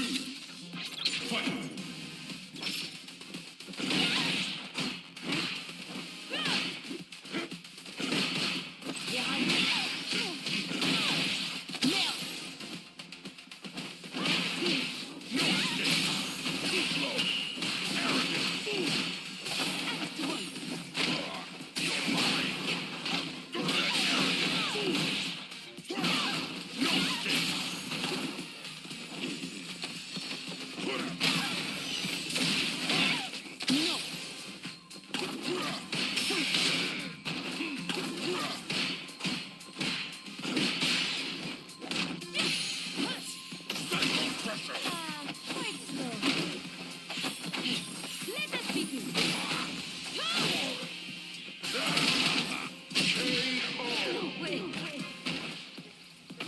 Fight. Round. Fight.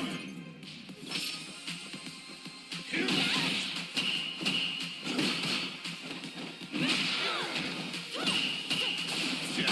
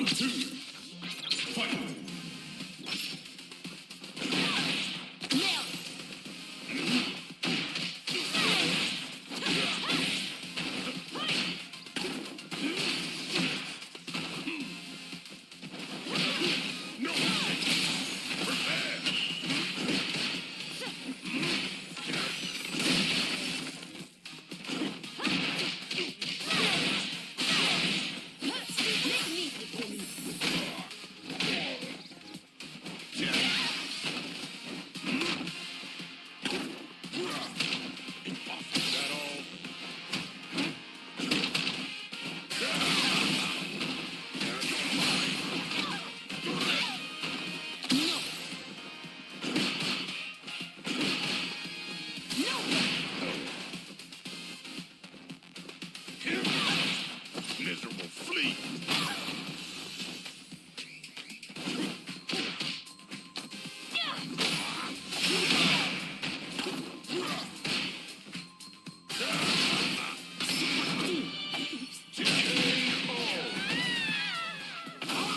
Final round.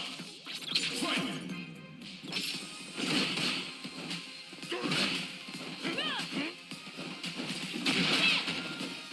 Unremarkable.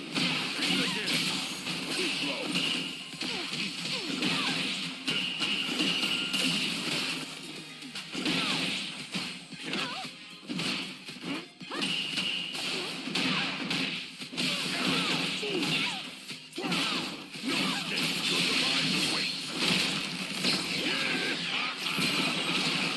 Your time ends here.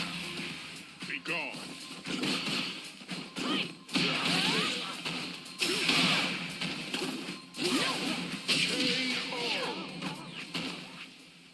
M. Bison. Round one. Fight.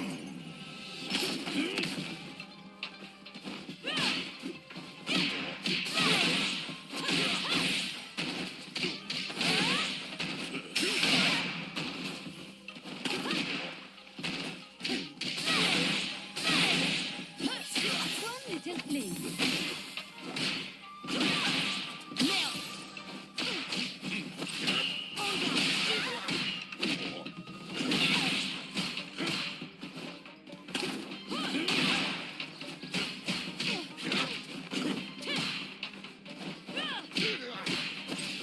Here I come. Hold on. Here I come.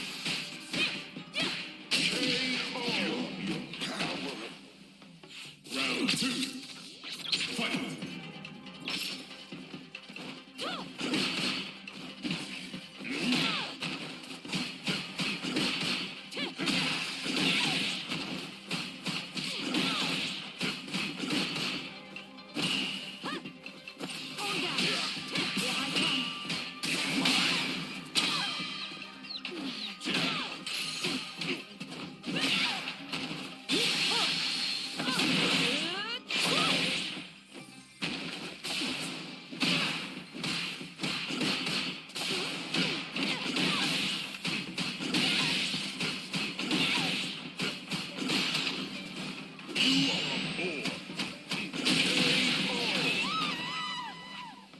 Final round. Fight.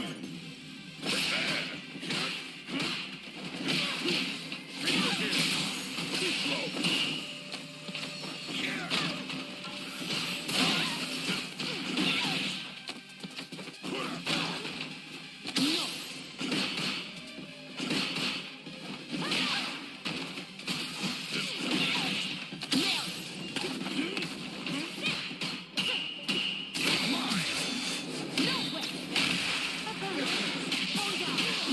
Let me begin.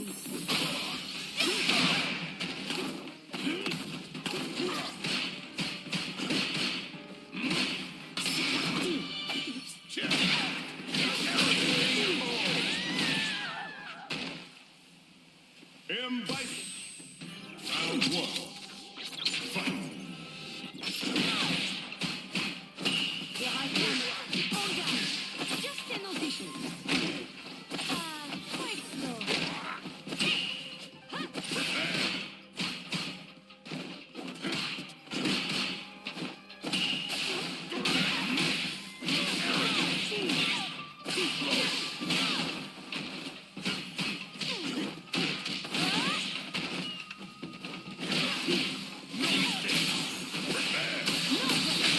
Too much for you.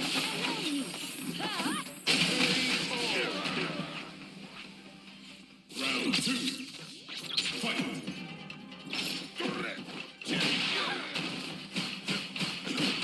Here I come. No. Too slow.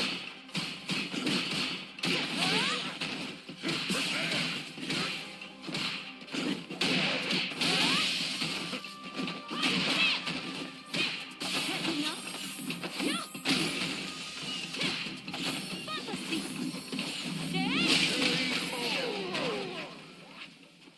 Manon wins.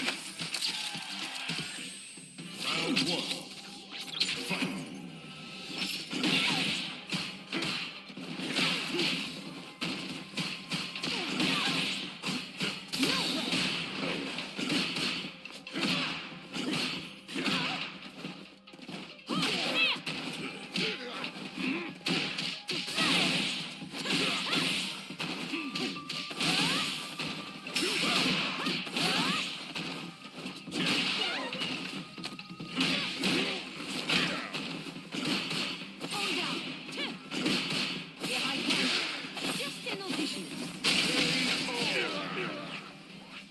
Round two. Fight.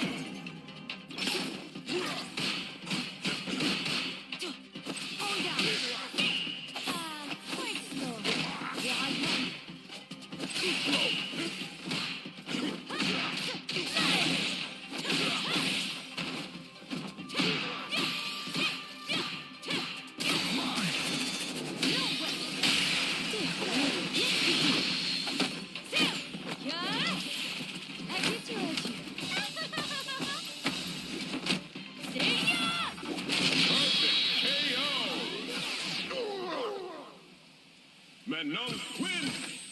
Round one. Fight.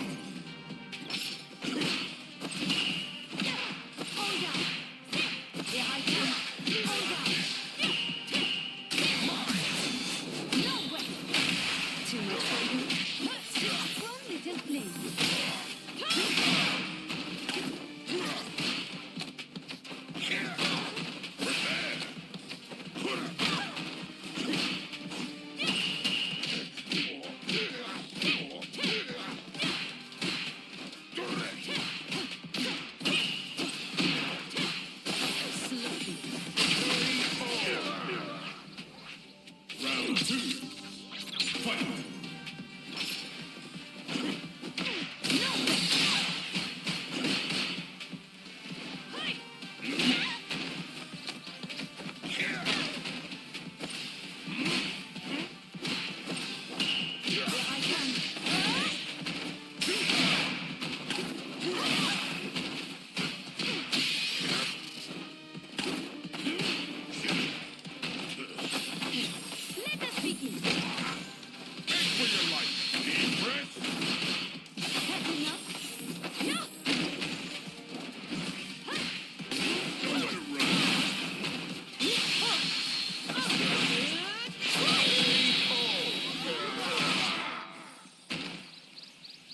Manon wins.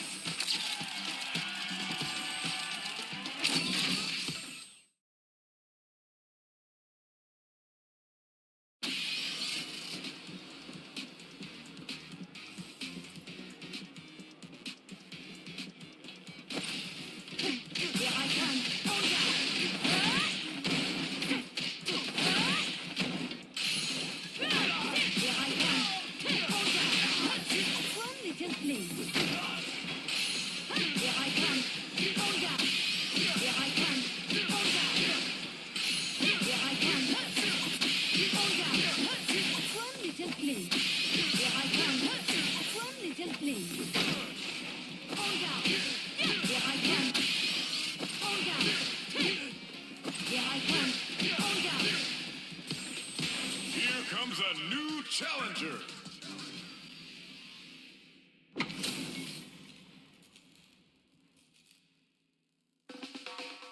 Round one.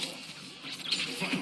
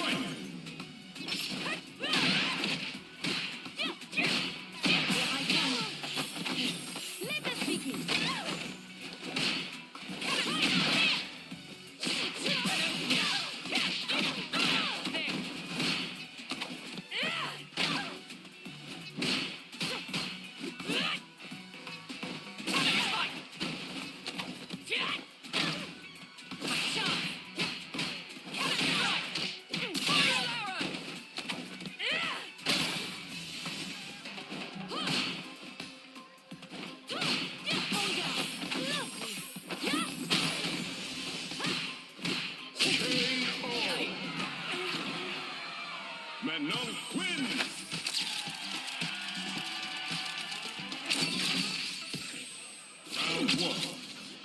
Fight.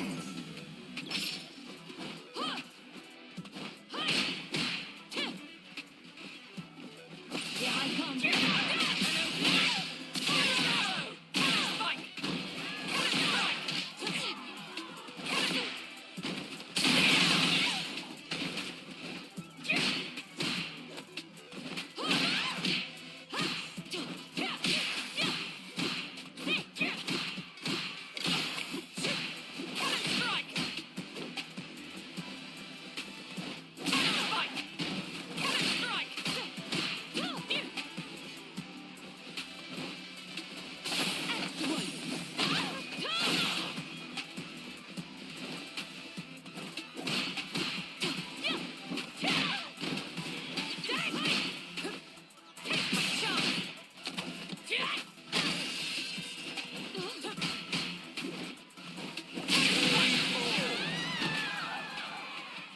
Round two. Fight.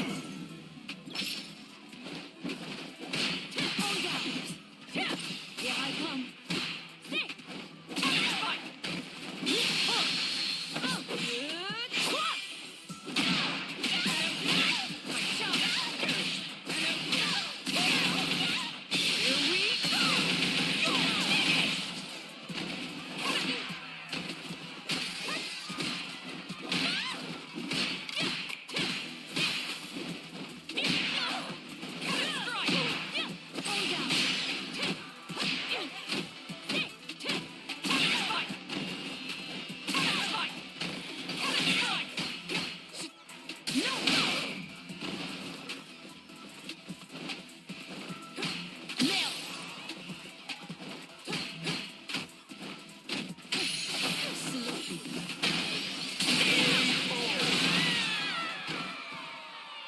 Cammy wins.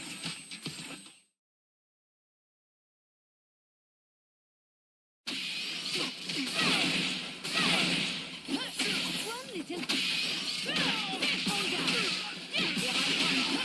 One little flame. Let me take the lead. Here I come. One little flame.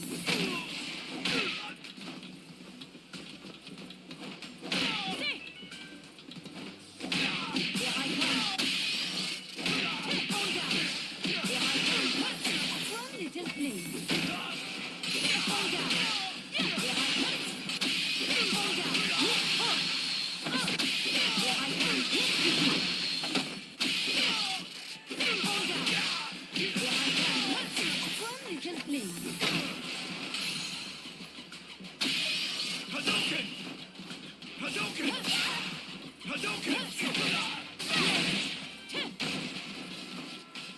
Hadouken! Hadouken! Hadouken! Hadouken!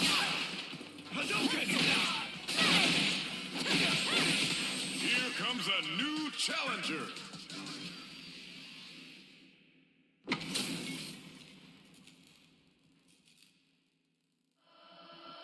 Round one. Fight.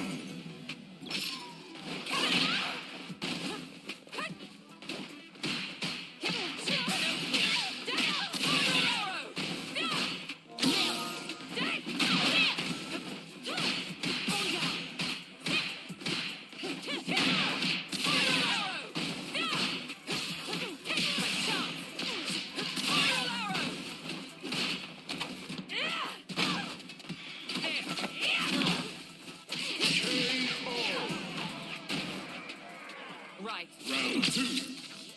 Fight.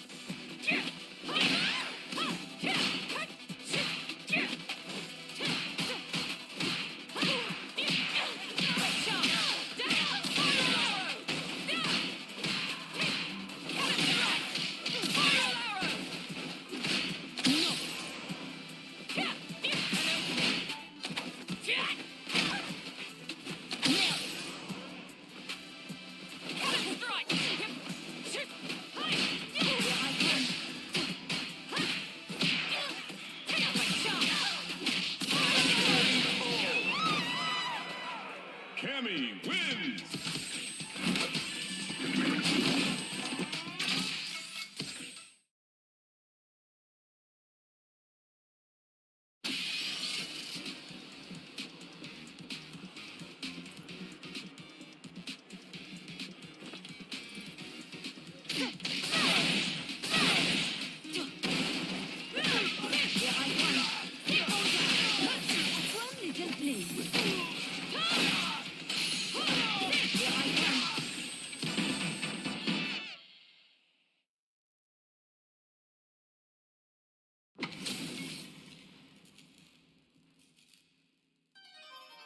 The pleasure. Round one. Fight. Hold down. Here I come. Predictable. No.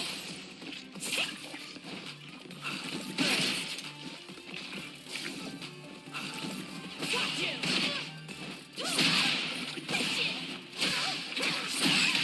Got you.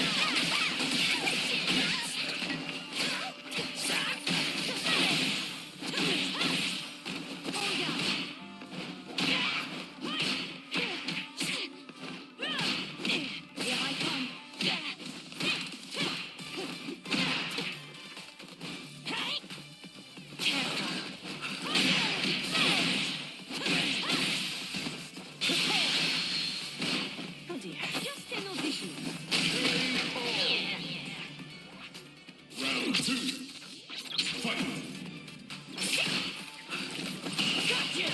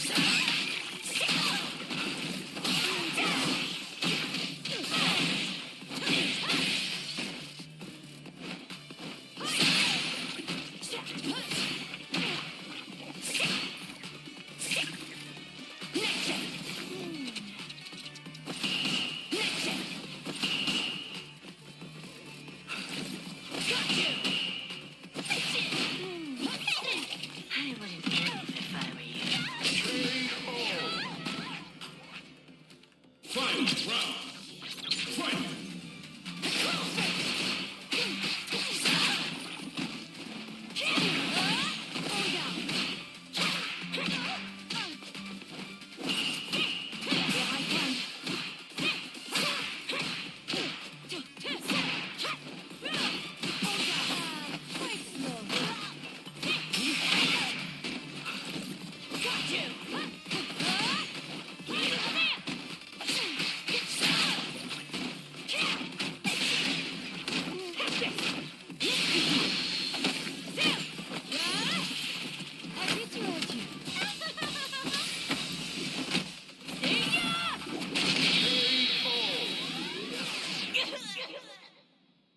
Manon wins. Round one. Fight. Got you. Here I come. Hold down. Futile attempt.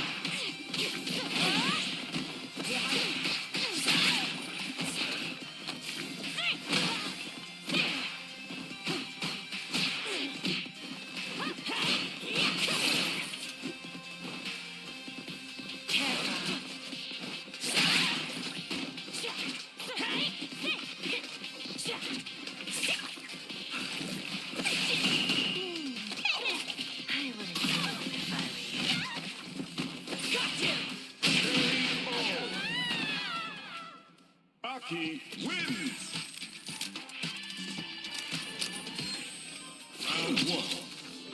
Fight.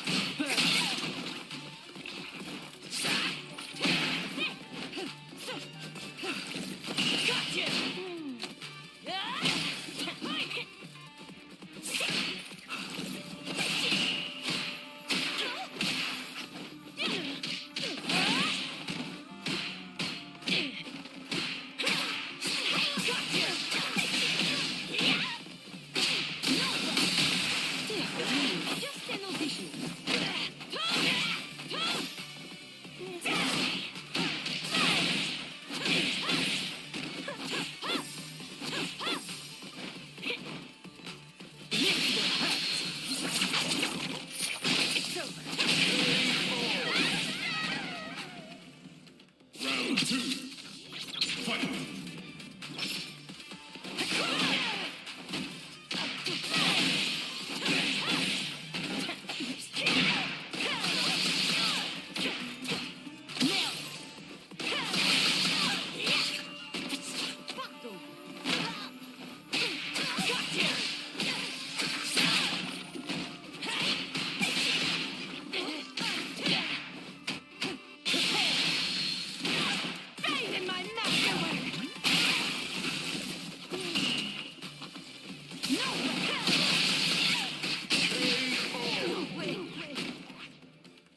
Here's my point. Fight. Round. Fight.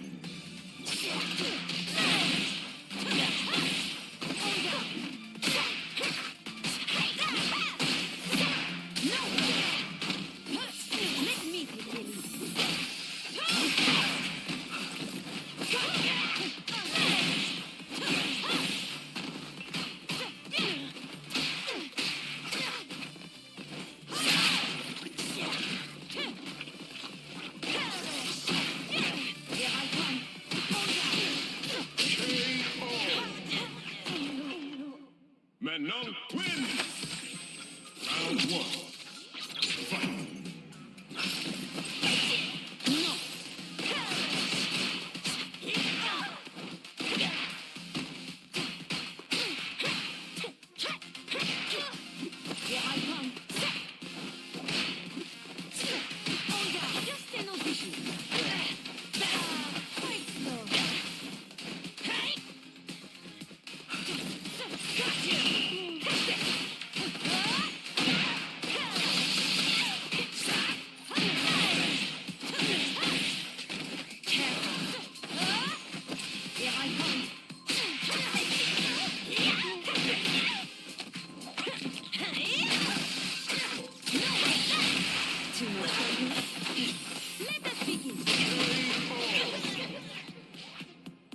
Round two.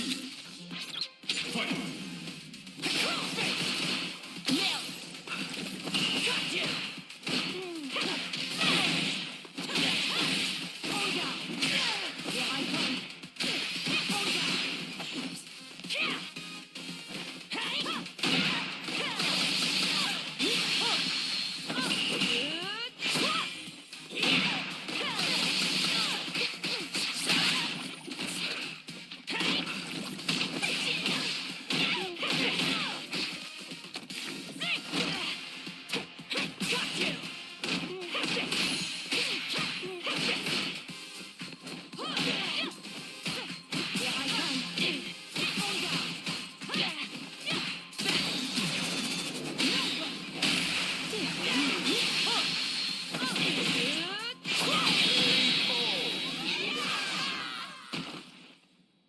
Manon wins. Round one. Fight.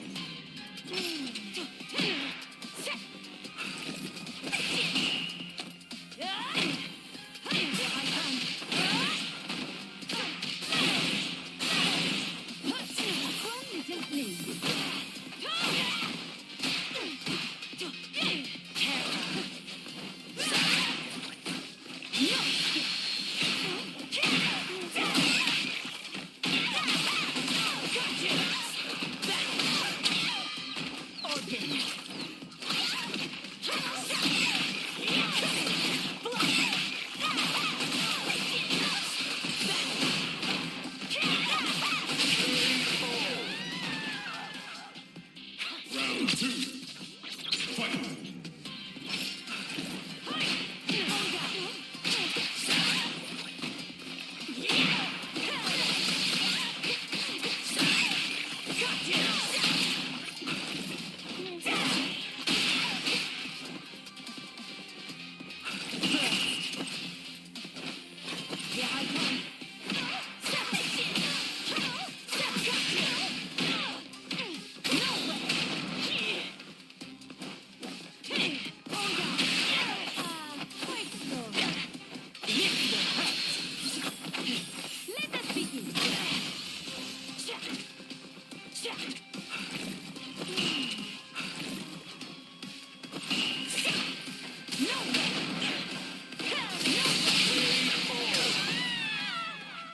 Aki wins.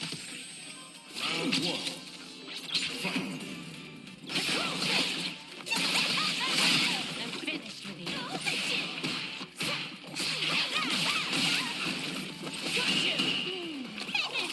I wouldn't move if I were you.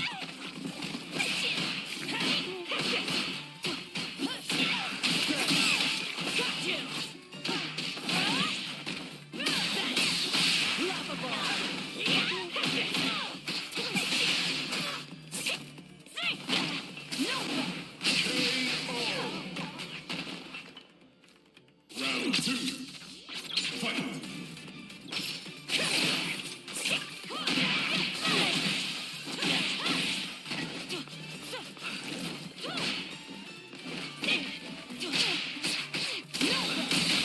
Too much for you.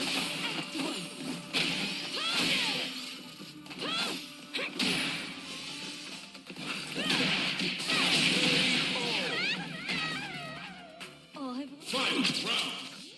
Fight.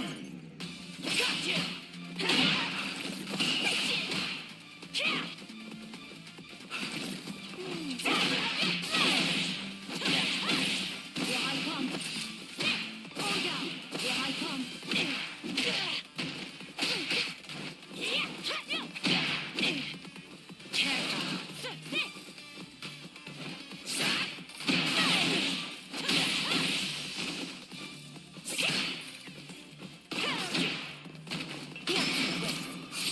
We're going to increase the dosage to a fatal degree. Farewell. Are you happy, Matt? Got you!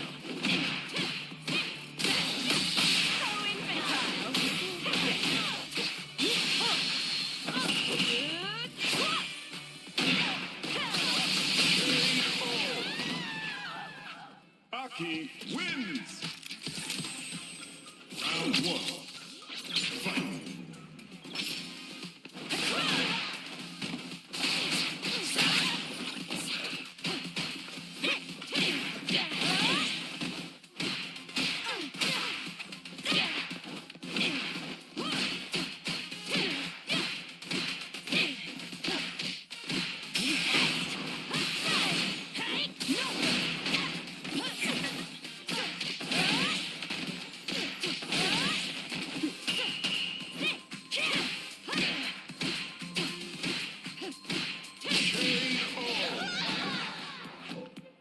Round 2.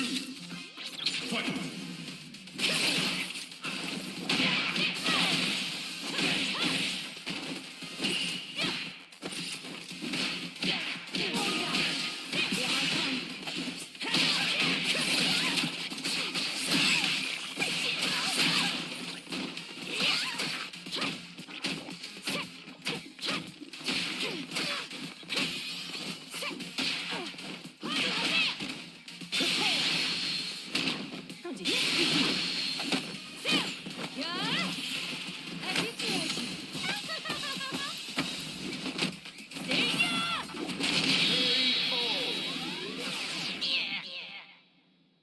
Manon. Round 1. Fight.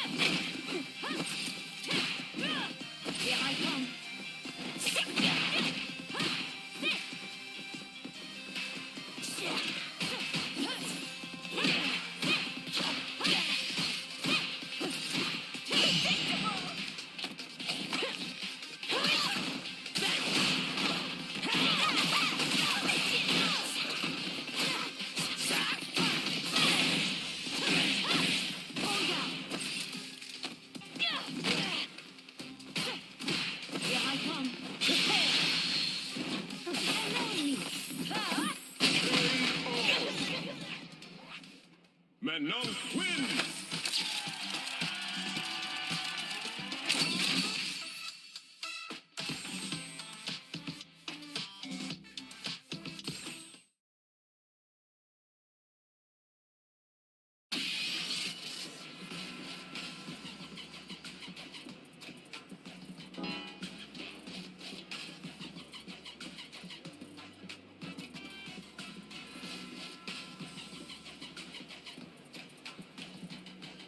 What are you waiting for?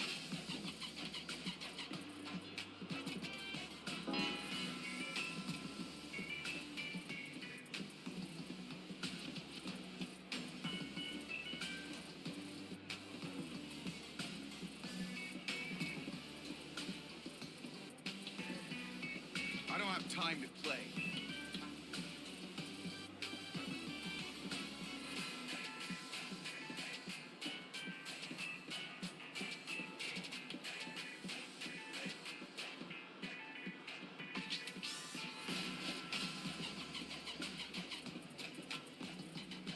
What are you waiting for?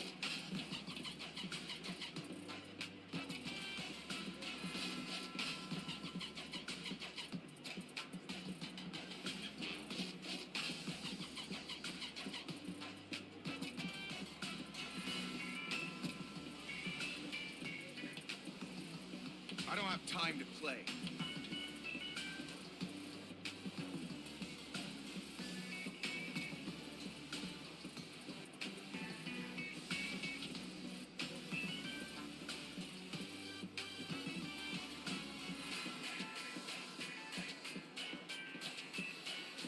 What are you waiting for?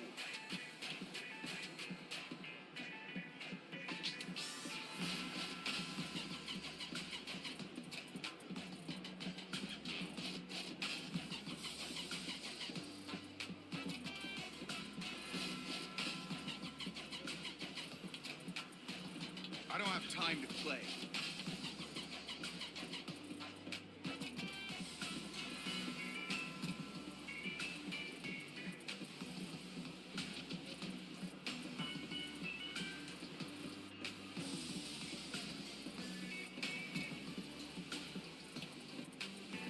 What are you waiting for?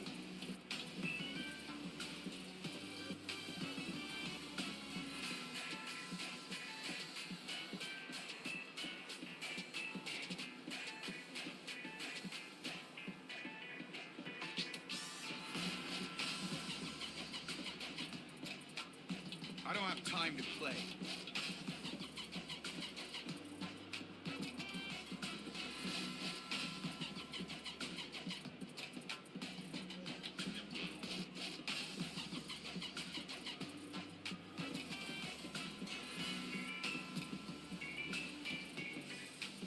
What are you waiting for?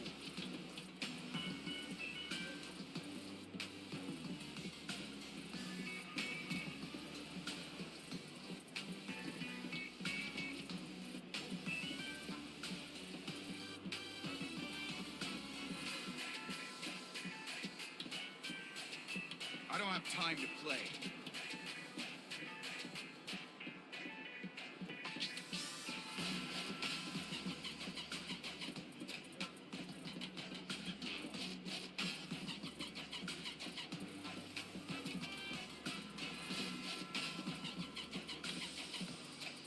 What are you waiting for?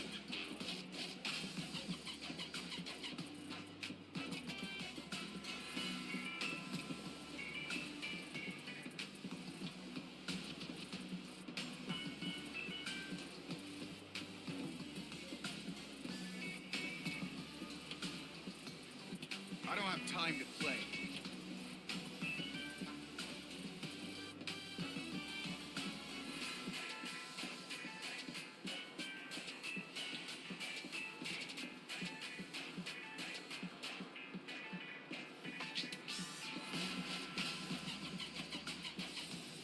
What are you waiting for?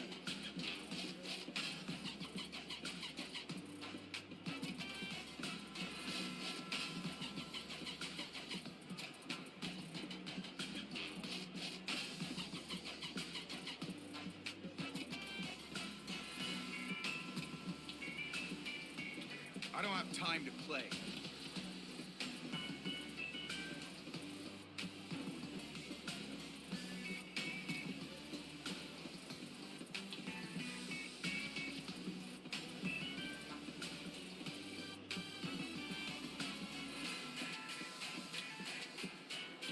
What are you waiting for?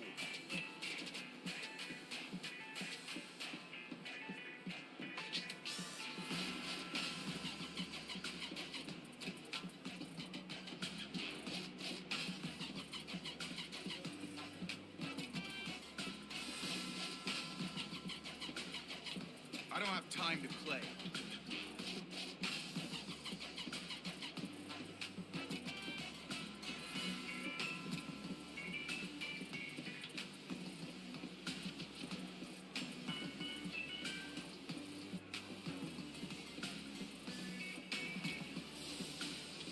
What are you waiting for?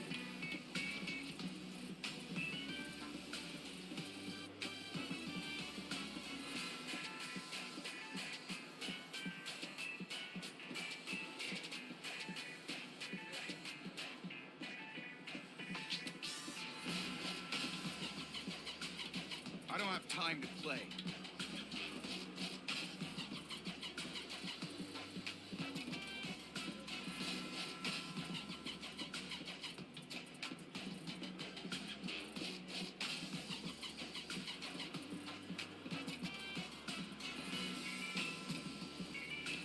What are you waiting for?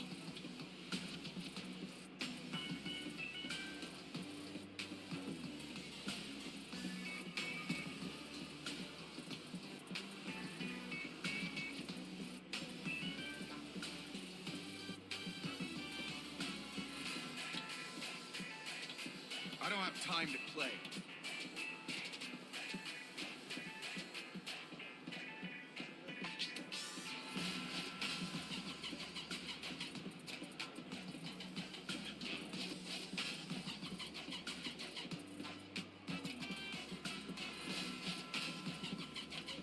What are you waiting for?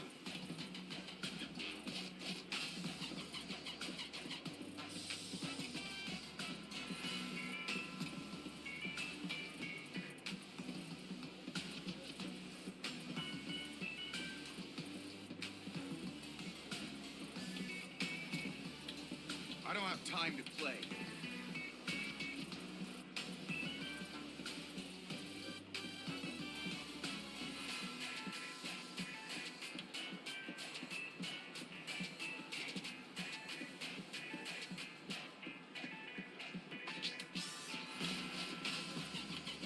What are you waiting for?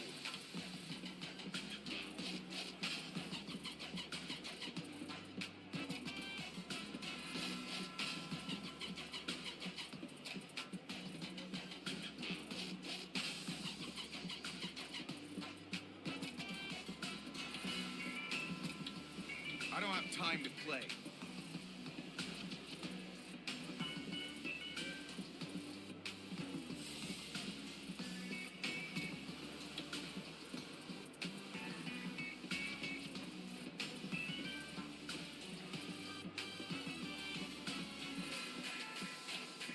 What are you waiting for?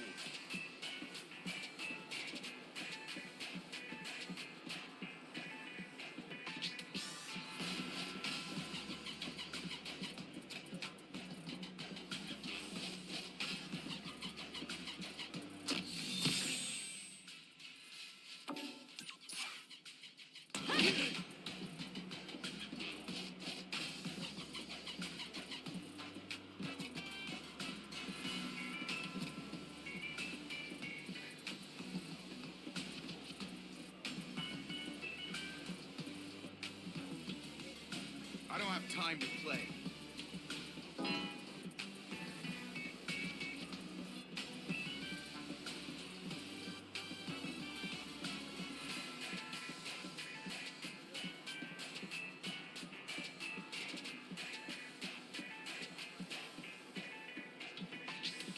What are you waiting for?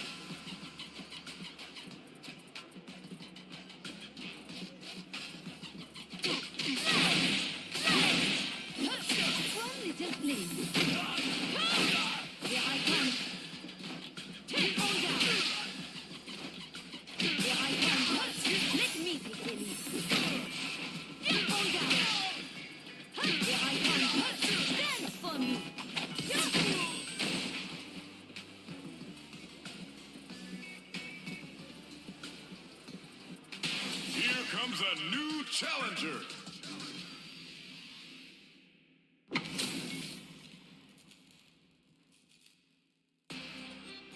With plagiarism. Round one. Fight.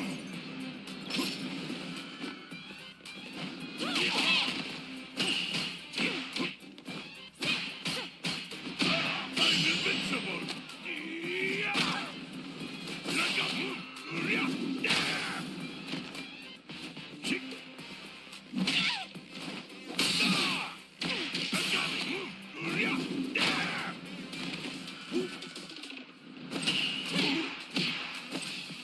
Just an audition.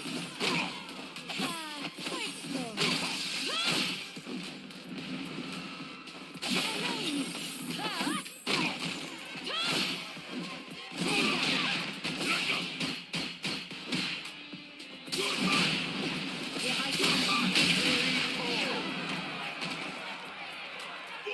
Round two. Fight.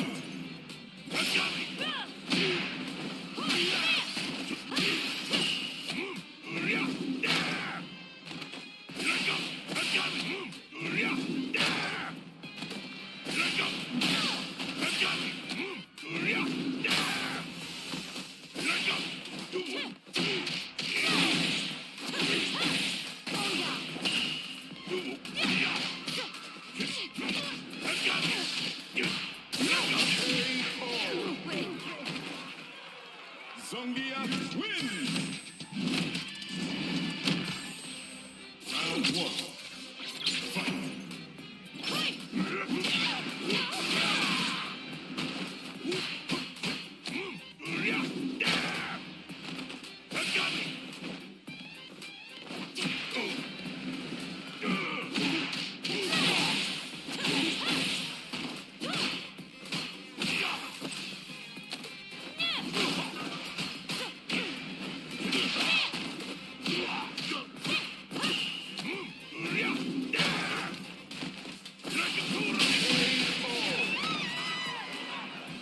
Round two.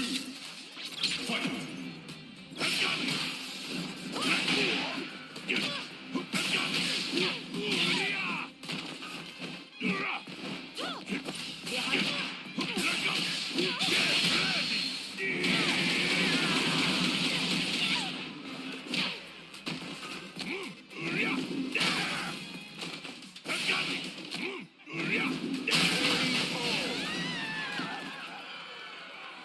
Zongia wins.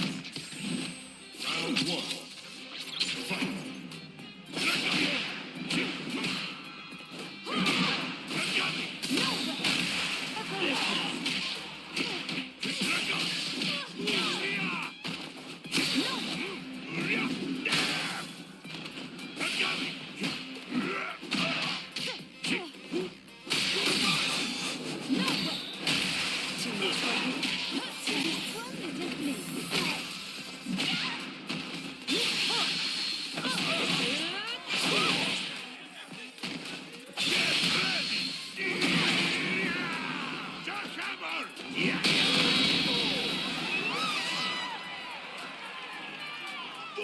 Round two. Fight.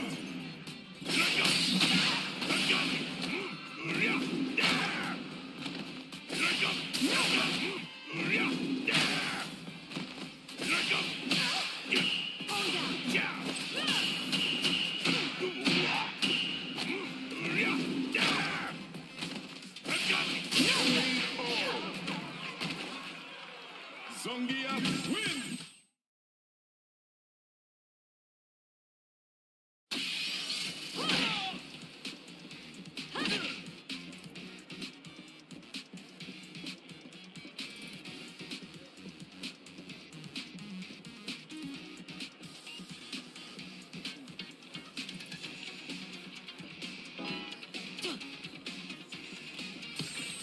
Here comes a new challenger.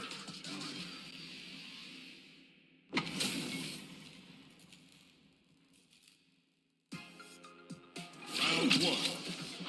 Fight. Go. Yo fire. Ten. Yo fire. Yo. Ten. Yo fire. Fight. Yo.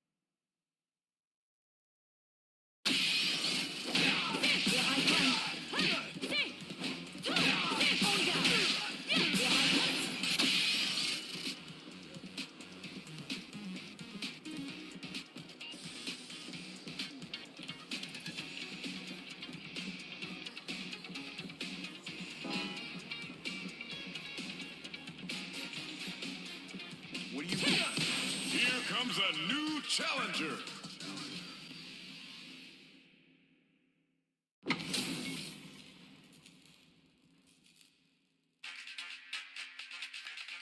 Round one. Fight.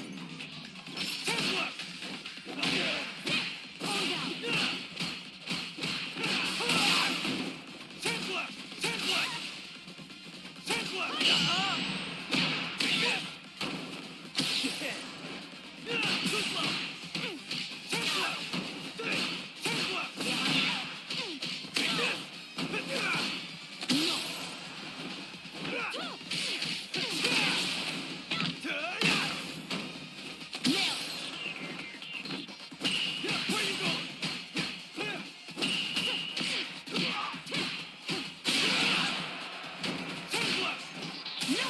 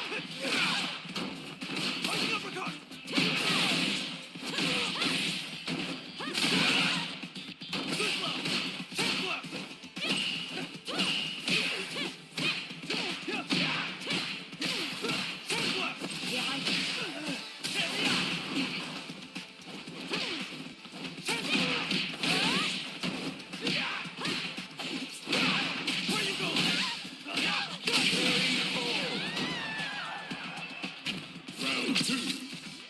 Fight.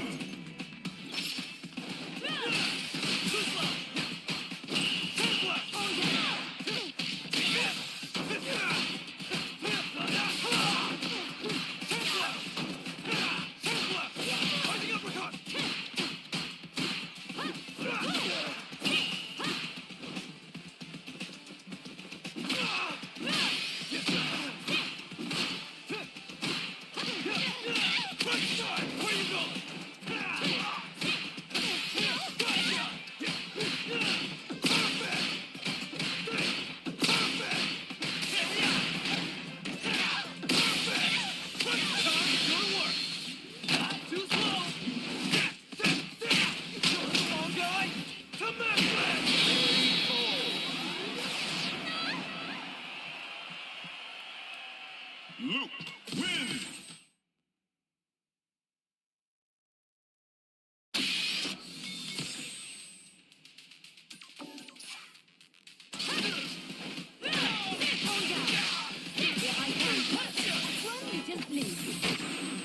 Now, find a new rival.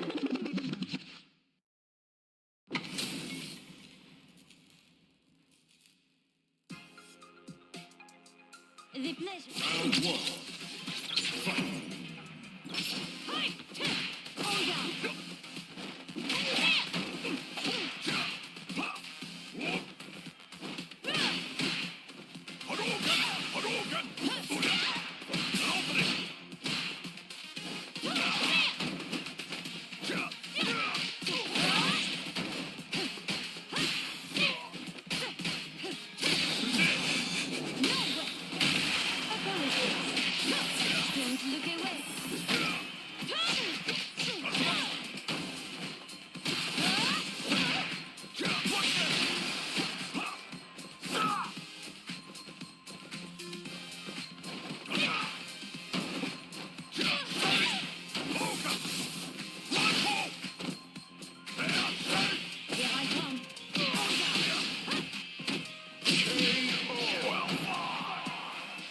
Round two. Fight. Not good enough.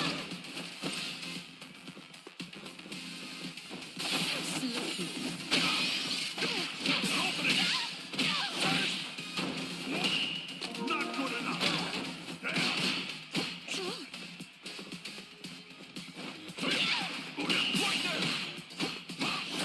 Here I come.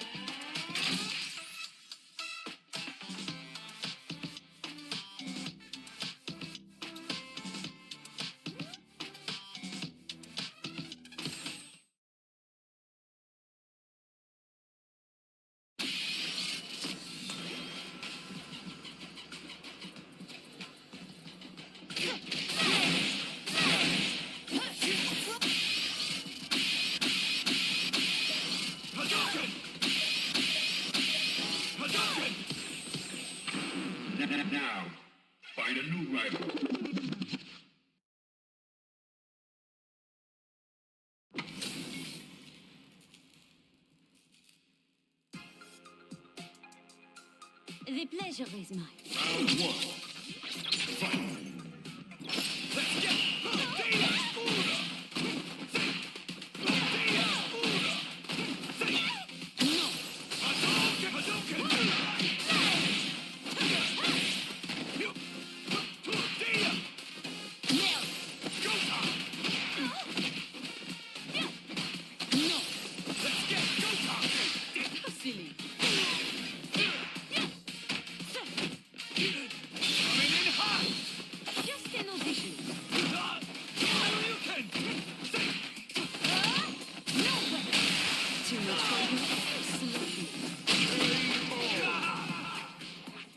Round two. Fight. Let's get going. Allow me. Go time. Nail. Let's get. Too easy. Tura. Go time.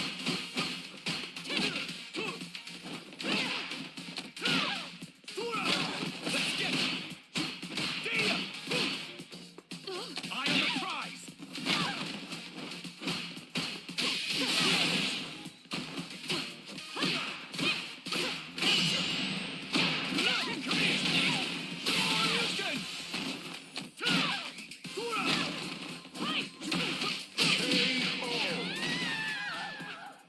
Fight round.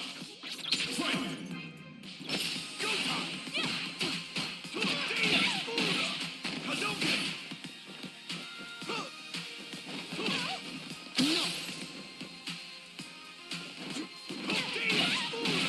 Let's get bad mistake.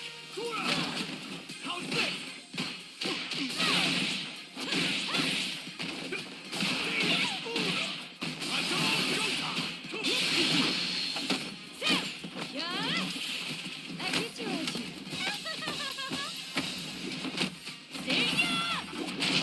Sweet dreams. Here I come.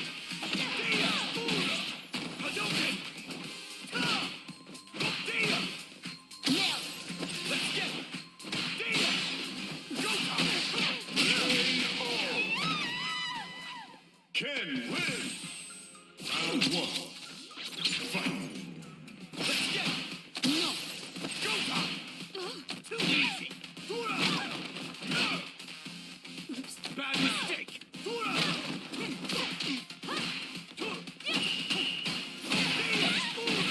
Let's get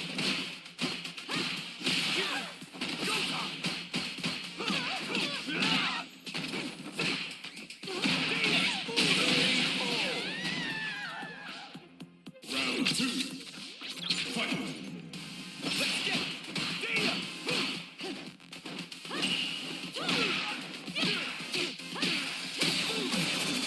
No way. Apologies. One little flame. Calm down.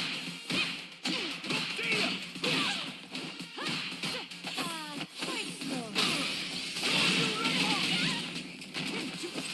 Eye on the prize. Go time. Let's get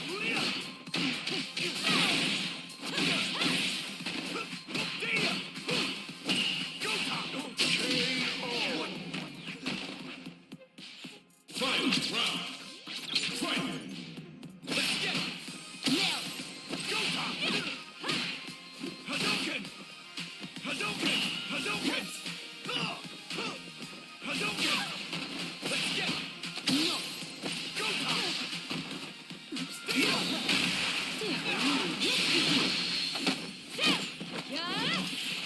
I get you at you.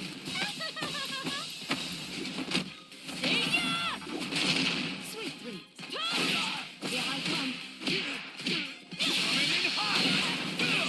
One more. Nail.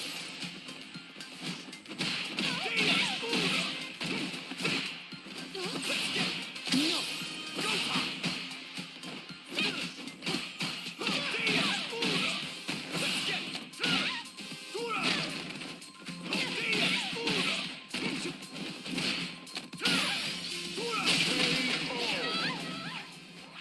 Ken wins.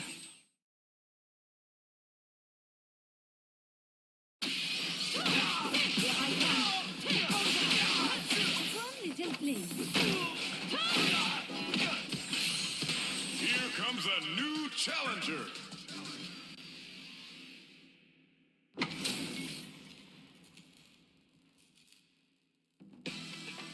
Let us begin. Round one. Fight. Here I come. Strong little flame. Hold down. Don't touch me. Quite slow. Let us begin. Here I come.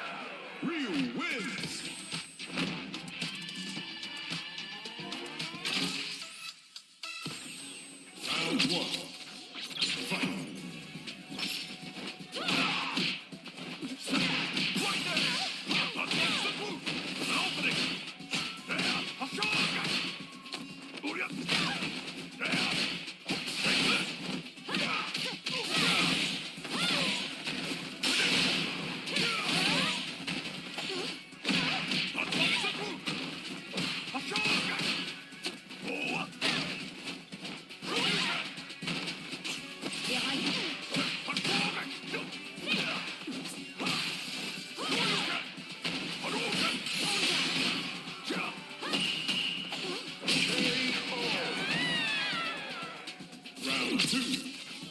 Fight.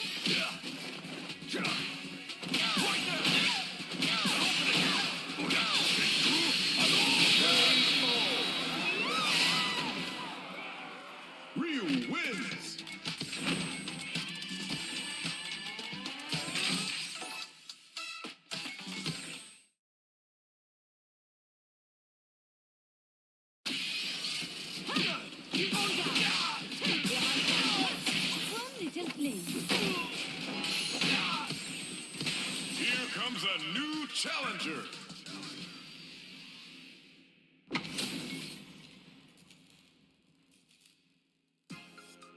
Replay. Round one. Fight.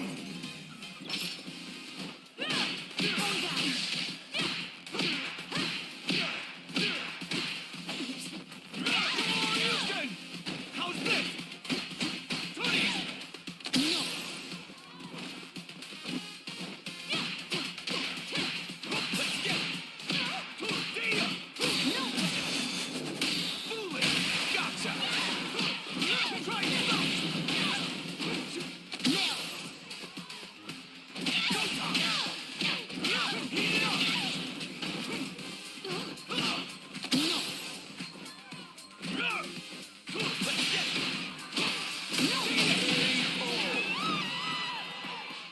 Round 2. Fight.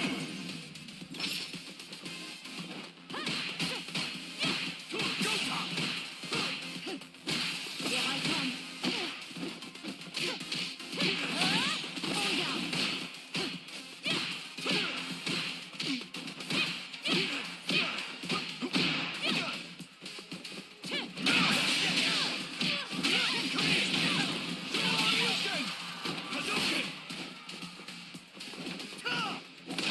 Here I come.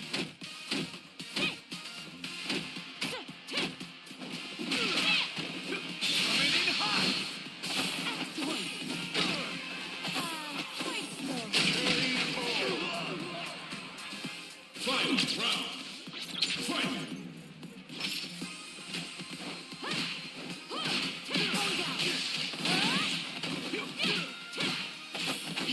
Let us begin.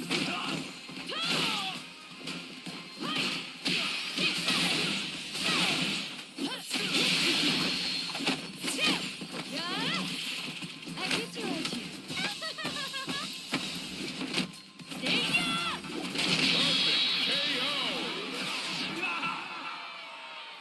Manon win. Round 1. Fight.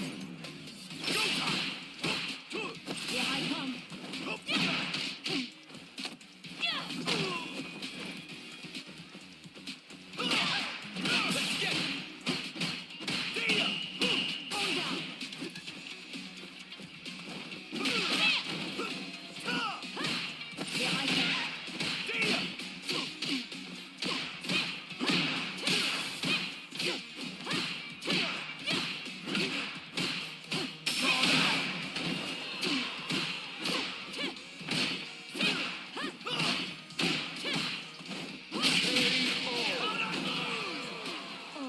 Round 2.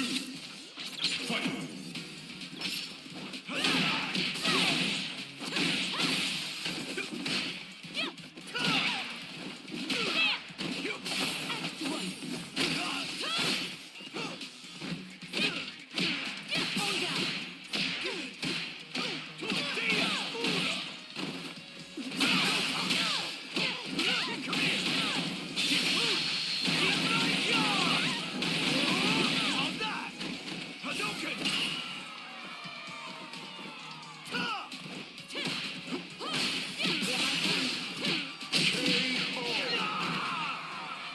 Manon wins.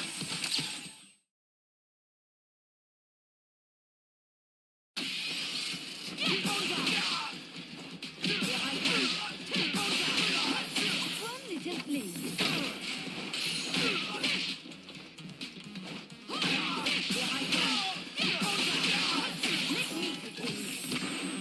Now, find a new rival.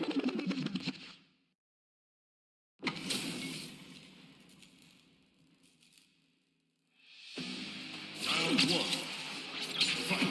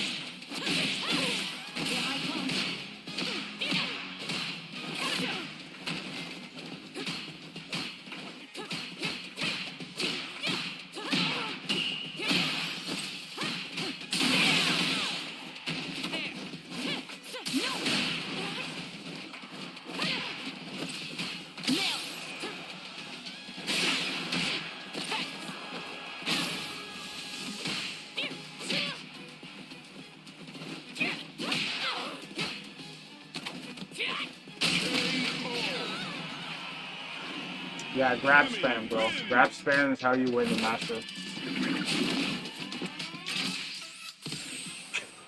Grab spam.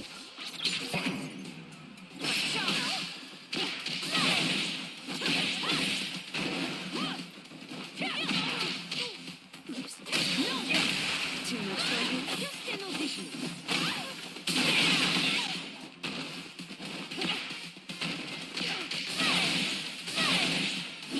Let me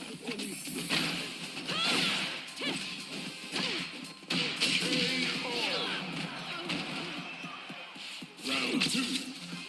Fight.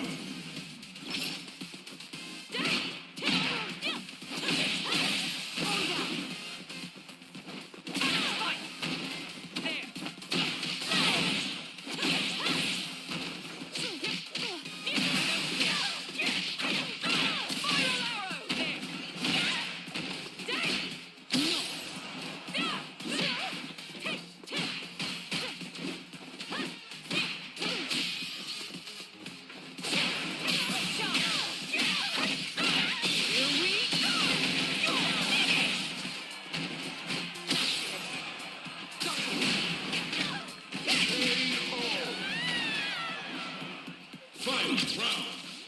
Fight.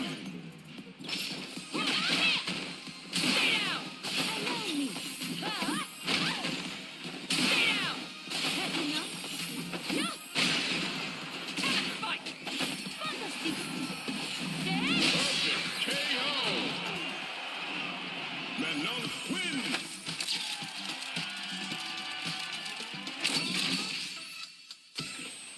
Round 1. Fight.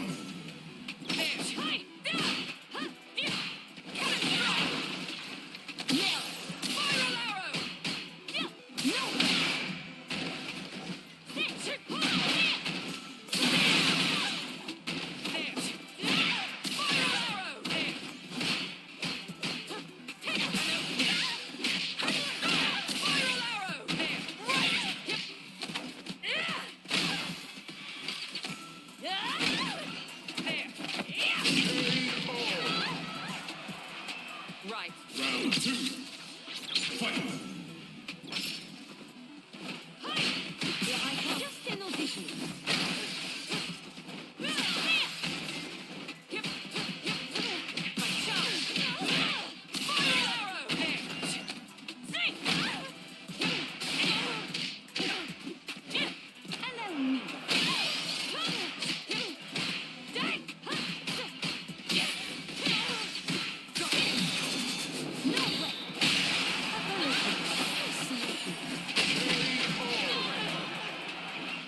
Final round.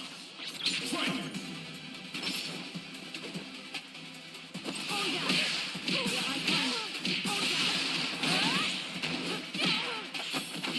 Let us begin.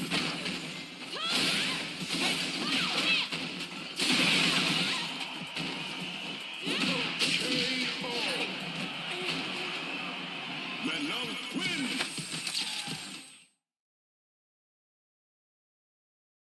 Honestly, man, so tilting.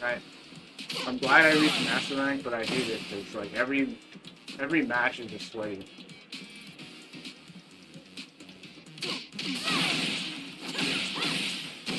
I'm trying to get to at least 1600 MR, but like I can't be consistent right now.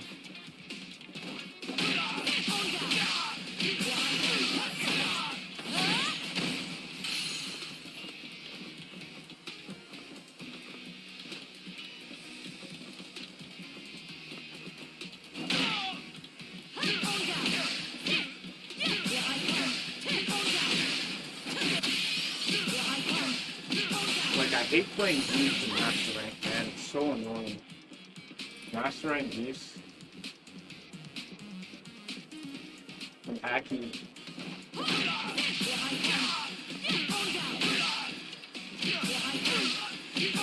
And Ryu. Hate playing Ryu, too. Top 3 characters. I'd rather play a Puma than Ryu. One little play. Let me begin.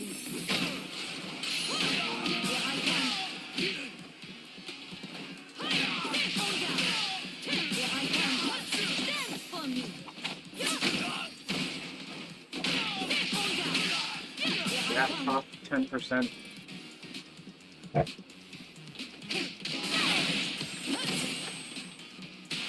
matches and everything. All the matches are spready.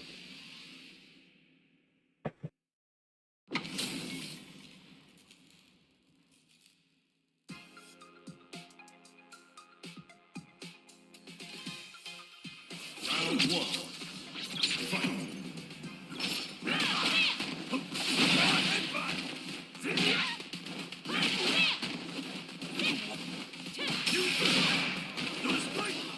What's wrong with you?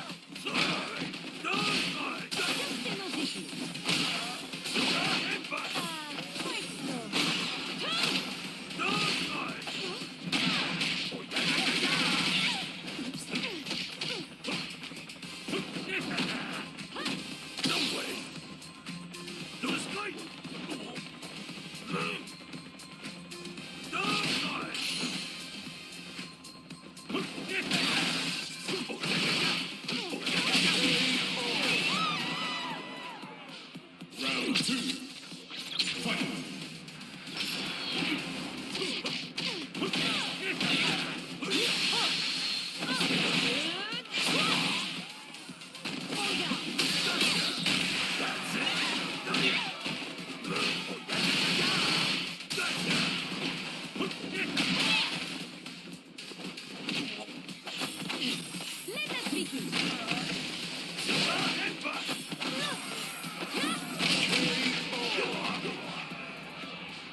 Fight. Round. Fight.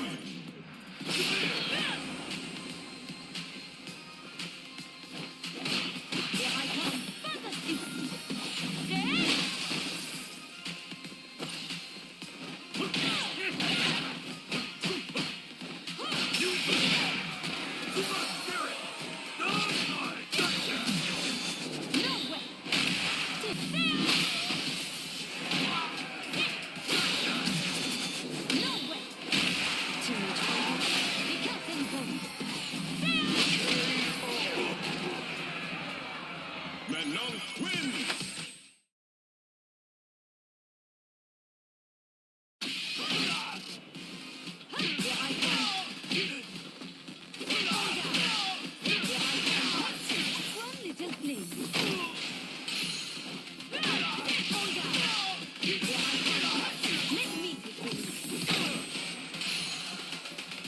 A new warrior has entered the ring!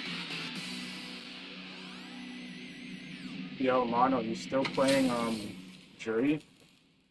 Oh, fucking shoot, man. The pleasure is mine. Round one. Sucks. Fight. Here I come. Just in position.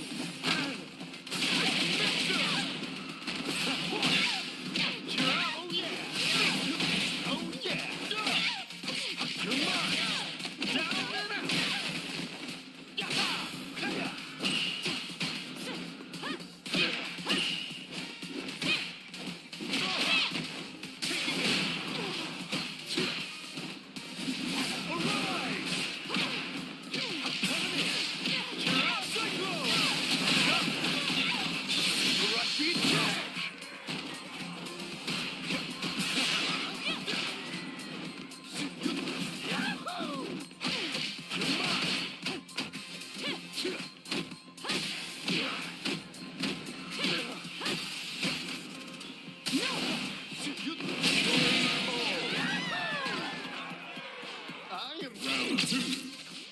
Fight.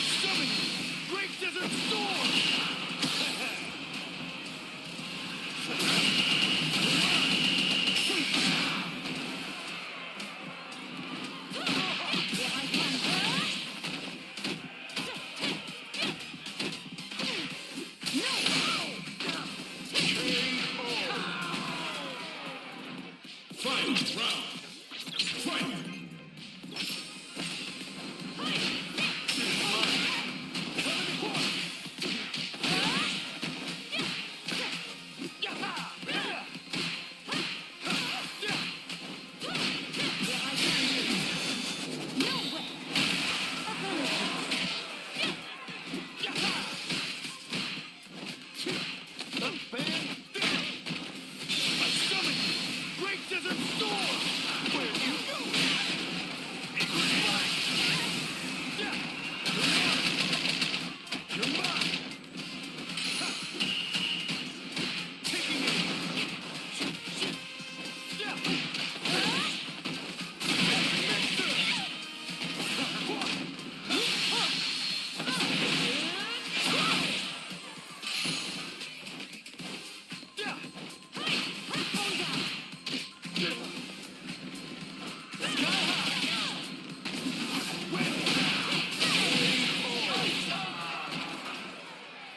Manon wins! Round one. Fight! Mixer!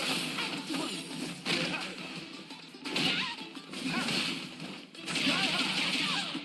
Coming in! Oopsie daisy!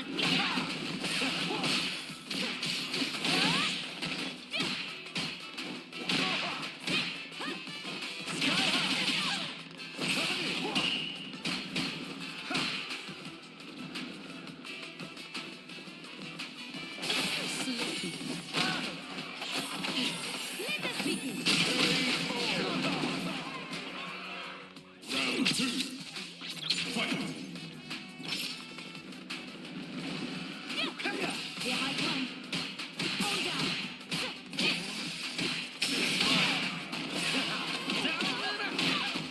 I summon you! Great Desert Storm!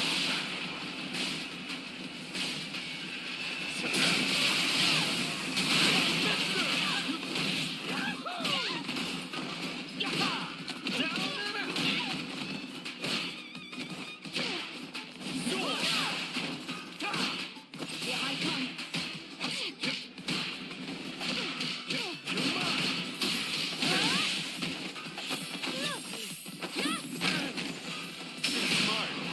The curtain comes. Arise! Arise!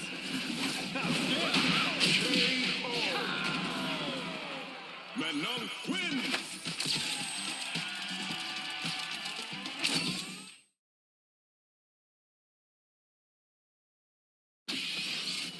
Here I come. Hold down. Here I come. Hold down. One little flame. Here I come. Hold down. Here I come.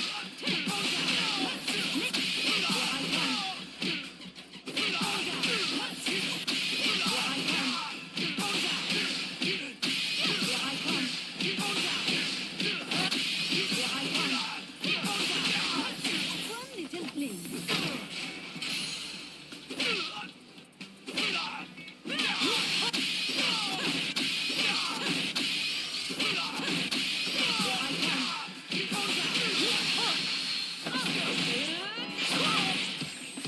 Here comes a new challenger!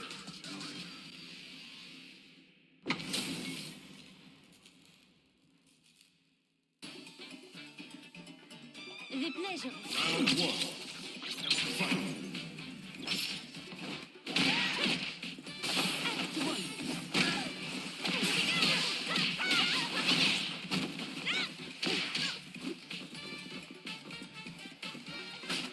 Sorry, no fear. Here I come.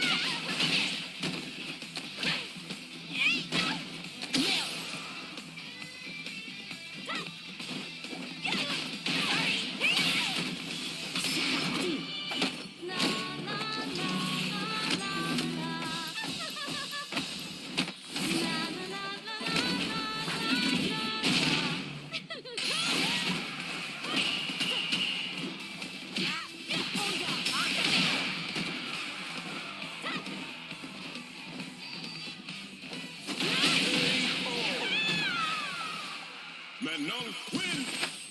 Round one. Fight.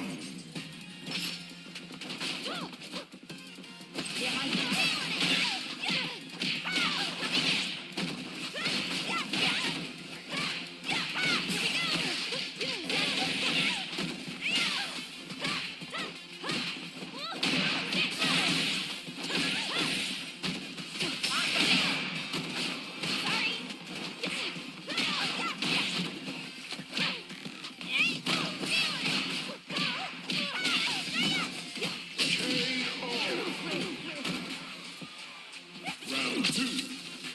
Fight.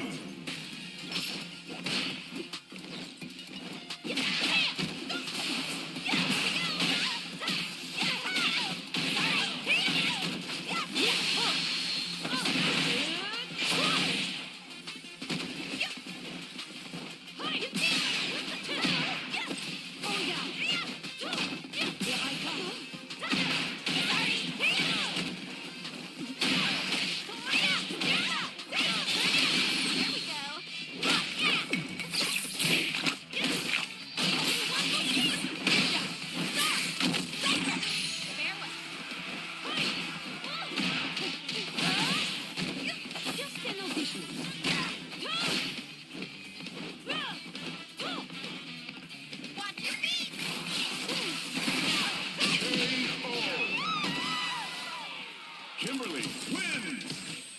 Round one. Fight.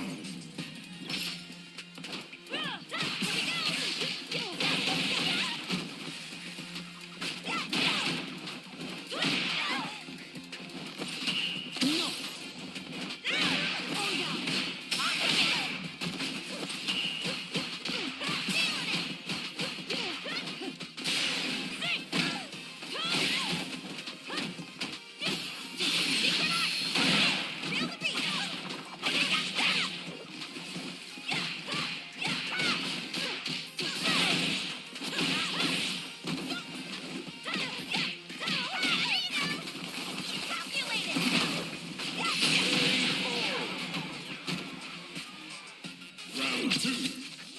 Fight.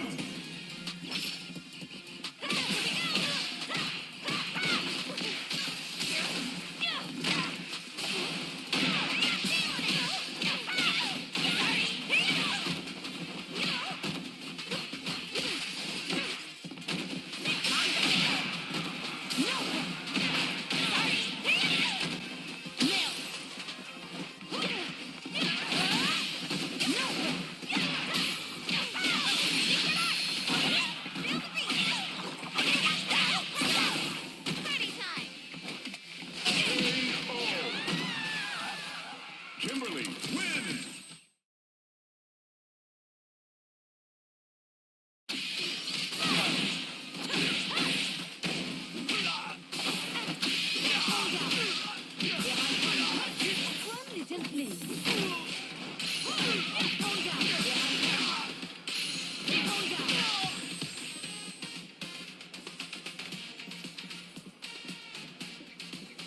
Here comes a new challenger.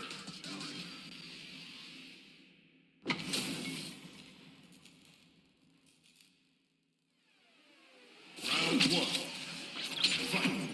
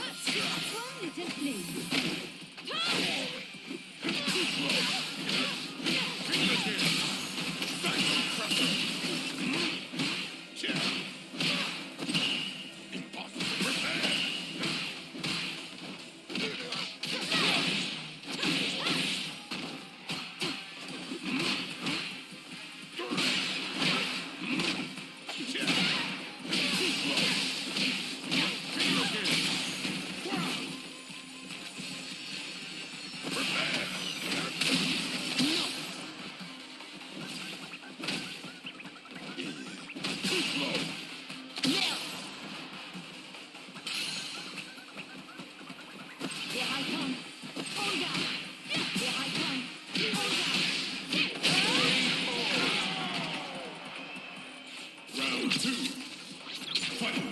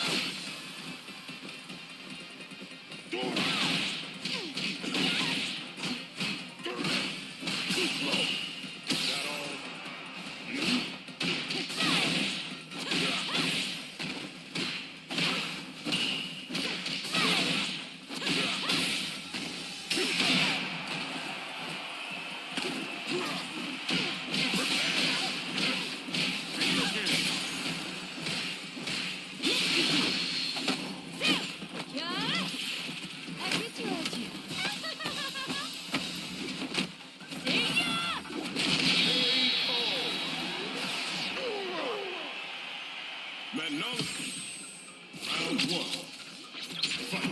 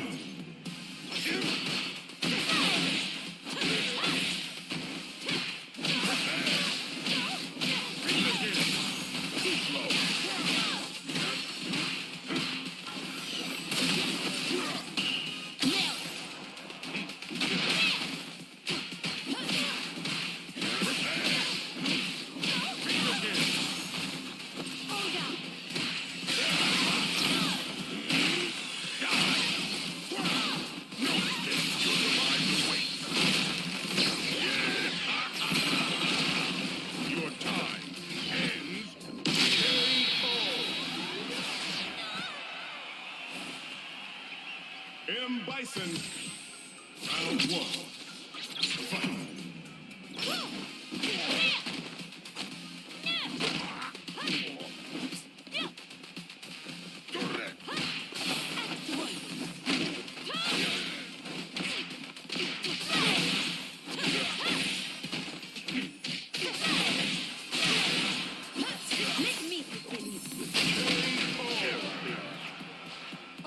Round two. Fight.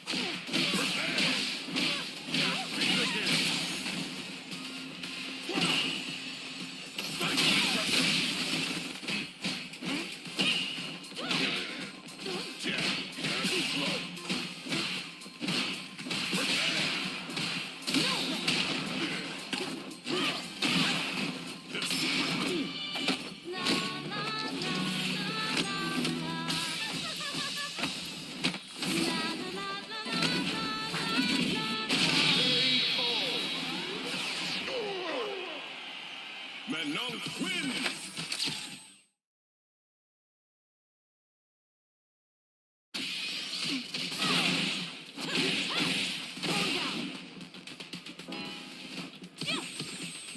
Here comes a new challenger.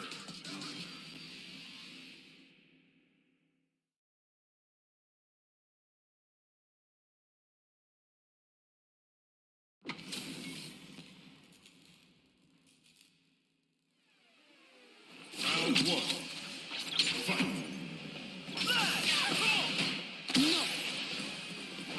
Hey, baby!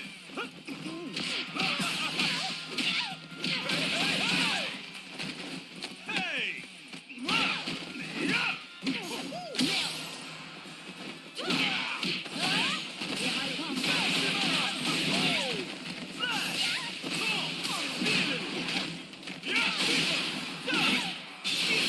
baby!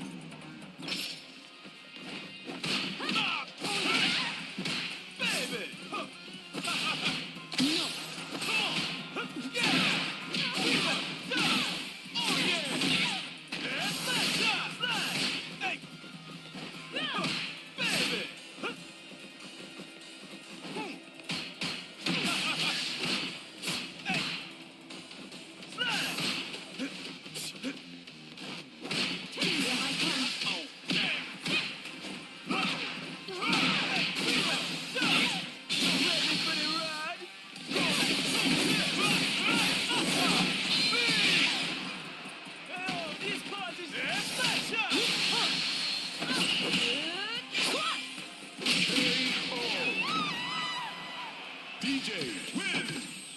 Round 1. Fight.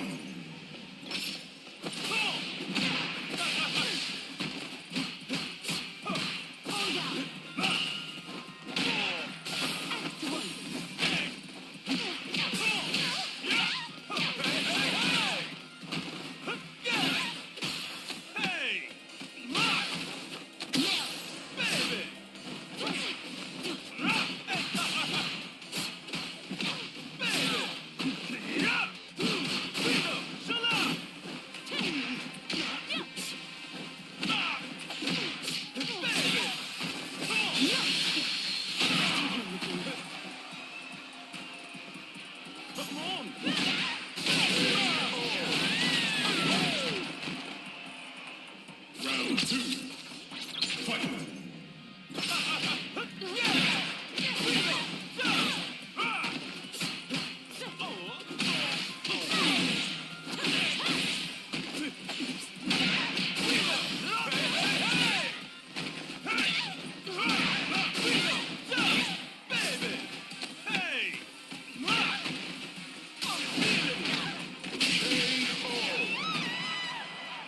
DJ wins.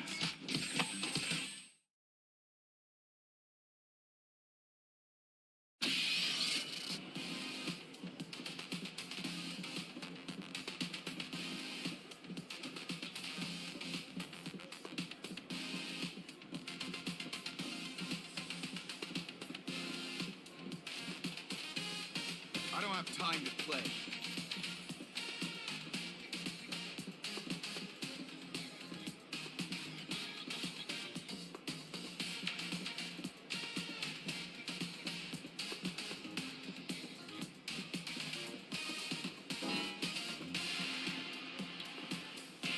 What are you waiting for?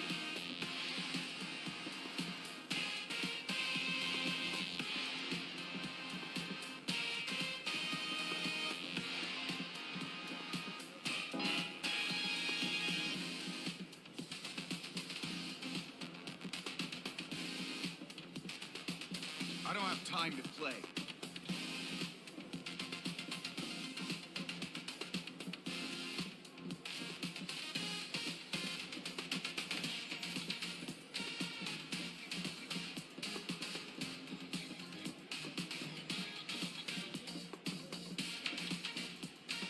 What are you waiting for?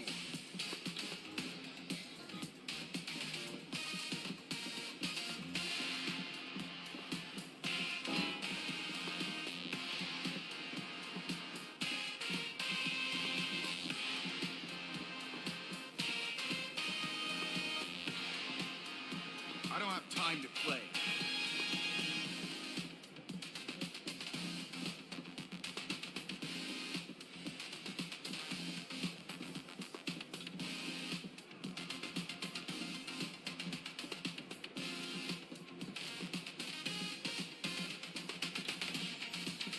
What are you waiting for?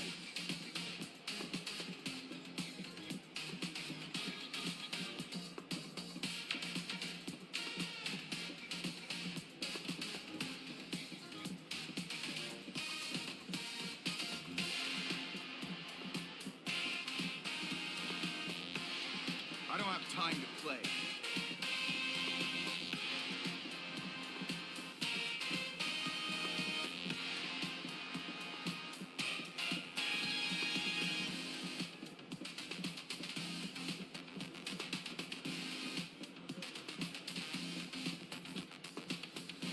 What are you waiting for?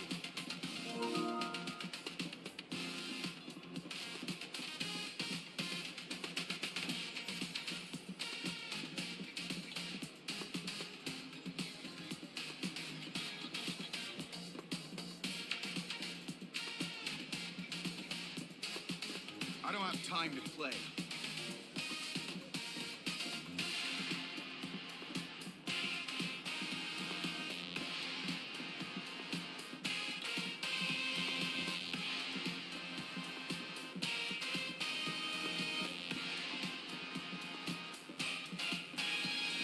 What are you waiting for?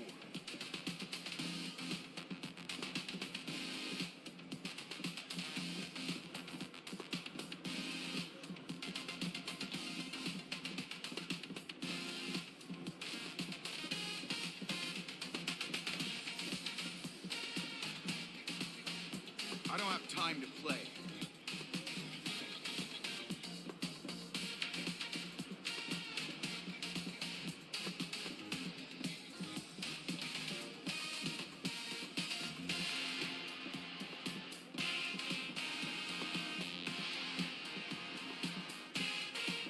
What are you waiting for?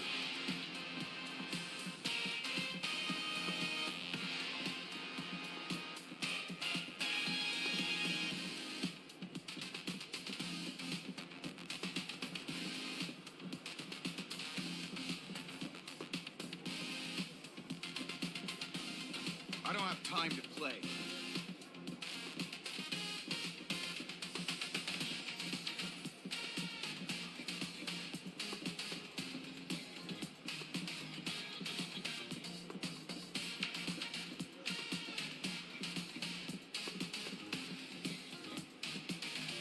What are you waiting for?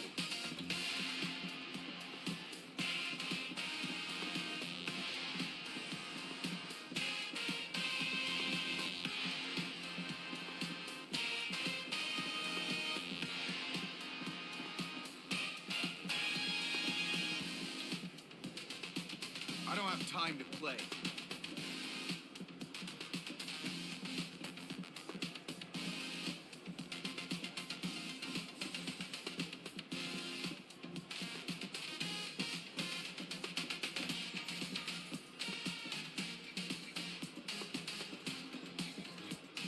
What are you waiting for?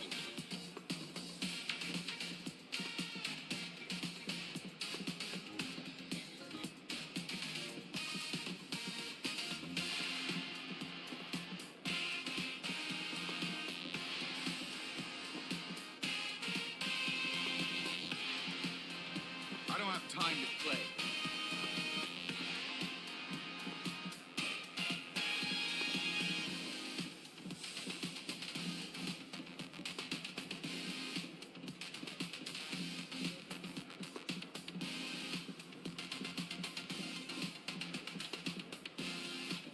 What are you waiting for?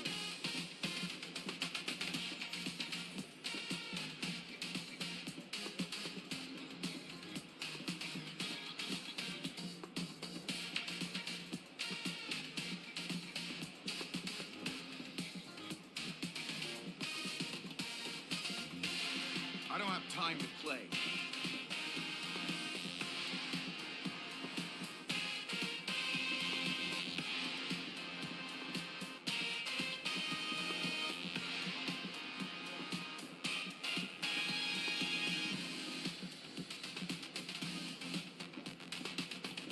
What are you waiting for?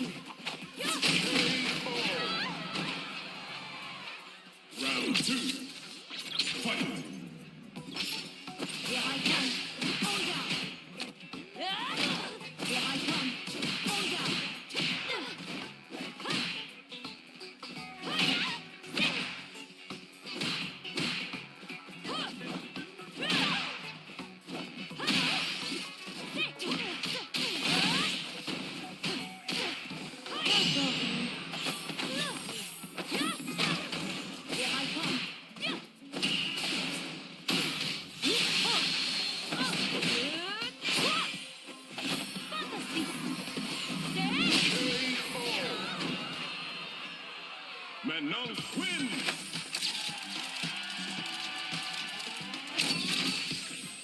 Round 1. Fight.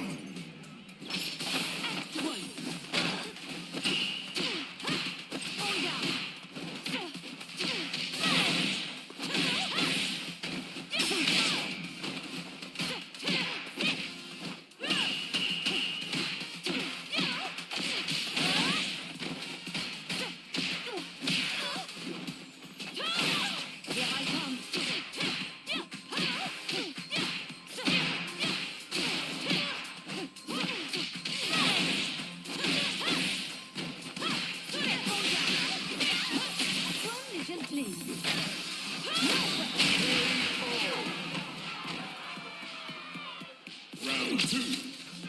Fight.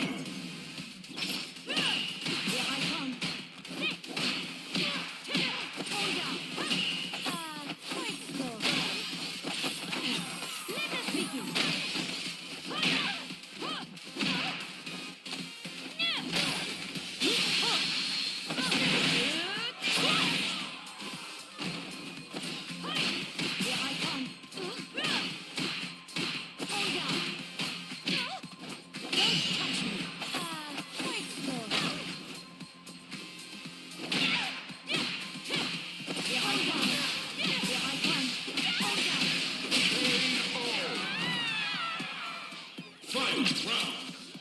Fight.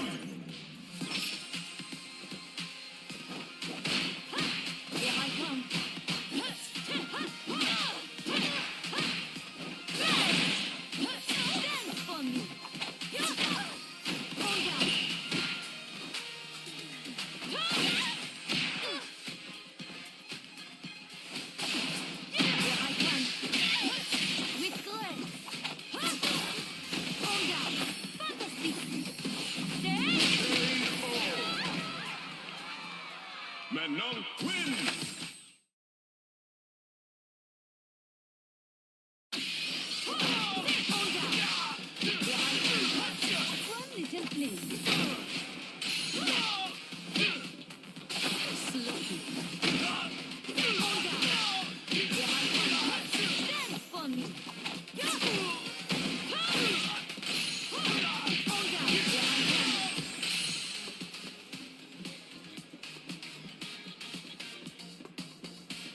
Here comes a new challenger.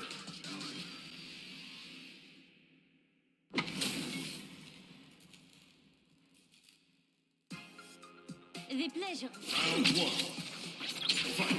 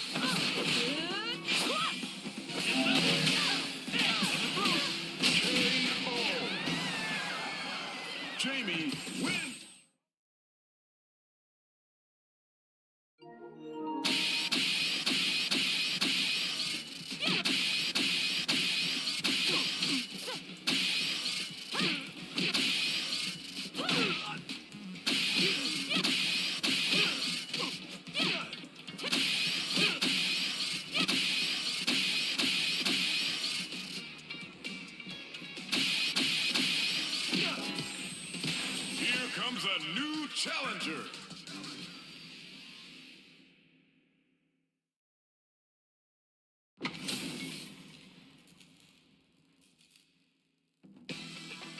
The pleasure. Round one. Fight.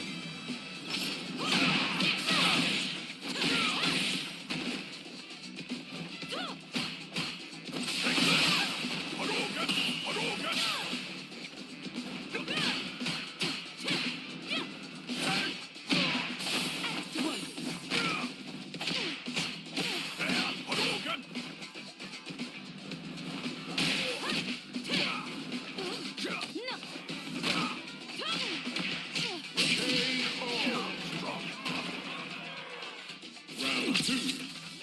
Fight.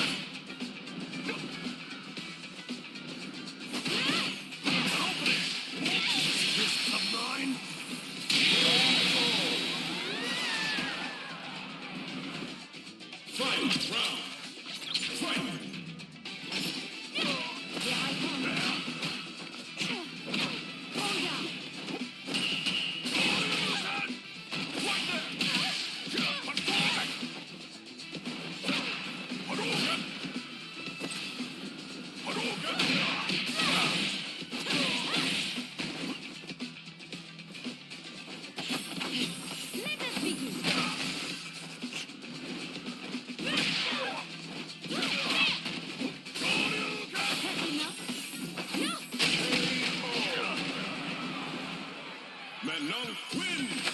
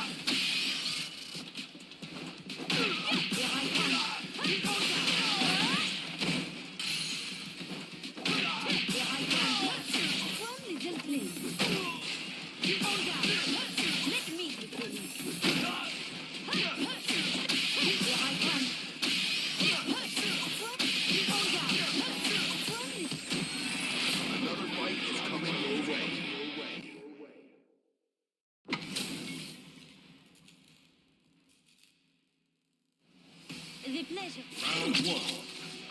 Fight.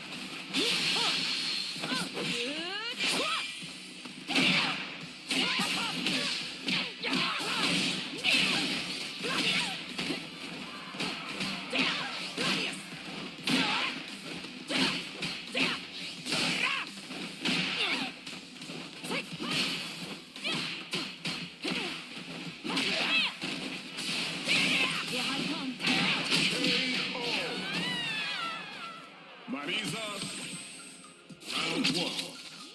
Fight.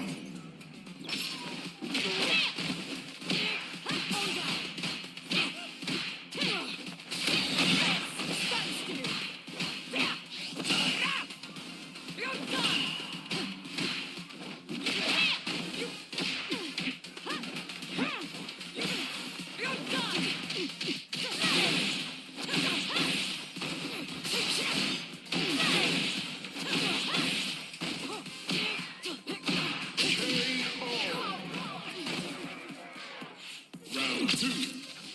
Fight.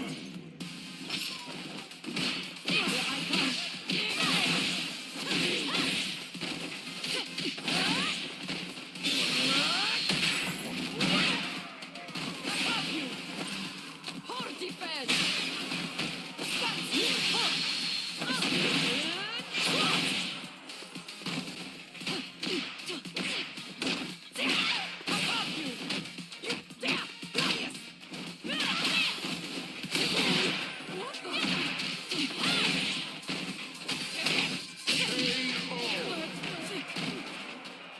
Manon wins.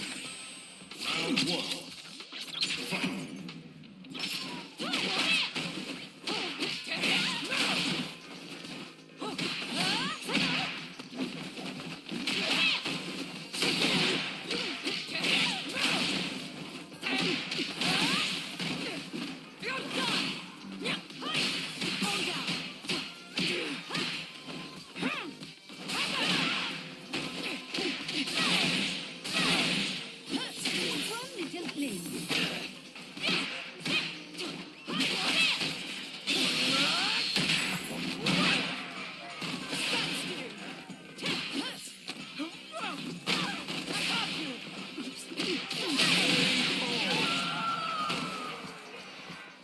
Round two.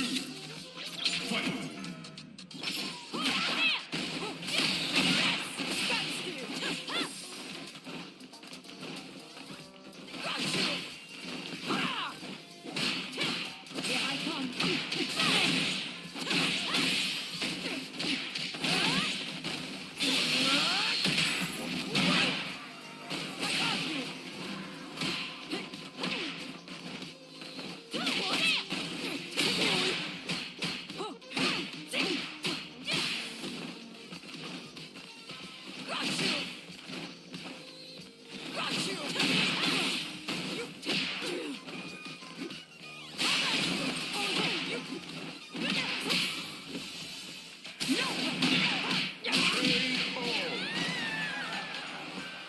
Final round.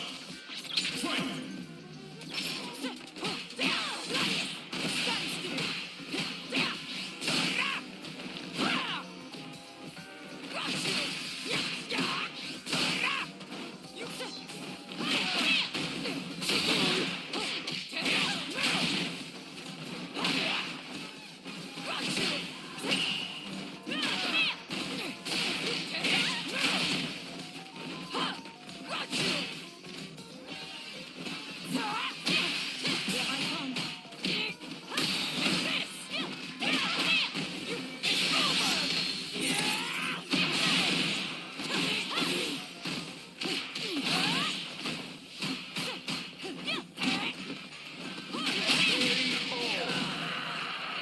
Manon wins.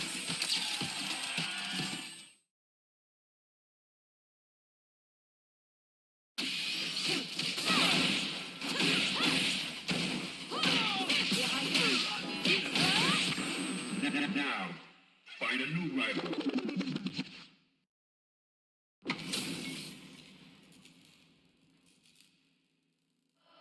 Round one. Fight.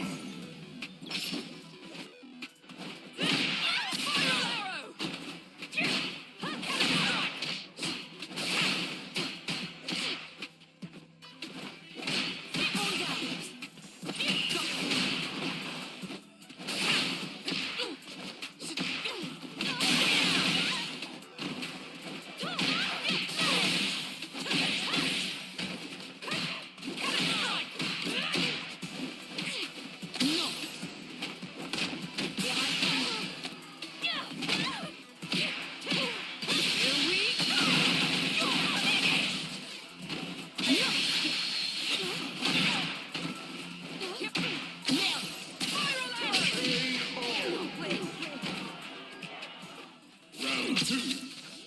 Fight.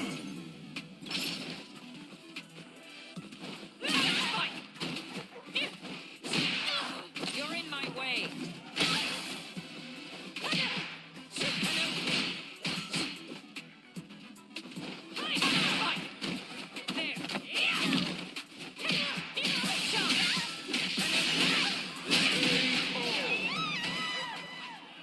Cammy wins! Round 1. Fight! Just an audition.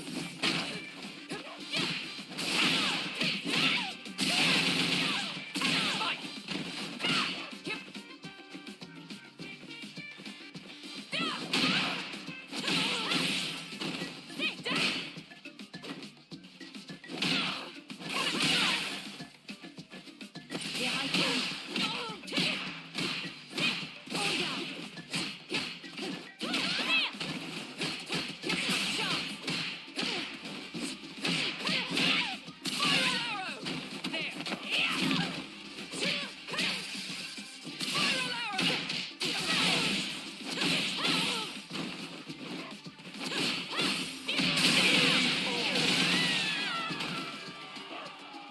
Round 2. Fight!